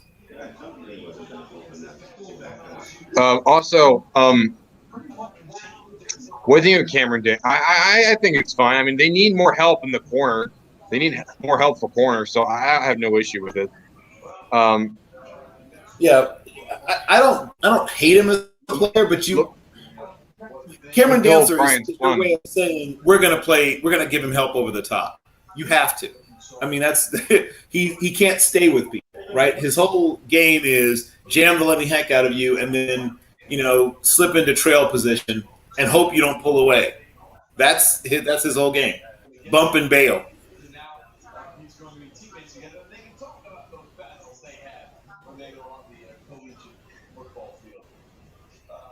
The Texans, they need an offensive tackle badly. Get one, or at least a guard, someone. Just take someone.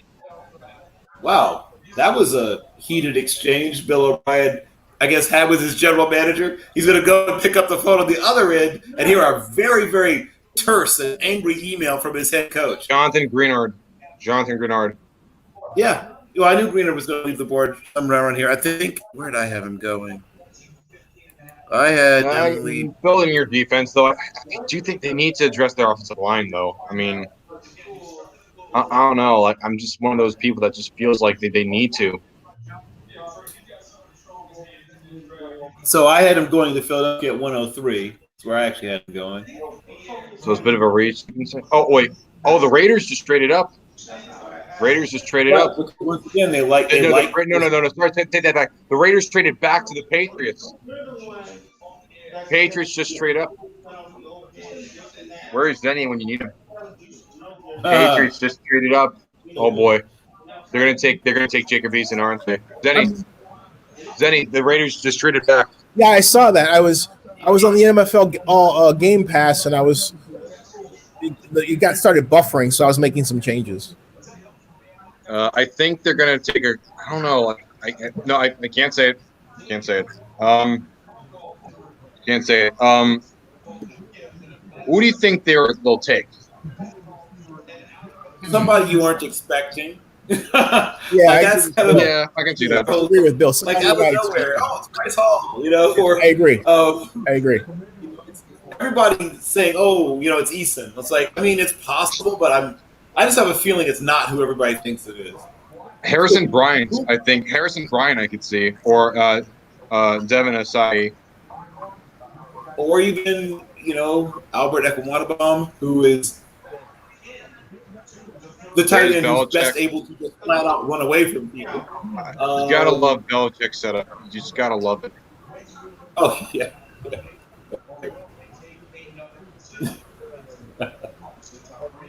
Nick Casterio, like there's nothing on the wall. It's just a blank void of white nothingness. Yes. Here's a classic. Hey, Bill, here's a classic example of how inept the design of their passing game is. Hold on a second. Hold on. Look at how long she's laying down. He looks like Mr. Rogers. He does. Told you, Devin Asiasi. Great pick. Devin Asiasi. I saw this one. This makes sense. They needed a tight end. They trade up for him. I like it. Oh my goodness! You guys know what they're doing? They are recreating their team. They are recreating their team. They're doing this. They're doing this. They're doing this in a way where they're saying, "Okay." So they basically just got a physically weaker version of Algie Crumpler, but I don't view him as a player. I just wish for a guy who's 257 pounds, he's not physically strong. That's my only issue. But he really is a smooth route runner. He has very good hands. I mean, he can block a little bit on the move. He's not a great inline blocker, but then who is nowadays amongst the tight ends? There's some things to like about him. Ravens are on the clock. Are they gonna address the interior line now? John Simpson's available. That's good. Yeah, he's a really good player. Or if not, Tyre Phillips. That's another one. This is one of these plays that annoys me. Okay, watch this. Watch the upper part of your screen. This is the worst. This is the worst designed bubble screen you ever seen in your life. Look at this. All right, they telegraph it. It comes back. Look at how awful it is. You don't even design a bubble screen like that. So you're taking the defense to the ball. Like that play defense back, I'd be all over this. Yeah, they told you where the ball's at. Yeah, I guess this is one of a number of examples of the problem with Arians' offense that Jameis had to deal with. He's basically foisted on. Here's another. Well, like I said, we weren't disputing that the play design was often problematic. And look at that design right there, okay? You're talking about, let me freeze this right here, okay? Watch. They have two receivers coming into the area out of a tight formation. That's design. That's not his fault. That's freaking design, man. Look at this. It's stupid. Stop it right there, okay? Look at this, right? Boom, you see that? They designed. I'm understanding what you're saying there, but there's a tight end also standing right there with no one within 6 yards of it. Well, here's the thing. This is stupid, all right? You say that. Wait. But there's a tight end. Cameron Brate. He wasn't the check down. Look, they have him. Look, he wasn't the check down. My point, he has two guys there. Great. It took him. You see how many guys are around Jameis? How the hell do you expect him to get to Brate over those two linemen and get it without getting it blocked? It's a bad design, Bill. Oh, I never disputed that. Like I said, did we ever disagree? No one ever disagreed with that, right? We all agreed that play design was Shoot. That was never in dispute. Like, that was always agreed to. Like, that was never even the question. Simpson. To me, Josh McDaniels will not put him in that, okay? You know it, and I know it. Josh McDaniels will not do that. This guy has been recipient of stupid brain design. I mean, it's right there in our faces. Christ's sakes. Yeah, I like I said, never that was never in dispute. Like, everyone would agree with you on that. Nonetheless, he could minimize the damage at times when he chooses not. Oh, so basically, you agree. Wait, time out. You agree with what I'm saying, right? But then we never disagreed. So but riddle me this, my friend. Riddle me this, okay? You're saying that, but then you just admitted that you're asking James to fix a bad offense. No, I said I'm asking him to minimize the damage. Like all quarterbacks, all the good quarterbacks do. This play's dead. Let me just throw this thing out away to someone in the third row. Someone's getting a nice little souvenir. So basically, he's supposed to be. We're at least not losing yards on a sack or giving the ball away in an interception. He's supposed to do what no other quarterback has done in Bruce Arians' system: minimize the damage in the first year. Carson didn't do it. Well, here's what I would say to that. Carson didn't do it. And Carson Palmer is someone I think is a bit overrated, also. But even go back to his days at Florida State. His last year at Florida State, he began to get a little loose with the ball. I mean, I don't know what that you could describe it however you want, but he threw some bad picks. Oh, here's the thing: his second year at Florida State, guy. You know what they had on him the first year they didn't have? It sounds like it starts with the V, and it's what we're watching. What is it? It's called video. All right. They had a book on the dude. Yes, exactly. And then Jimbo didn't adjust to it, okay? Because they didn't have an offense that was adjustable in college. At that, look, Bill Walsh would not have allowed that, okay? He wouldn't have allowed his quarterback to go in with the same plays knowing the defense is ready for it. It's stupid. Interject. The Ravens did not take a guard. They took Devin Duvernay. Yeah, they did. And he is a terrific football player. He has some good run after catch. I'm noticing that. He can run too. Jeez. The Ravens needed receiver help, and it's super tough. I mean, he's like a supersized version of Steve Smith. All right, gentlemen, who's that got burned? 23 for who's that? Arizona? That's Texas Tech. That's not getting burnt. That's social distancing. Not bad. Wow. See? No, wait. See? Proper. Oh. Hey, look there. See, that's 6 feet apart. That's 6 feet apart. And I like this. Nice. Somebody put out this video of the interceptions that they said Jameis almost, threw, but they never made touchdowns he almost threw. Think about it, okay? I mean, why is it that they spend so much time manufacturing a story about him that doesn't fit a fact? I mean, Jameis is immense talent. Yeah. I think anyone who's being fair would say that. He has an extremely aggressive mindset. And I thought that the worst possible person for him to play for was probably Bruce Arians. So I wasn't at all surprised when what happened. He really needed to go to somebody who would push him in a different direction as opposed to encouraging a lot of his bad habits. And the other thing, and on top of that, he had no running game where they could, hey, oh, by the way, we need to, worry about the Bucs' runners. Running game. You know what a terrible running game last year? The Chiefs. Big deal. You know what I mean? No, I mean statistically. I don't mean statistically. I mean design. Oh, okay. Yeah, I'm talking about play action, designing runs that complement passes. Right. Right. You're talking about the design. Well, that's never been Bruce Arians' thing, man. I mean, ever. Go back to the beginnings of his career. He's never been into that. That's never been his thing. So So how long do we give the Bucks before they get a clue and fire him? Send him back to One more year.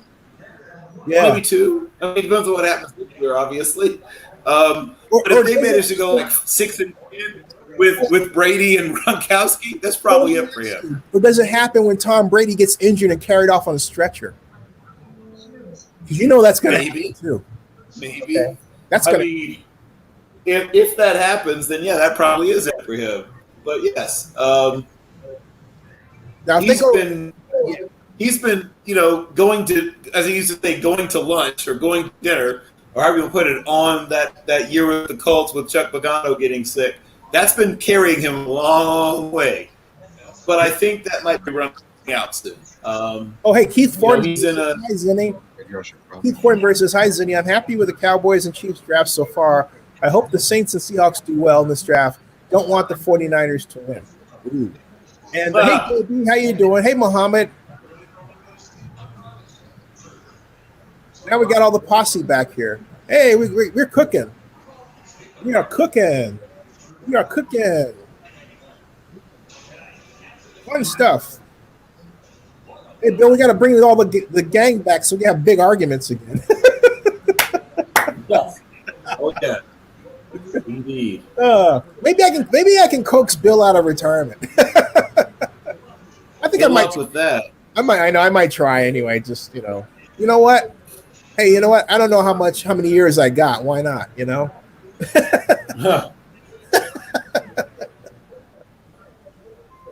Garcia. You ever talk to? Remember the fellow that was with Giants, New York Giants website? You talking about John? Yeah, John Finelli. Yeah, the last time I talked to John was actually about. I was trying to write a story about sort of the very early days of fantasy football, and we talked. Oh, this is probably, I don't know, 4 years ago, probably 4.5. I mean, so I haven't talked to him since then. I talked to him a little bit, and he was like, "Yeah, I'd be willing." And then I think he shot me his cell number, and I called him once and didn't hear back, and got busy and never followed up. But yes, I think if I recall, not to put, I'll just say that I think he was dealing with some stuff. Okay, just complicated, just family, taking care of his family. I'll put it that way. Yeah. Yeah. Well, what I would say is that some guys just get burned out. I mean, Ralph is still out. Yeah, some guys just get burned out again. Yeah. Also, have Joshua Kelly. I think you called it though. Some people get burned out. I think you called it. But also, I think under the right circumstances, John. One thing I loved about John is like you. He's quick with a take, and you don't have to worry about him coming up with taking time on the clock.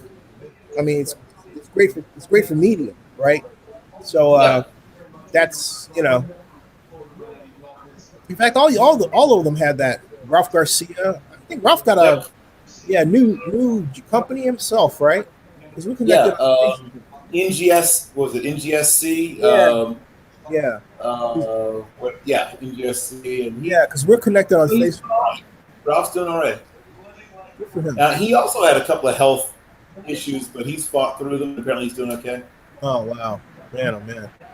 That's clean. Jesus, wait, hold on a second. Excuse me for saying it like that. You finally saw it? You finally saw the movie? I finally saw this. Dude. Where were you in the story of the draft? You finally seeing this, Zennie? I'm finally seeing this. Where was I? I was being an administrator, fixing things, doing things. I never started the draft by Buck McGilvery. But gentlemen, the Titans they take a look. Okay, I got it now. Right? Look, I freezed it. Darrington Evans, running back. They got their other running back here. Oh, one of my guys. Okay. That's one of my guys. Perfect third down back. And he might even be the guy that. Just saying. I see it now. Okay, I see it now. Just saying. Wow, that's a place. That's what I was trying to tell you before. trying to talk about Sean McVay. Like Sean McVay's nice, but he can't touch what Cliff's got going on. He can't. No. I mean, Not even close. I mean, he looks like something out of Citizen Kane. Look at that place. That's what I'm trying to tell you. Yeah, you're right. That's it. It looks like a movie set. God. I said it looks like a beautiful young actress is about to walk into the room at any second. Yeah. I knew there was something about that guy I liked. Now the Packers are on. Now I always was big on Kingsbury. I know the internet wasn't, but I always was because I was like, Kingsbury. Well, see, I was excited to meet him because I'm a big air raid fan, and I wanted to know if he was going to use the vertical set blocking. He told me his first NFL annual meeting he wasn't going to do it like that. He didn't. And the Packers need to take a receiver here. I think this is where they take it. Maybe also tight end. So guys like Gabriel Davis from UCF is available. There's a lot of good receivers. Isaiah Hodgins is still up there. Hey, Bill, going back to that Cameron Brate example where he was coming across, if you take a look at that play, they had him coming across that it was so late that the pocket had collapsed on Jameis for him to get the ball over there. I mean, now once again, I thought Tampa Bay has struggled to protect for quite some time. Actually, that's not new. My point is they have no clue about something called time motion studies in football, right? How much time do you have, and what are you trying to do that you're going to have enough time to accomplish it when it's available? It's like, Take us in for the Packers, guys. A second. Okay, here we go. Take us in for the Packers. Let's see what they take. Take us in. Okay. So, who did I project to them here? Let's see. Jai, the tight end. I figured that because Graham's gone and they need help at tight end. Yep. Okay. So he's an interesting feisty kind of character. He's got some. It's funny because Mickey Crum, who I think at the time that he signed at Cincinnati may have been, in terms of if you care about stars thing, may have been the highest star ranked player. I think when he transferred, and then Negara sort of was the lower rated prospect who eventually overcame him. A little undersized. There it is, 6'2" and 242. There's a lot of some undersized tight ends in this class, but he gives really good effort as a blocker. Once again, not devastating, but then who is nowadays? And that's what he does super well. Yeah. Once again, ball tracking. This is funny. Okay, Raiders SP says Bucks will make the playoffs and Zen will be mad. Face it, Brady on a way better squad. Excuse me? So Zen could predict the future. You got to admit, Brady has better receivers now. You may not like Arian's system, but to say it won't work, just never know. I don't think Brady would have went to Tampa if he knew he would be a laughing stock. Brady knows Brady's film a lot. And I'm not a Brady fan, but I won't hate on the guy for picking the Bucks. So you're saying Winston's better than Brady? Yeah, I'm saying Jameis Winston is better than Tom Brady. He hasn't been in the right system to prove it. So there you go. That's it. And the reason right now is SP is because everything that you said wasn't so much about Brady or the Bucks. It was about you having a view about what I said and about me. How many times you mentioned Zen, right? It was all about me. That's why you're going to be wrong. You should base it on what you really think about, and why, and in detail, as opposed to somebody else. I mean, but thanks for the compliment. Oh my Lord. Oh, look at, you see that play? Guys, they played right there. That's the kind of play I love. That fake with the tight end running up the field. Oh, I love it. To the point of attack where the tight end is, and then having the tight end go out deep from there. Oh, that's so devastating. I love that. Yeah. And once again, if you have a tight end like Guerra, or if you have a guy like Albert Eknonabom, guy who can really run, right? Who has that second gear, is going to pull away from linebackers and even some safeties. It's almost unstoppable. It becomes major punishment to have a guy like that in a play like that. Right here, I hope the Broncos take an interior offensive lineman here. In the old Shannon system, that's how Shannon Sharp made the Hall of Fame, right? Was those plays like that. And sometimes there'd be a little element of the little slow play where he blocked for like half a second and boom, and your linebackers are sucked up because they read run and they're dead. Well, there's a lot of reasons why. There's a lot of reasons why Shannon Sharp made the Hall of Fame. Well, right. I bet he was just great at tight end. This photograph is, I have to freeze this. This photograph right here, this scene right here, I have to freeze this. I'm not sure this is a good look. Right here.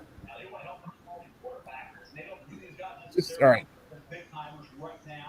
That's Jake. That's oh yeah, that's Jacob Eason. Yeah. Yeah. Well, I think they all realize he's not. Apparently, someone promised. So let me lay it out for you. At the combine or wherever, somebody gave him what I call a draft promise ring, just like AJ. Remember when AJ McCarron? Remember AJ McCarron had a draft promise ring? Yeah. So this is one of those deals. You got a draft promise ring. People tell him, yeah, you're going to go in the first, probably the late first, no later than the early second, but probably the late first. Hey, Bill. And it's like, okay. Absolutely. I think I say the ultimate draft promise ring was the one that was given to Blaine Gabbert, that he's going to be taking number 1 over Cam Newton. Oh, the face when he realized he wasn't. And I was interviewing him. He blocked me on Twitter for that reason, because he never forgot that I said that wasn't going to happen for him. Everybody was blowing smoke about him being taken number 1. He bought it. He was mad that it didn't happen. Okay. He got to 10. You know, this guy probably play 5 technique, 4 eye, and 3, and you can move him around. Once again, another guy sort of Turk McBride, but I think a little more explosive, a little more powerful than Turk was. But one of those guys who can play a bunch of different places on your line. Really had a good week of practice at the East-West Shrine game. Was probably the most difficult guy to block in East-West Shrine.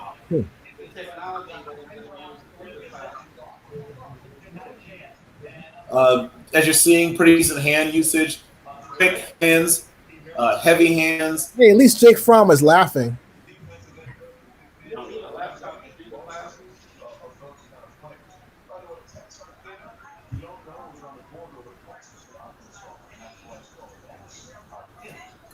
Jim's had a nice day at the office. Every single one of the guys they've taken so far is going to contribute year 1.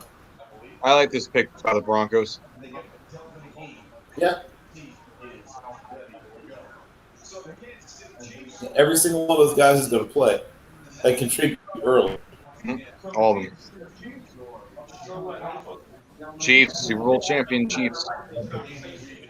I love this. So, hey, I got a Tommy Bahama. I should have worn my Tommy Bahama in honor of Randy Reed. And I noticed he has what appears to be a Peloton back there. Or at least into it. Yes, he does. It's there. You could probably make a deal for it because it's low mileage.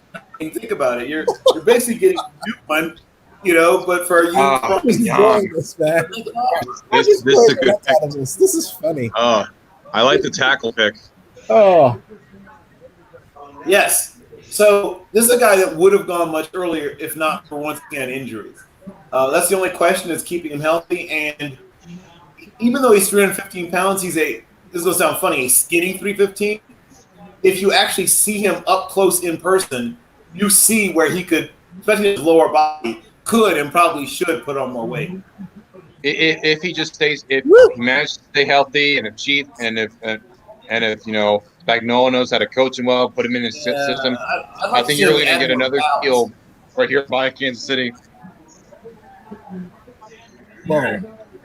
Yeah, this is going to be a really quality right tackle option. Once that guy gets his hands in it, it's over. Yeah. But yeah, like I said, I'd really love to see him put up 12 pounds in lower body. 12 to 16 pounds on his lower body. I mean, it sounds funny to say that about a 315 pounder, but from the waist down, he looks like a 280-something. Zennie Reed. Kansas City's getting really good value with every single one of their picks. I think right now, I still think the Chiefs are the favorites. I think right now the AFC is just between the Ravens and the Chiefs. Right now, They just have to stay healthy. I mean, which is the hardest thing to do. Yeah, But of course. If they're able to stay healthy, they're going to be really hard to knock off. Yeah, that's why I say, Ravens and Chiefs. I mean, you just say, oh, the AFC's locked up, but I don't know about that because you still have the Ravens there. And you guys see how the rest of the season plays out. I think the NFC is going to be like, it's a little bit tougher to predict who So would you be. met Andrew Berry? Yeah, I kind of know about Andrew Berry. I remember watching him as a player. I watched him at Harvard back when I was still living in New York. Wow, great. Jacob Phillips, inside linebacker. Finally, he's dressed linebacker. Jacob Phillips, LSU. Good take. Run, Philly. Watch this guy come through. Oh, this is going to be so nice. Right there. Bam. Oh. That's the record.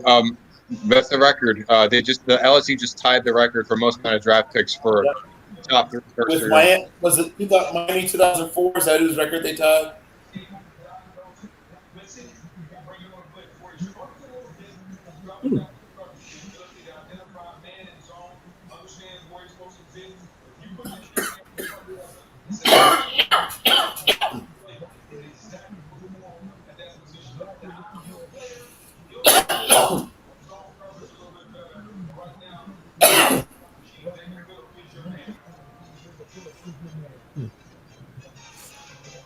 One in 10 picks is an LSU team. I mean, LSU is a good program.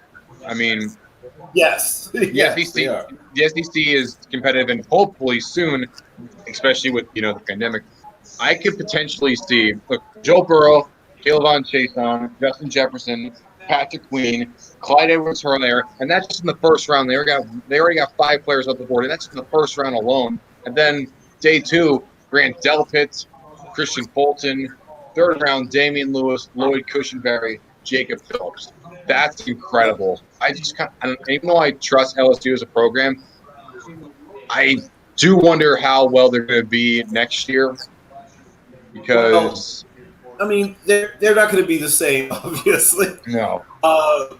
They're going to take a little dip down. I mean, they're going to drop 2 or 3 games next year. That's not, I don't think, an unexpected result. I mean, I think, guys will be replaced by guys who are better. Not all of them. Mm-hmm. But some of those guys, are just sort of being carried along by the wave. Some of these guys aren't as good as they were made to look, which is what happens on great teams is, once again, go back to some of those USC teams where, they're just drafting everybody. Like, okay, Kaluka Maivia, really? I mean, he's an all right player, but there's no way he's getting drafted where he got drafted if he played for State. It's only because this USC team are already scouting these other guys. Like, I noticed this guy too. Yeah, let's draft him if he's there in the 4th or whatever. I personally feel like a team like LSU would make the playoff again if they eventually expanded from 4 teams to 8 teams. But as for right now, I'd say nah. But I still think Clemson will obviously be back. And I think Alabama, potentially, like always. Probably back, yes, where they were. And there'll be at least one surprise team, a team that everyone doesn't see coming. So it'll be fun to see who that surprise team is. Like it was LSU, Ohio State, Clemson, and Oklahoma. And then if they I really do think you could see an increase from 4 to 8. And I think they're going to start that if they potentially shorten the season slightly. I can just personally see it, and I'd be down for it. I mean, hey, I love watching. Would be I love watching, some college football. Play on football, yeah. I mean, who doesn't want more? Hey, number 1 trend on Twitter is Jake Fromm. Last time I checked, it was Jalen Hurts. It's Jake Fromm. Yes, Jake Fromm.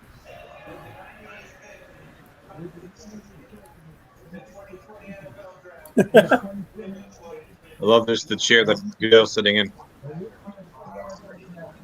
Okay, let's George. Oh, Malik Harrison. Nice. Malik Harrison, another linebacker. and just really bolstering your linebacker. It looks like they're probably not going to take an interior lineman until the 4th round. It's an inside linebacker. I really like this pick. I mean, they're just bolstering an already strong asset of their team. Nice. I'm loving what the Ravens are doing. Like I said, it's Chiefs Ravens. Those are the top 2 teams in the AFC. It's you can't put them in whatever order. It's that simple. It's the Ravens and the Chiefs. Ooh. Hey, folks, tell me you don't see Ray Lewis in there. Just saying. I mean, it is a middle linebacker. It's a little bold, but hey, it is an inside linebacker. So hey, let's have fun with it. Why not? There was a name I was about to say, but it was not Ray Lewis. I don't even think he's done in Vilna even, but I mean, I think he's going to play. I think he's going to hang around. I think he's going to be a 7-8 year guy in the NFL. But I'm not seeing Ray Lewis. Pick us in for the Giants. Now, who the Giants need? I want to see what happens to that guy. I really do. No, I actually grew up as a Giants fan, Zenny. Say again? I grew up as a Giants fan. Okay. Yeah, I want to so with Harrison. It's funny you should mention the Giants. That's Antonio Pierce is closer to what I'm seeing than Ray Lewis. But yes, he's going to play. Yeah. I can see that. I would say a bit more Antonio Pierce myself. I mean, Ray Lewis is a bit of a bold. That's bold because Ray Lewis is talking about one of the greatest players ever. He wasn't quite Ray Lewis. Harrison in a situation you put him in stack and you keep linemen off him. I think he'd be very effective. Well, I agree he'll be effective. I just don't think he's going to be Ray Lewis. But I think he'll be effective. But yeah, sadly there are no Ray Lewis. Tackle again, Matt Pert. Yeah, well, Matt Part is another that came to football. I don't think Ray Lewis is a stretch. But you put him on the Raiders uniform. That's pretty good time. He was a basketball player. I don't think he played football. He was 18 or something. Oh, jeez. So you're probably going to see some basketball. So you might see him sit for a bit. Raiders. Oh, yeah, they're going to show his basketball. Raiders are on the clock. The pick is in. But in terms of physical components, his physical components are Tyron Smith. Now, he's not there yet because he doesn't really know how to play football. But his physical components are Tyron Smith. Like, if you look at strength, length, movement ability, I mean, look how, once again, he's 18 pounds, but look how skinny he looks. He could easily be 330 and lose nothing. All I need right now is Sadiq Charles to be taken. All I need is Sadiq Charles to be taken, and LSU breaks the record for most amount of players taken in the first three rounds. Sadiq Charles, tackle. Keith Ford, he's all right. I mean, I think there's better tackles. I think so too. I think so too. Absolutely. I'm just saying, that would just be cool if they break it, but I think it's a stretch. But hey, at least you get the time. Yeah, it'd be fun historically speaking, but it'd probably not be a great use of your draft pick. Oh, Keith it would not be at Ford all. says, I agree with you, Zenny. Jameis Winston would be better for the Buccaneers' future than Tom Brady. Thank you. Beautiful stadium. Point, yeah, for their future. Because Jameis isn't 43 years old. There's the Legion Stadium using that same exact picture of it. They're using that same exact picture.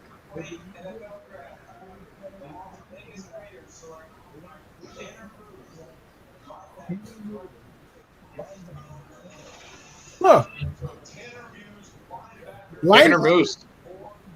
Linebacker, that's also a safety, I assume. Yep.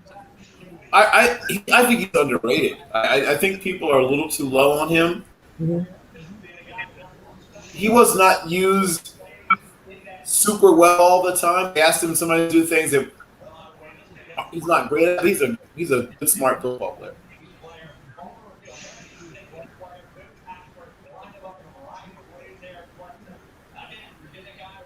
Oh, the Jets trade their pick to the Patriots. Yeah, the Jets are trading with the Patriots here.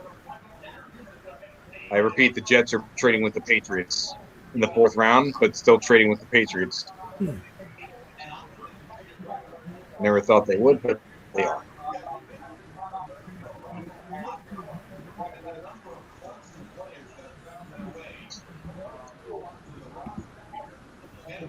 Pick is in.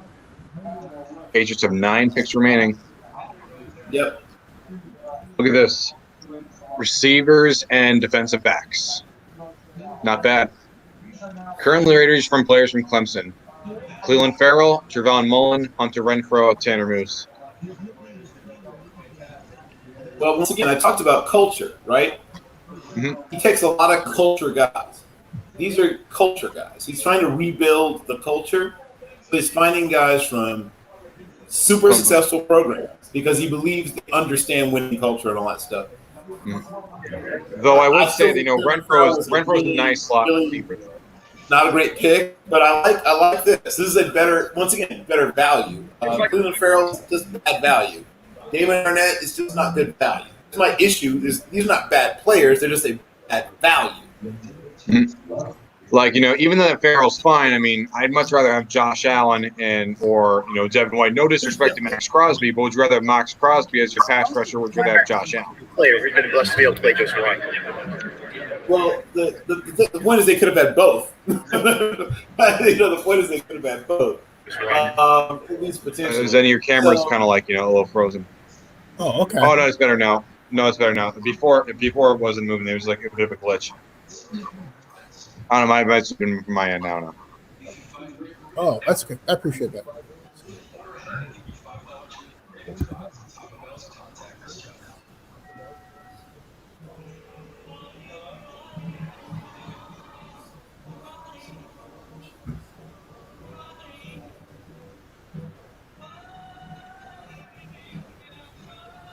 Still looking for Carter Coughlin. I'm looking for Carter. He might go in the compensatory. He's a guy at a late third on, so this is probably about where he'll go if he if he has a chance. If not, like I said, he'll go early in the fourth if he doesn't get picked here. For those of you who are curious, by the way, this just happens to be right here. Bam. Oops, not there. Excuse me. There. That is my interview with Mr. Coughlin right here. And, excuse me, not that one.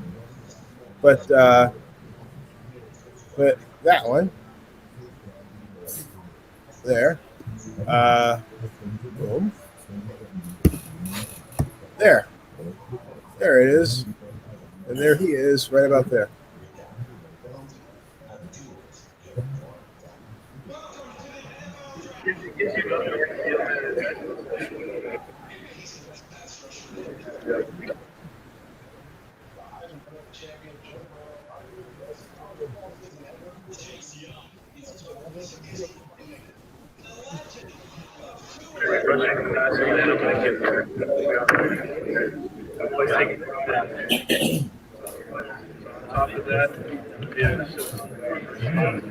What kind of a move is your favorite move to use?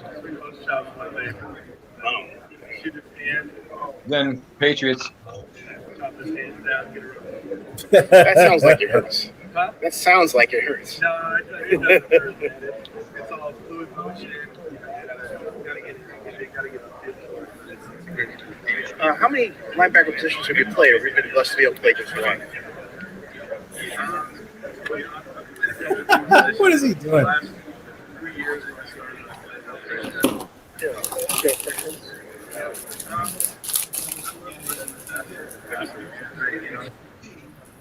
Oh, but I actually kind of like how the draft is set up like this.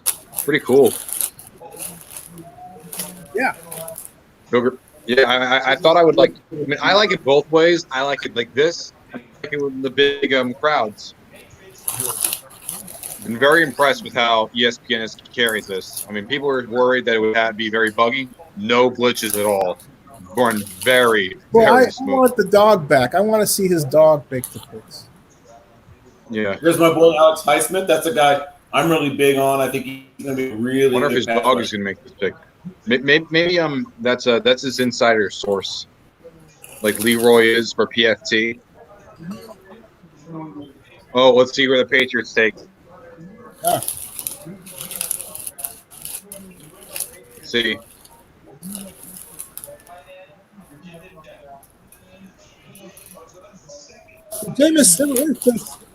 Another tight end. They got Dalton Keene. They got 2 tight ends. They're gonna. It's Hernandez and Gronk again.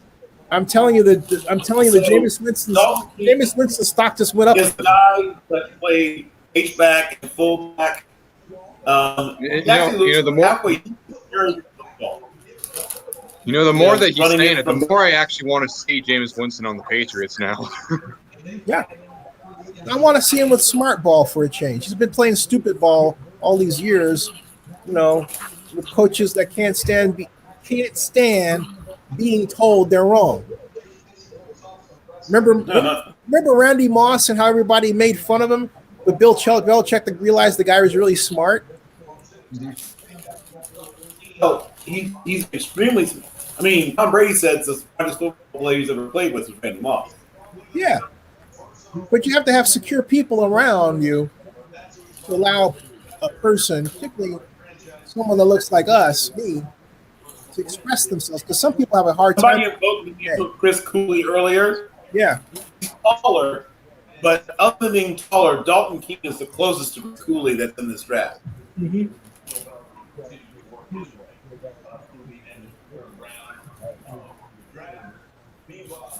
I will be right back. He's the largest of the quote-unquote smaller tight ends in the class. Like everyone who's bigger than him is a full-size tight end. But he's just a little smaller. Big as in Pittsburgh Steelers. They could take a quarterback. The Steelers. I think they can. I think Jalen Hurts would have been perfect for them, honestly. But instead the Eagles decided to take him. I'm still baffled by that. By the way, Hurts, and I like Jalen Hurts, but I don't think he's a great fit for what they like to do. Yeah, linebacker. I don't know. I just kind of want to see him with. I just want to see him with the Steelers. Hey, Jalen Hurts is perfect in Frank Reich's system. Perfect. I'm not baffled. Yeah, that's the team I want to see. I wish he was Colts, and if not, the Steelers was like. There we go. Yes. Charlotte. Whose girlfriend was that? That's his girlfriend. That's Theismann's girlfriend. Nice. Also, I know I'm talking about Jalen Hurts, and do you think he's the guy for the future now? Yes. Yeah, absolutely. At this point, I mean, you're going to take him that high, and Jalen Hurts. I'm going to say this: he can wind up starting. I think over Wentz. Okay. I can see it honestly. I can because he has an escapability that Carson lacks. It's going to be really fun to watch how this plays out. I'm not saying a lot, obviously, because Carson has the audible system down. He is excellent at changing plays. So those aspects of his game I love really a lot. And Jalen has to rise to that level. He hasn't played in that kind of system before. So, that's where he needs to grow. The question is how fast will he grow?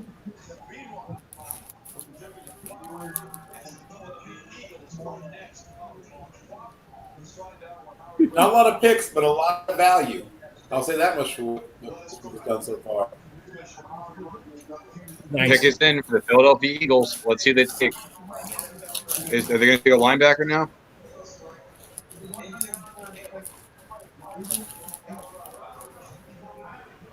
Yeah. All right, I'll be right back.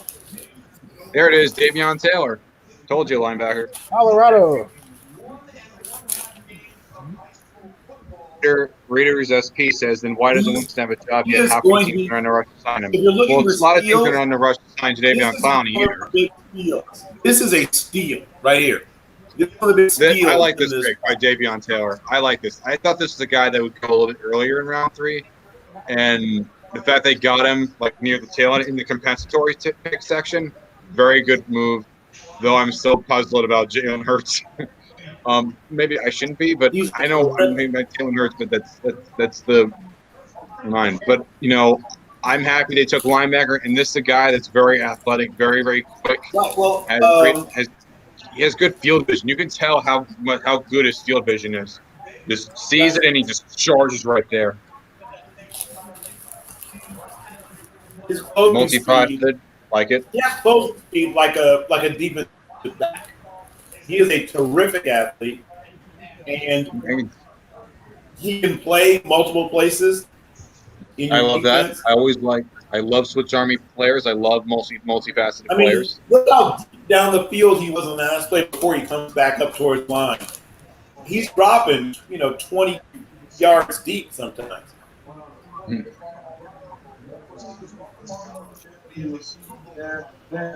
on the 20 for Colorado.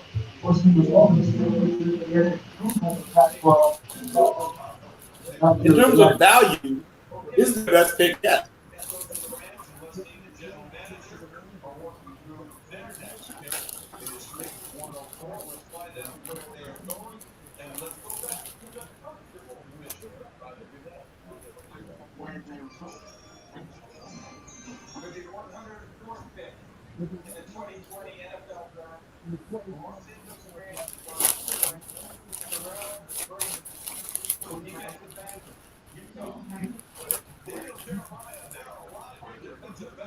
Safety, Terrell Burgess.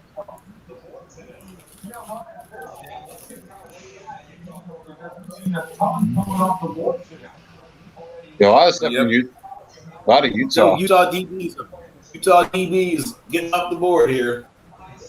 I've seen a lot of Utah guys.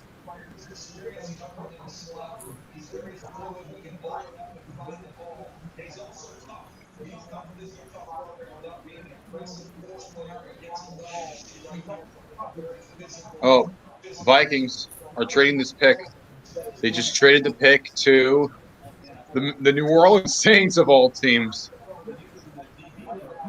They traded with the Saints. The Vikings just traded their pick with the Saints. Johnson, 202 pounds. At the combine, he ran a 44.6 with his fifth month cases. There we go. That's that.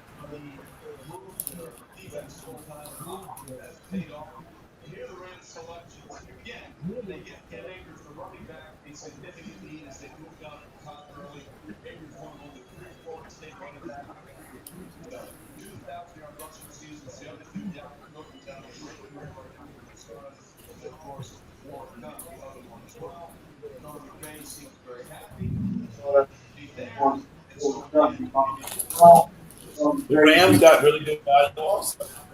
They've got good value. No reaching. They're getting guys where that makes sense to get them. I give it a solid B so far.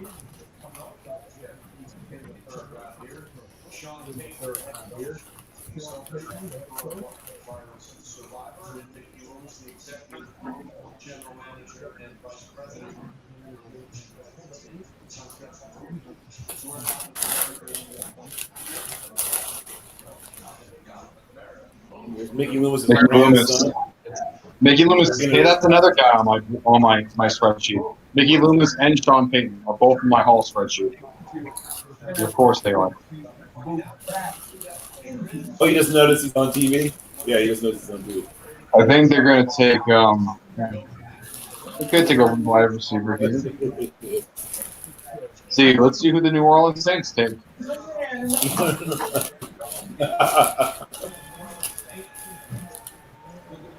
I'm coming back. Hold on a second. I watched a well, it was called 1AA. I watched a 1AA playoff game where the two quarterbacks were Sean Payton on one team and Marty Mornhinweg on the other.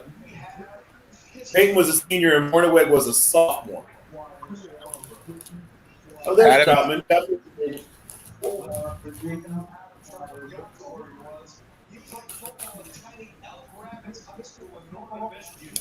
Adam Troutman, another tight end.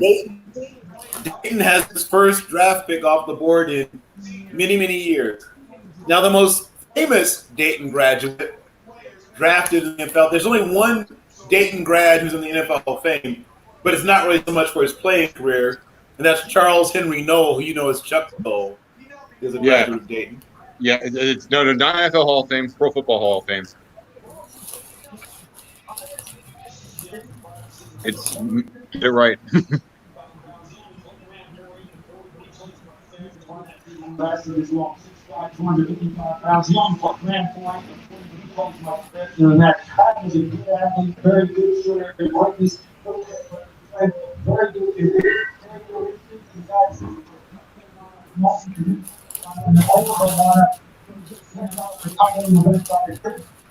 In the slot, he's got tremendous hands. The thing that really stood out about him is tremendous smart separation.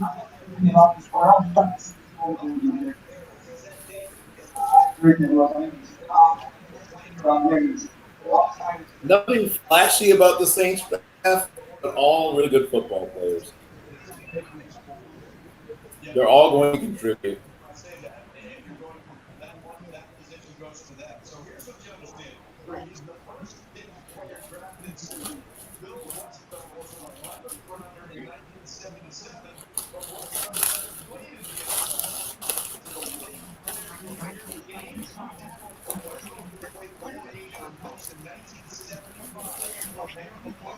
He's the first player selected in this draft from a non-scholarship conference. Another tight end here. Final pick of the third round. Let's see who it is.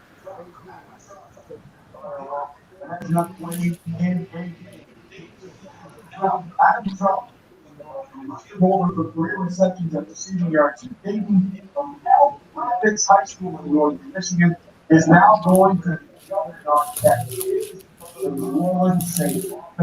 And that, ladies and gentlemen, leads us to the final pick of the third round tonight. The Baltimore Ravens are on the clock. It means one more time we check in with the power duo of John Harbaugh, the head coach, and Terry Cox, the executive VP and GM. No chance this is a Calvin Hall High School picture, right? Wide receiver. That's what's going to happen. Calvin Hall High School. You would know about it. So we want to make sure that was not going to be the case. That what the case is going to be for the last pick of the night, the last pick of the third round. So Ravens, one more time. Final pick, guys. I mean, could be a King Davis Gaither, could be. Hard, please. Could be. Finally, Tyree Phillips. They took him at long last. He's going to be a guard. And this is your replacement for Marshall Yonda, who was also taken in the third round.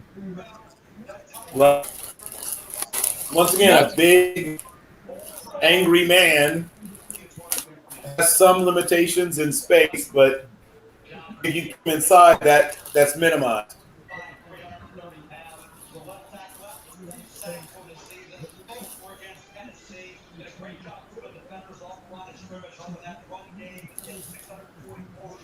Everybody's gone, huh?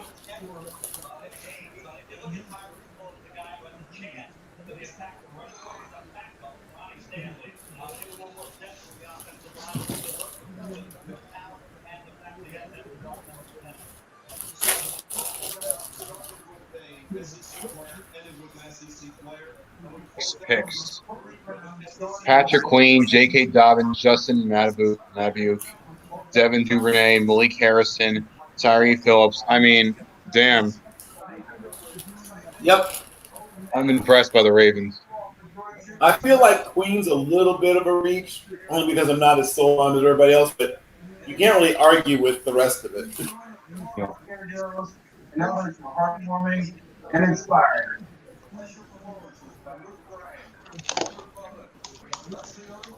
Oh my God! Sorry, everybody. Oh, Bill. Yep. The Vikings have 13 picks tomorrow. Yes. That's what you should want. Because you want to be able to move around.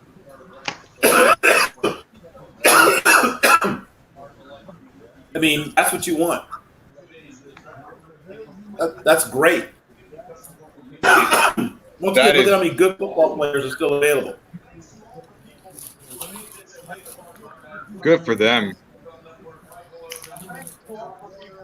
Made this part of our, including our friends at the NFL Network, Michael Irvin, Kurt Warner, Daniel Jeremiah.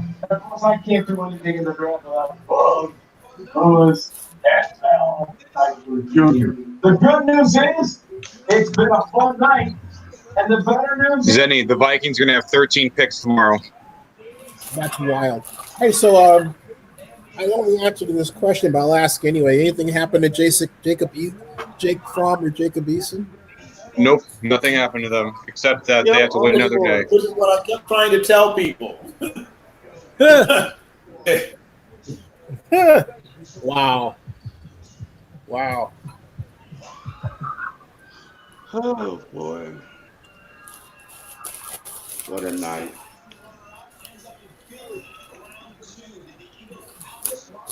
What a night.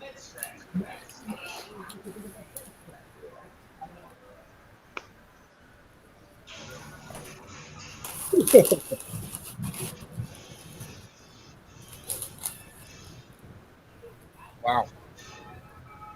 That's gentlemen. I think the Bengals got the best deal. He should win the first round.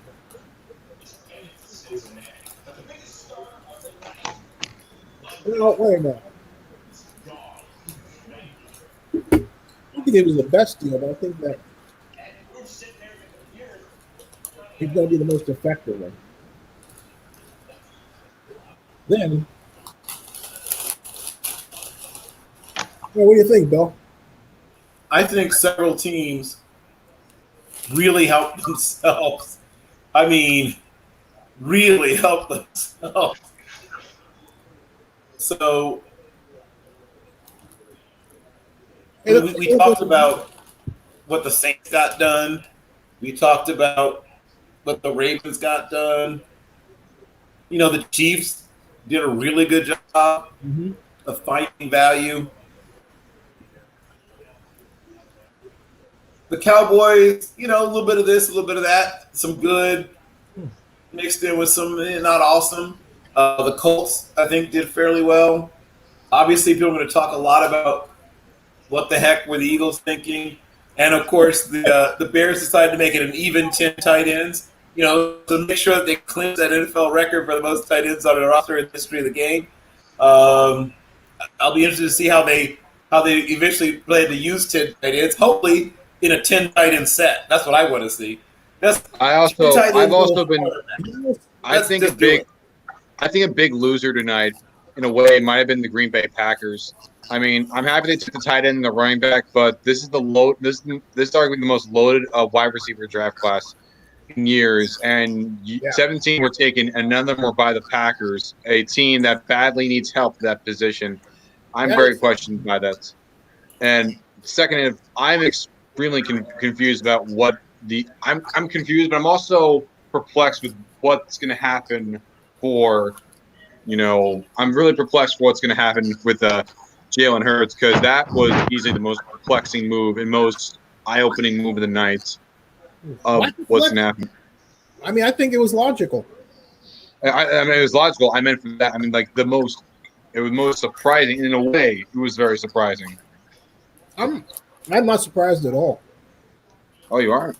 No, not at all. Because again, for the reasons we stated, Carson Wentz, while talented and certainly a field general, is not quite the best athlete to run that aspect of that offense. Okay, and so Jalen can learn the system and become maybe 3/4 as good as Carson at changing plays and reading defenses. They're going to forget about Carson really fast. Unfortunately. But they're saying, I hope Jalen Hurts, because he's going into a very good situation with a really great coach and a great front office. But I would say that the Patriots, they're like you said, they're trying to build a team how it was, like a combination between how it was in the early 2010s and how it was in the early 2000s. as in you have a strong defense, but at the same time you have a system where you operate with 2 tight ends. Yeah. Now the real question is going to be who that quarterback's going to be, because we know at this point it's probably not going to be someone from this draft class. It's going to be someone that's free agent, whether that is Newton or Jameis Winston. Which the more you've been saying it, the more I really do want to see Jameis Winston with the Patriots now. I think it makes sense. I think he's the kind of guy that he needs, and also I want to see him truly switch races with Brady. Mm-hmm. But I would say the biggest loser had to be the Chicago Bears taking another tight end when they already had 9 tight ends already, even though they needed help at guard, corner, safety, and quarterback, of course. And they take another tight end. I mean, is that what good organizations do? Hey, I have to say, Bill, I'm looking at the mock draft now. Here's Bill's mock draft. Let's have a look at it versus what actually happened. I think you'll find it's interestingly accurate. Ish. Accurate-ish. Everyone's mock draft. I think I nailed one pick exactly. Was it Logan Wilson? I think I nailed Logan Wilson at 65. Yeah. Here it is. Okay, here is let's see here. Where is Mr. Carroll's mock draft? Draft tracker. Oh, hold on a second. As usual, things never quite line up the way you want them. Oh, wait a minute. There you go. Oh, that's why. Because I had it. Okay. Stupid me. I'll download it. That might help. I could do it this way. No, wait a minute. I'll do it like this. That. Then I'll do this. Then I'll put this over here. Cancel that. Move this over here. Excuse me. Go back over here.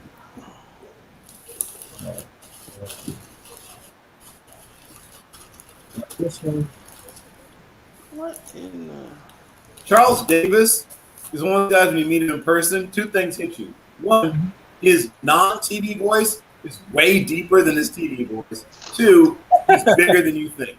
No, Charles is Charles is like 6'5" or something. He was, well, not quite 6'5". He's probably 6'3" and change. Yeah. And does he modify his voice for TV? Yeah, his voice is deeper in person. Like, it's like, oh, that's not your TV voice. Like you talk to him in person, like at the Senior Bowl or whatever. It's like he's a baritone in person. He's a tenor on television. I don't know if he's trying to be less threatening or a bunch of times, including at he's a big dude with a deep voice. Yeah, here we go. Is that just how he does for TV, or do you think that's just how the audio picks up? That's a good question. I think he's a guy that went somewhere after college, after football didn't work out, and said, I got to do something about this. And whoever it was he worked with to try to prep him for going into broadcasting said, you're a big, giant black man. If your voice is too deep, people will be scared. And so I think he worked on it. I'll just be honest. I think they said, hey, you can maybe take a base out of that thing. Oh my God, that's hilarious. Oh, man. Well, think about it. It's only been fairly recently that black sportscasters, even analysts with really deep voices, have been able to really catch on. Yeah. If you look at the first generation of black broadcasters on national, they were all tenors, right? The Gumbles and the even Irv Cross, second tenor, right? I mean, not super high voice, but, not a bass by stretch of the imagination. I'll tell you, first I've got your mock draft up, but also I got to tell you, I told Charles years ago, I thought that he was better than Mike Mayock. And I still hold to that. Same here. I hold to it too. Yeah. But yeah, you had Sims going to the Bengals. There. I'm trying to. The one I nailed was pick 65. That was Logan Wilson, I believe. Yeah, that's Baltimore Ravens from New England Patriots. Yeah. And then. Well, that's what was that, Joe? Yeah. This doesn't list the. Yeah, this is your. Le Mims, LaVisca Chenault. You almost hit on that in terms of where you went. Yeah, I had several close ones. Yeah. But the only one that actually hit directly was, I believe, 65. Yeah. The rest were just, I had some near misses. 65 right there. Ross Blaylock to, Blaylock going late. Why'd you have him going so late? Wow. I thought I had Blaylock 64. I don't think I had Blaylock 65. I think 64. 64, yeah. 64, yeah. Yeah, okay. Let's make sure. But 65 should be Logan Wilson. Yeah, it is. I nailed that. Yeah. You got him. Not bad, man. Yeah, well, the second round is a tough round because where did you have Jalen Hurts go? You have no quarterbacks here. Oh, I didn't have him in the. I don't think I had him in the third either. I thought there'd be a team that might like him, but I couldn't figure out which one. I was not. The Eagles was not the team I would have guessed if you put a gun in my head and said, "Guess which team might take him in the second." I was thinking a lot of other teams before I would have thought of the Eagles. No, I'm thinking. He'll need initially to be given a very defined role, and then I think down the line he could eventually be, a real competitor. But probably his first year or two, you'll need to tell him, "Here's what our plan is for you." But there's a massive run athletic quarterbacks, and if Joe Burrow could not run, Joe Burrow would have fallen like Jacob Eason did. In fact, he wouldn't have done as well. Yeah, I will say this much: the quarterbacks. What's proving there's some validity to what you're saying is the fact that both Jake Fromm and Eason are both looking disgusted on their couches, and they're both guys who do not move terribly well. Anyway, guys, I've enjoyed this. I'll speak to you tomorrow. Zenny, just let you know, I have work until 4 p.m. So I'm probably not going to be on until like 4:35. So is that okay?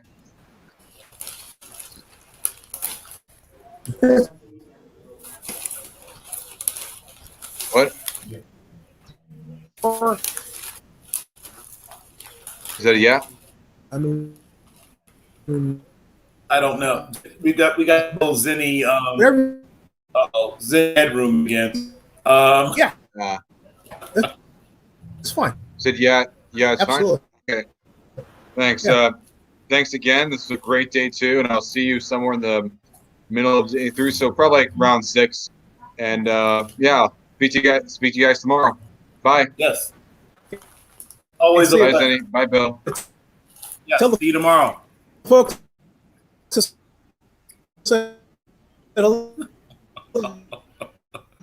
Yeah, I'm not catching much of what's going on with you, Zenny. Something's going on with I don't know, with your internet or whatever, but you are moving. I see ya. At a very there we go. Okay, that was a little better. That's crazy. But yeah. It's like you're taking I don't know, I've taken something, you've taken something, but yes, you definitely have, you're in an altered state. Oh, there we go. There we go. Hi, I'm Max Headroom. That's kind of what it was for a second there. Yes. So what time do the festivities start tomorrow? Let's see here. Let me get on my phone because I don't want my deal is weak here. Hold on. Okay. I should know this off the top of my head. We start NFL draft schedule right here. Well, it starts at noon Eastern. Oh, so I'm gonna. Was that when you're starting also? Yeah, I'll definitely start then. Yeah, but I'll be. I have to go to bed so I can wake up then because I have a tendency to sleep late. But okay. So I'll hop on and I'll be with you probably all the way too close to the end. But then I'm already booked with somebody's like post-draft wrap-up show. Okay. So I'll probably have to leave pretty quickly, or at the end or close to the end to hop onto that. Hey, I appreciate that you're here, man. So it's just like I said, I'm blessed. So well, it's a pleasure. Like I said, I enjoy it. I'm just sorry, Anthony. You know, it's a very yeah. Well, apparently his children were probably more difficult. I had a feeling I could hear his children's like, you're putting them to bed. They don't sound ready for bed. I could hear his children like, they don't.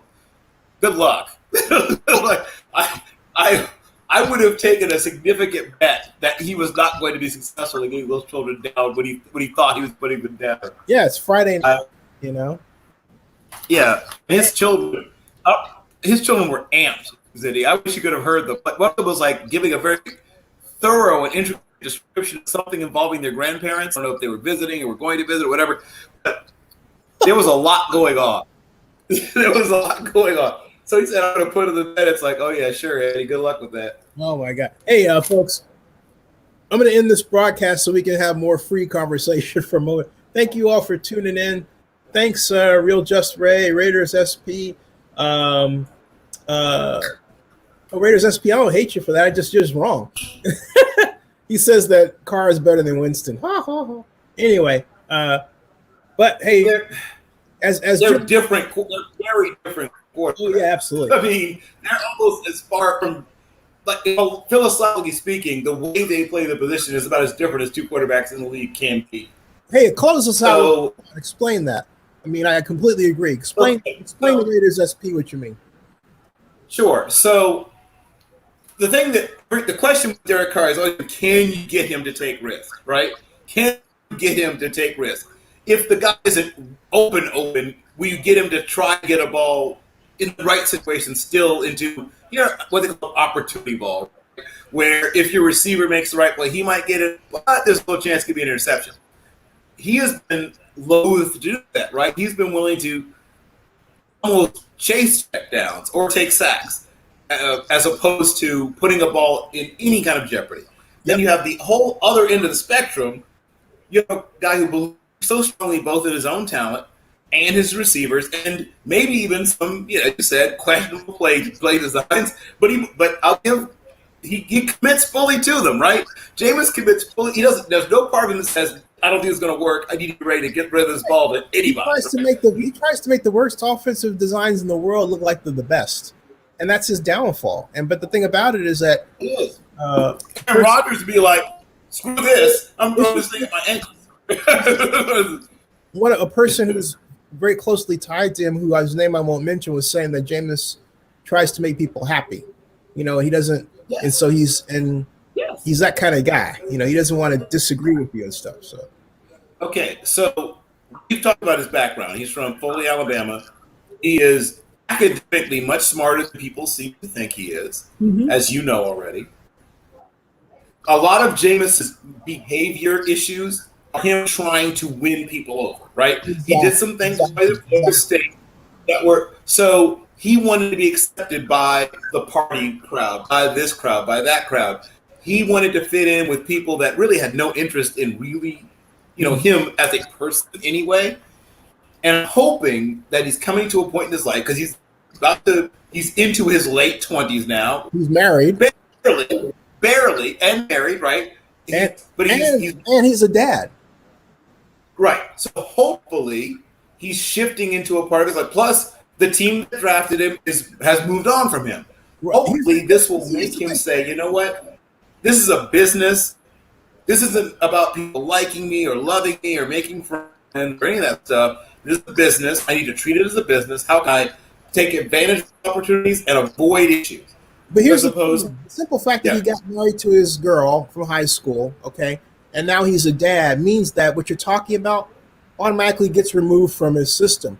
The Buccaneers gave up on him at the wrong time. He got married just a few weeks ago. He was engaged last year. So the Buccaneers, you know, they were so screwy, they didn't see that the man had matured and said, you know, we're going to stick with him.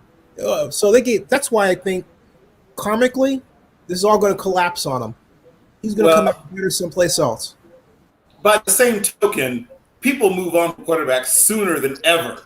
Like, There are a lot of places where Jameis wouldn't have gotten as many chances as he got, right? People move on very precipitously, even from – look how quickly some teams move on from guys. They draft early. Bill, nobody, other teams wouldn't have put him in a stupid butt offense like that. He would have lasted. I'm not disagreeing with you, but look at how quickly Josh Rosen was shoved to the side, right? I mean, there's first-round drafted quarterbacks get fewer – in the old days, you get 3 years no matter what. Even if you're the worst quarterback on the planet, they'd give you 3 years, right? You know, Mark Sanchez, whoever you are, you get 3 years because we drafted you in the first round. That was like the rule for many, many years. Now it's not, right? You definitely get the first year to start, you know, once you get out there. And most of the second, unless you're really awful, but now there's teams, year 2, saying, you know what, you're not the guy, and moving on. And that's the thing. Right? The thing, though, is that with Jameis, he has a lot of abilities, including up here. Yes. And not only that, there's only one other black quarterback I can never heard me question his talent. But the other black quarterback I could think of who is on his level mentally and physically is Teddy Bridgewater. Jameis actually. Wow. So you don't have Russ Wilson up there? Say again? You don't have Russell Wilson up there? What I'm talking about is Russell's more of a runner than either one of them, right? Russell's a perfect mix. He's almost in a class by himself. I think Russell Wilson runs because he has an awful offensive line and because he can make plays. But he's an extremely advanced passer. I disagree with that. Extremely trained. Russell Wilson ran under Darrell Bevell. By design, they had. If you go back and take a look at their film. Their offense was designed to lead them. And at NC State, he ran when things broke down. I mean, I'm talking about that. I'm talking about design. The design with Seattle was such that it was pass first, but it gave him an opportunity to run, right? It didn't make him a runner right. That's what I'm saying, okay? They understood he could run, but they didn't run him to death, all right? Jameis is a passer. He's always been a passer. But he can run. But he can run. And his best throws with the Buccaneers were there, okay? But the problem is that he hasn't been with coaches. And the whole thing with Erica Kinsman really screwed him up because you have people who are basically behind the scenes, you know, trying to take shots at him. Do you realize that 2 conservative blogs took special opportunities to write bad things about Jameis Winston? Do you realize that? I realize that. No, I'm serious. I'm serious. I mean, remember the rake over the goals Donovan McNabb got for a while? I mean, look. My point is that I'm talking about Jameis. That doesn't make him special. You're a black quarterback. No, you're missing the point. You're missing the point. No, you're missing the point. What we do at Zennie62 Media, we get hired to put out certain information by our clients, and we're open about who our clients are, okay? Sure. But the Daily Caller is not open about who their clients are. No. And yet the Daily Caller was doing this. And so my point is there was a conservative faction that didn't want Jameis with the Buccaneers, and they started this machine a year and a half ago. And I was analyzing it, all right? The reason I'm so hyped about this is because there is a cabal out there that doesn't want anybody black, especially they're about power. They want to see someone white on top. And their actions are more insidious now than they've ever been. And we're a lot of us are too blind to see it, to be honest with you, because we let ourselves get cut down like that, okay? And that's the time we have to protect each other, because we can't just say, oh, well, you know, and because the minute we explain it away, we allow a system to develop where there are people who want power by any stake, and they'll do anything to maintain it. Donald Trump, unfortunately, has had a number of ties with these ethnocentricists that, of all people, The Economist wrote about this. I have an article here about this called ethno-nationalism, and that's become a new thing as of the last 3 years, and it's scary, man. And new. And you what? You know, I hear, but I'm saying that. But when people have been around for a really long time, Zennie. No, but I think that they're more old than they've been. But okay, riddle me this: when was the last time you saw The Economist put ethno-nationalism as the front page article on its magazine, and they write about it favorably. If that doesn't scare you, there's something wrong, man. Okay, I'll get that. Hold on a second. I'll be right back. I'm gonna show you this. I'll show you this. Okay.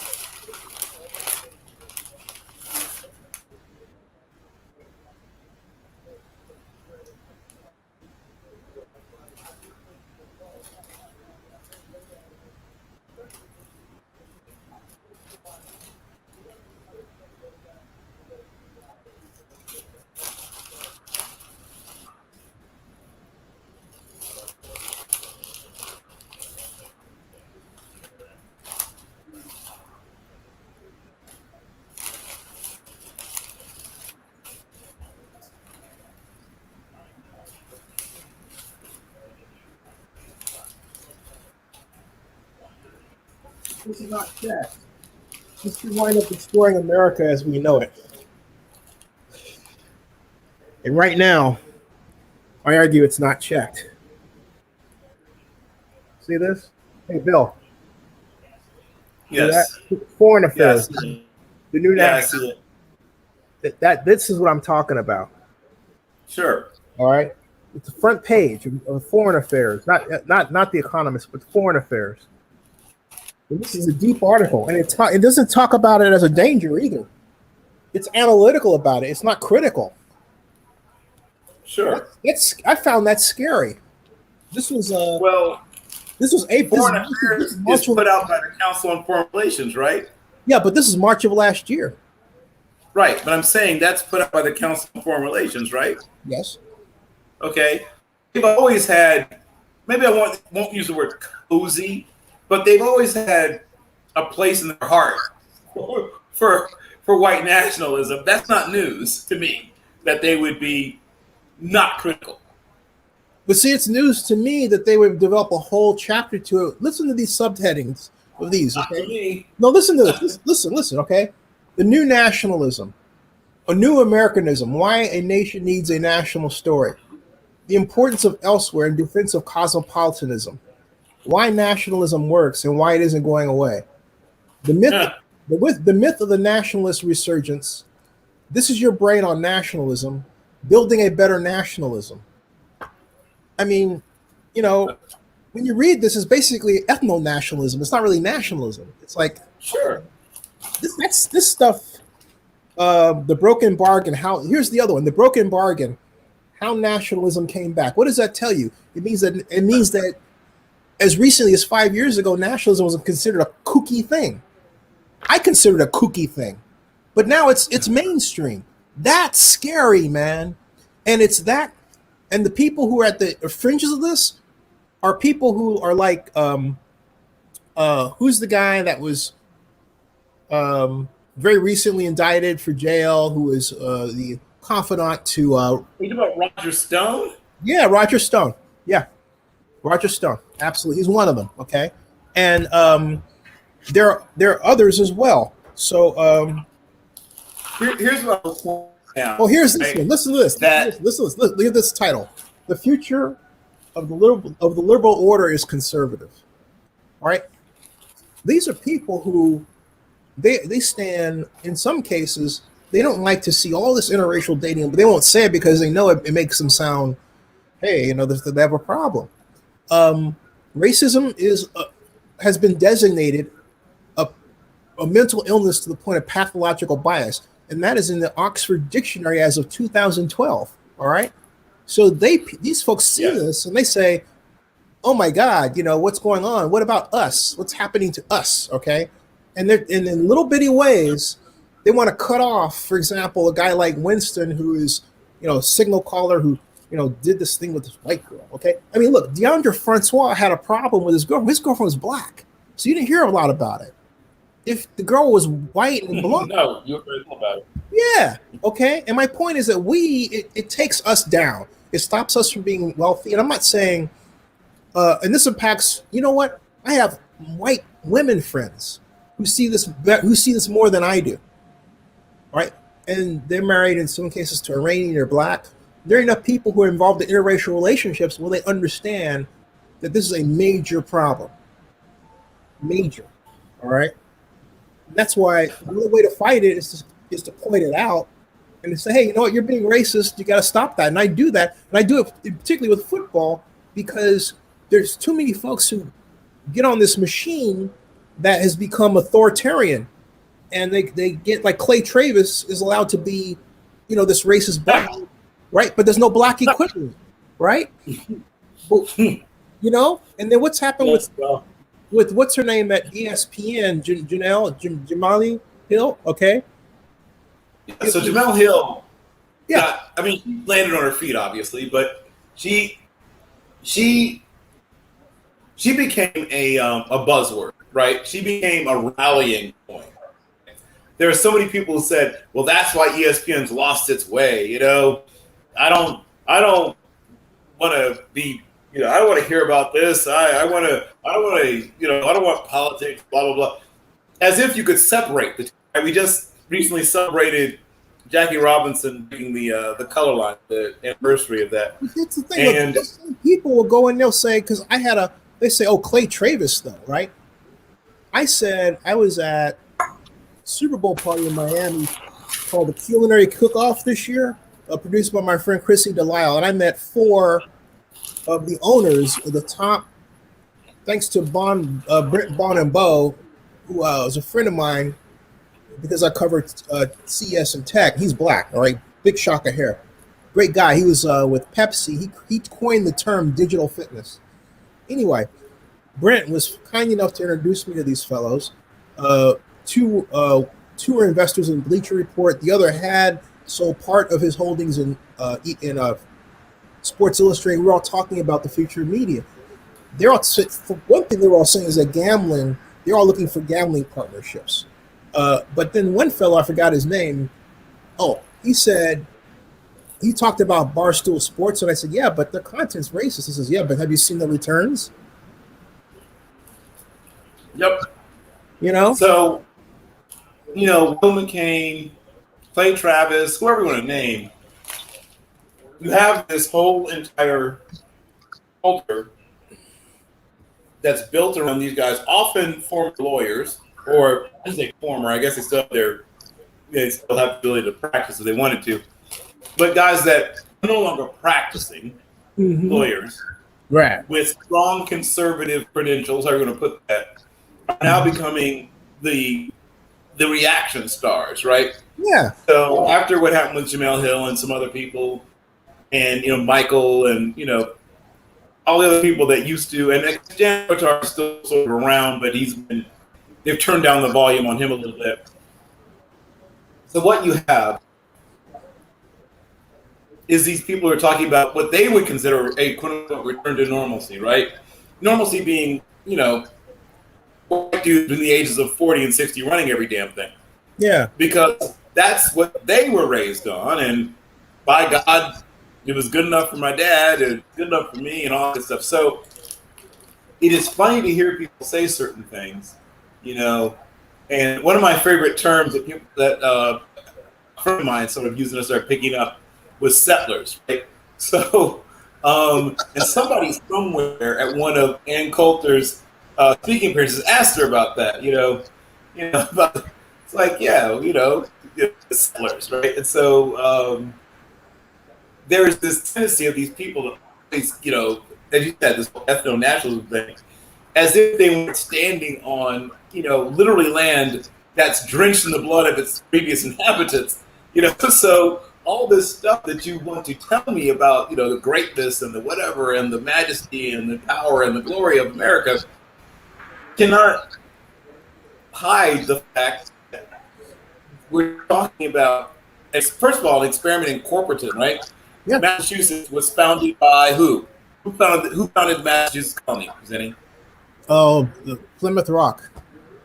The Massachusetts Bay Corporation, right? It was a corporation that founded Massachusetts, right? Right. So the corporatization of the nation literally stretches back to the 1630s.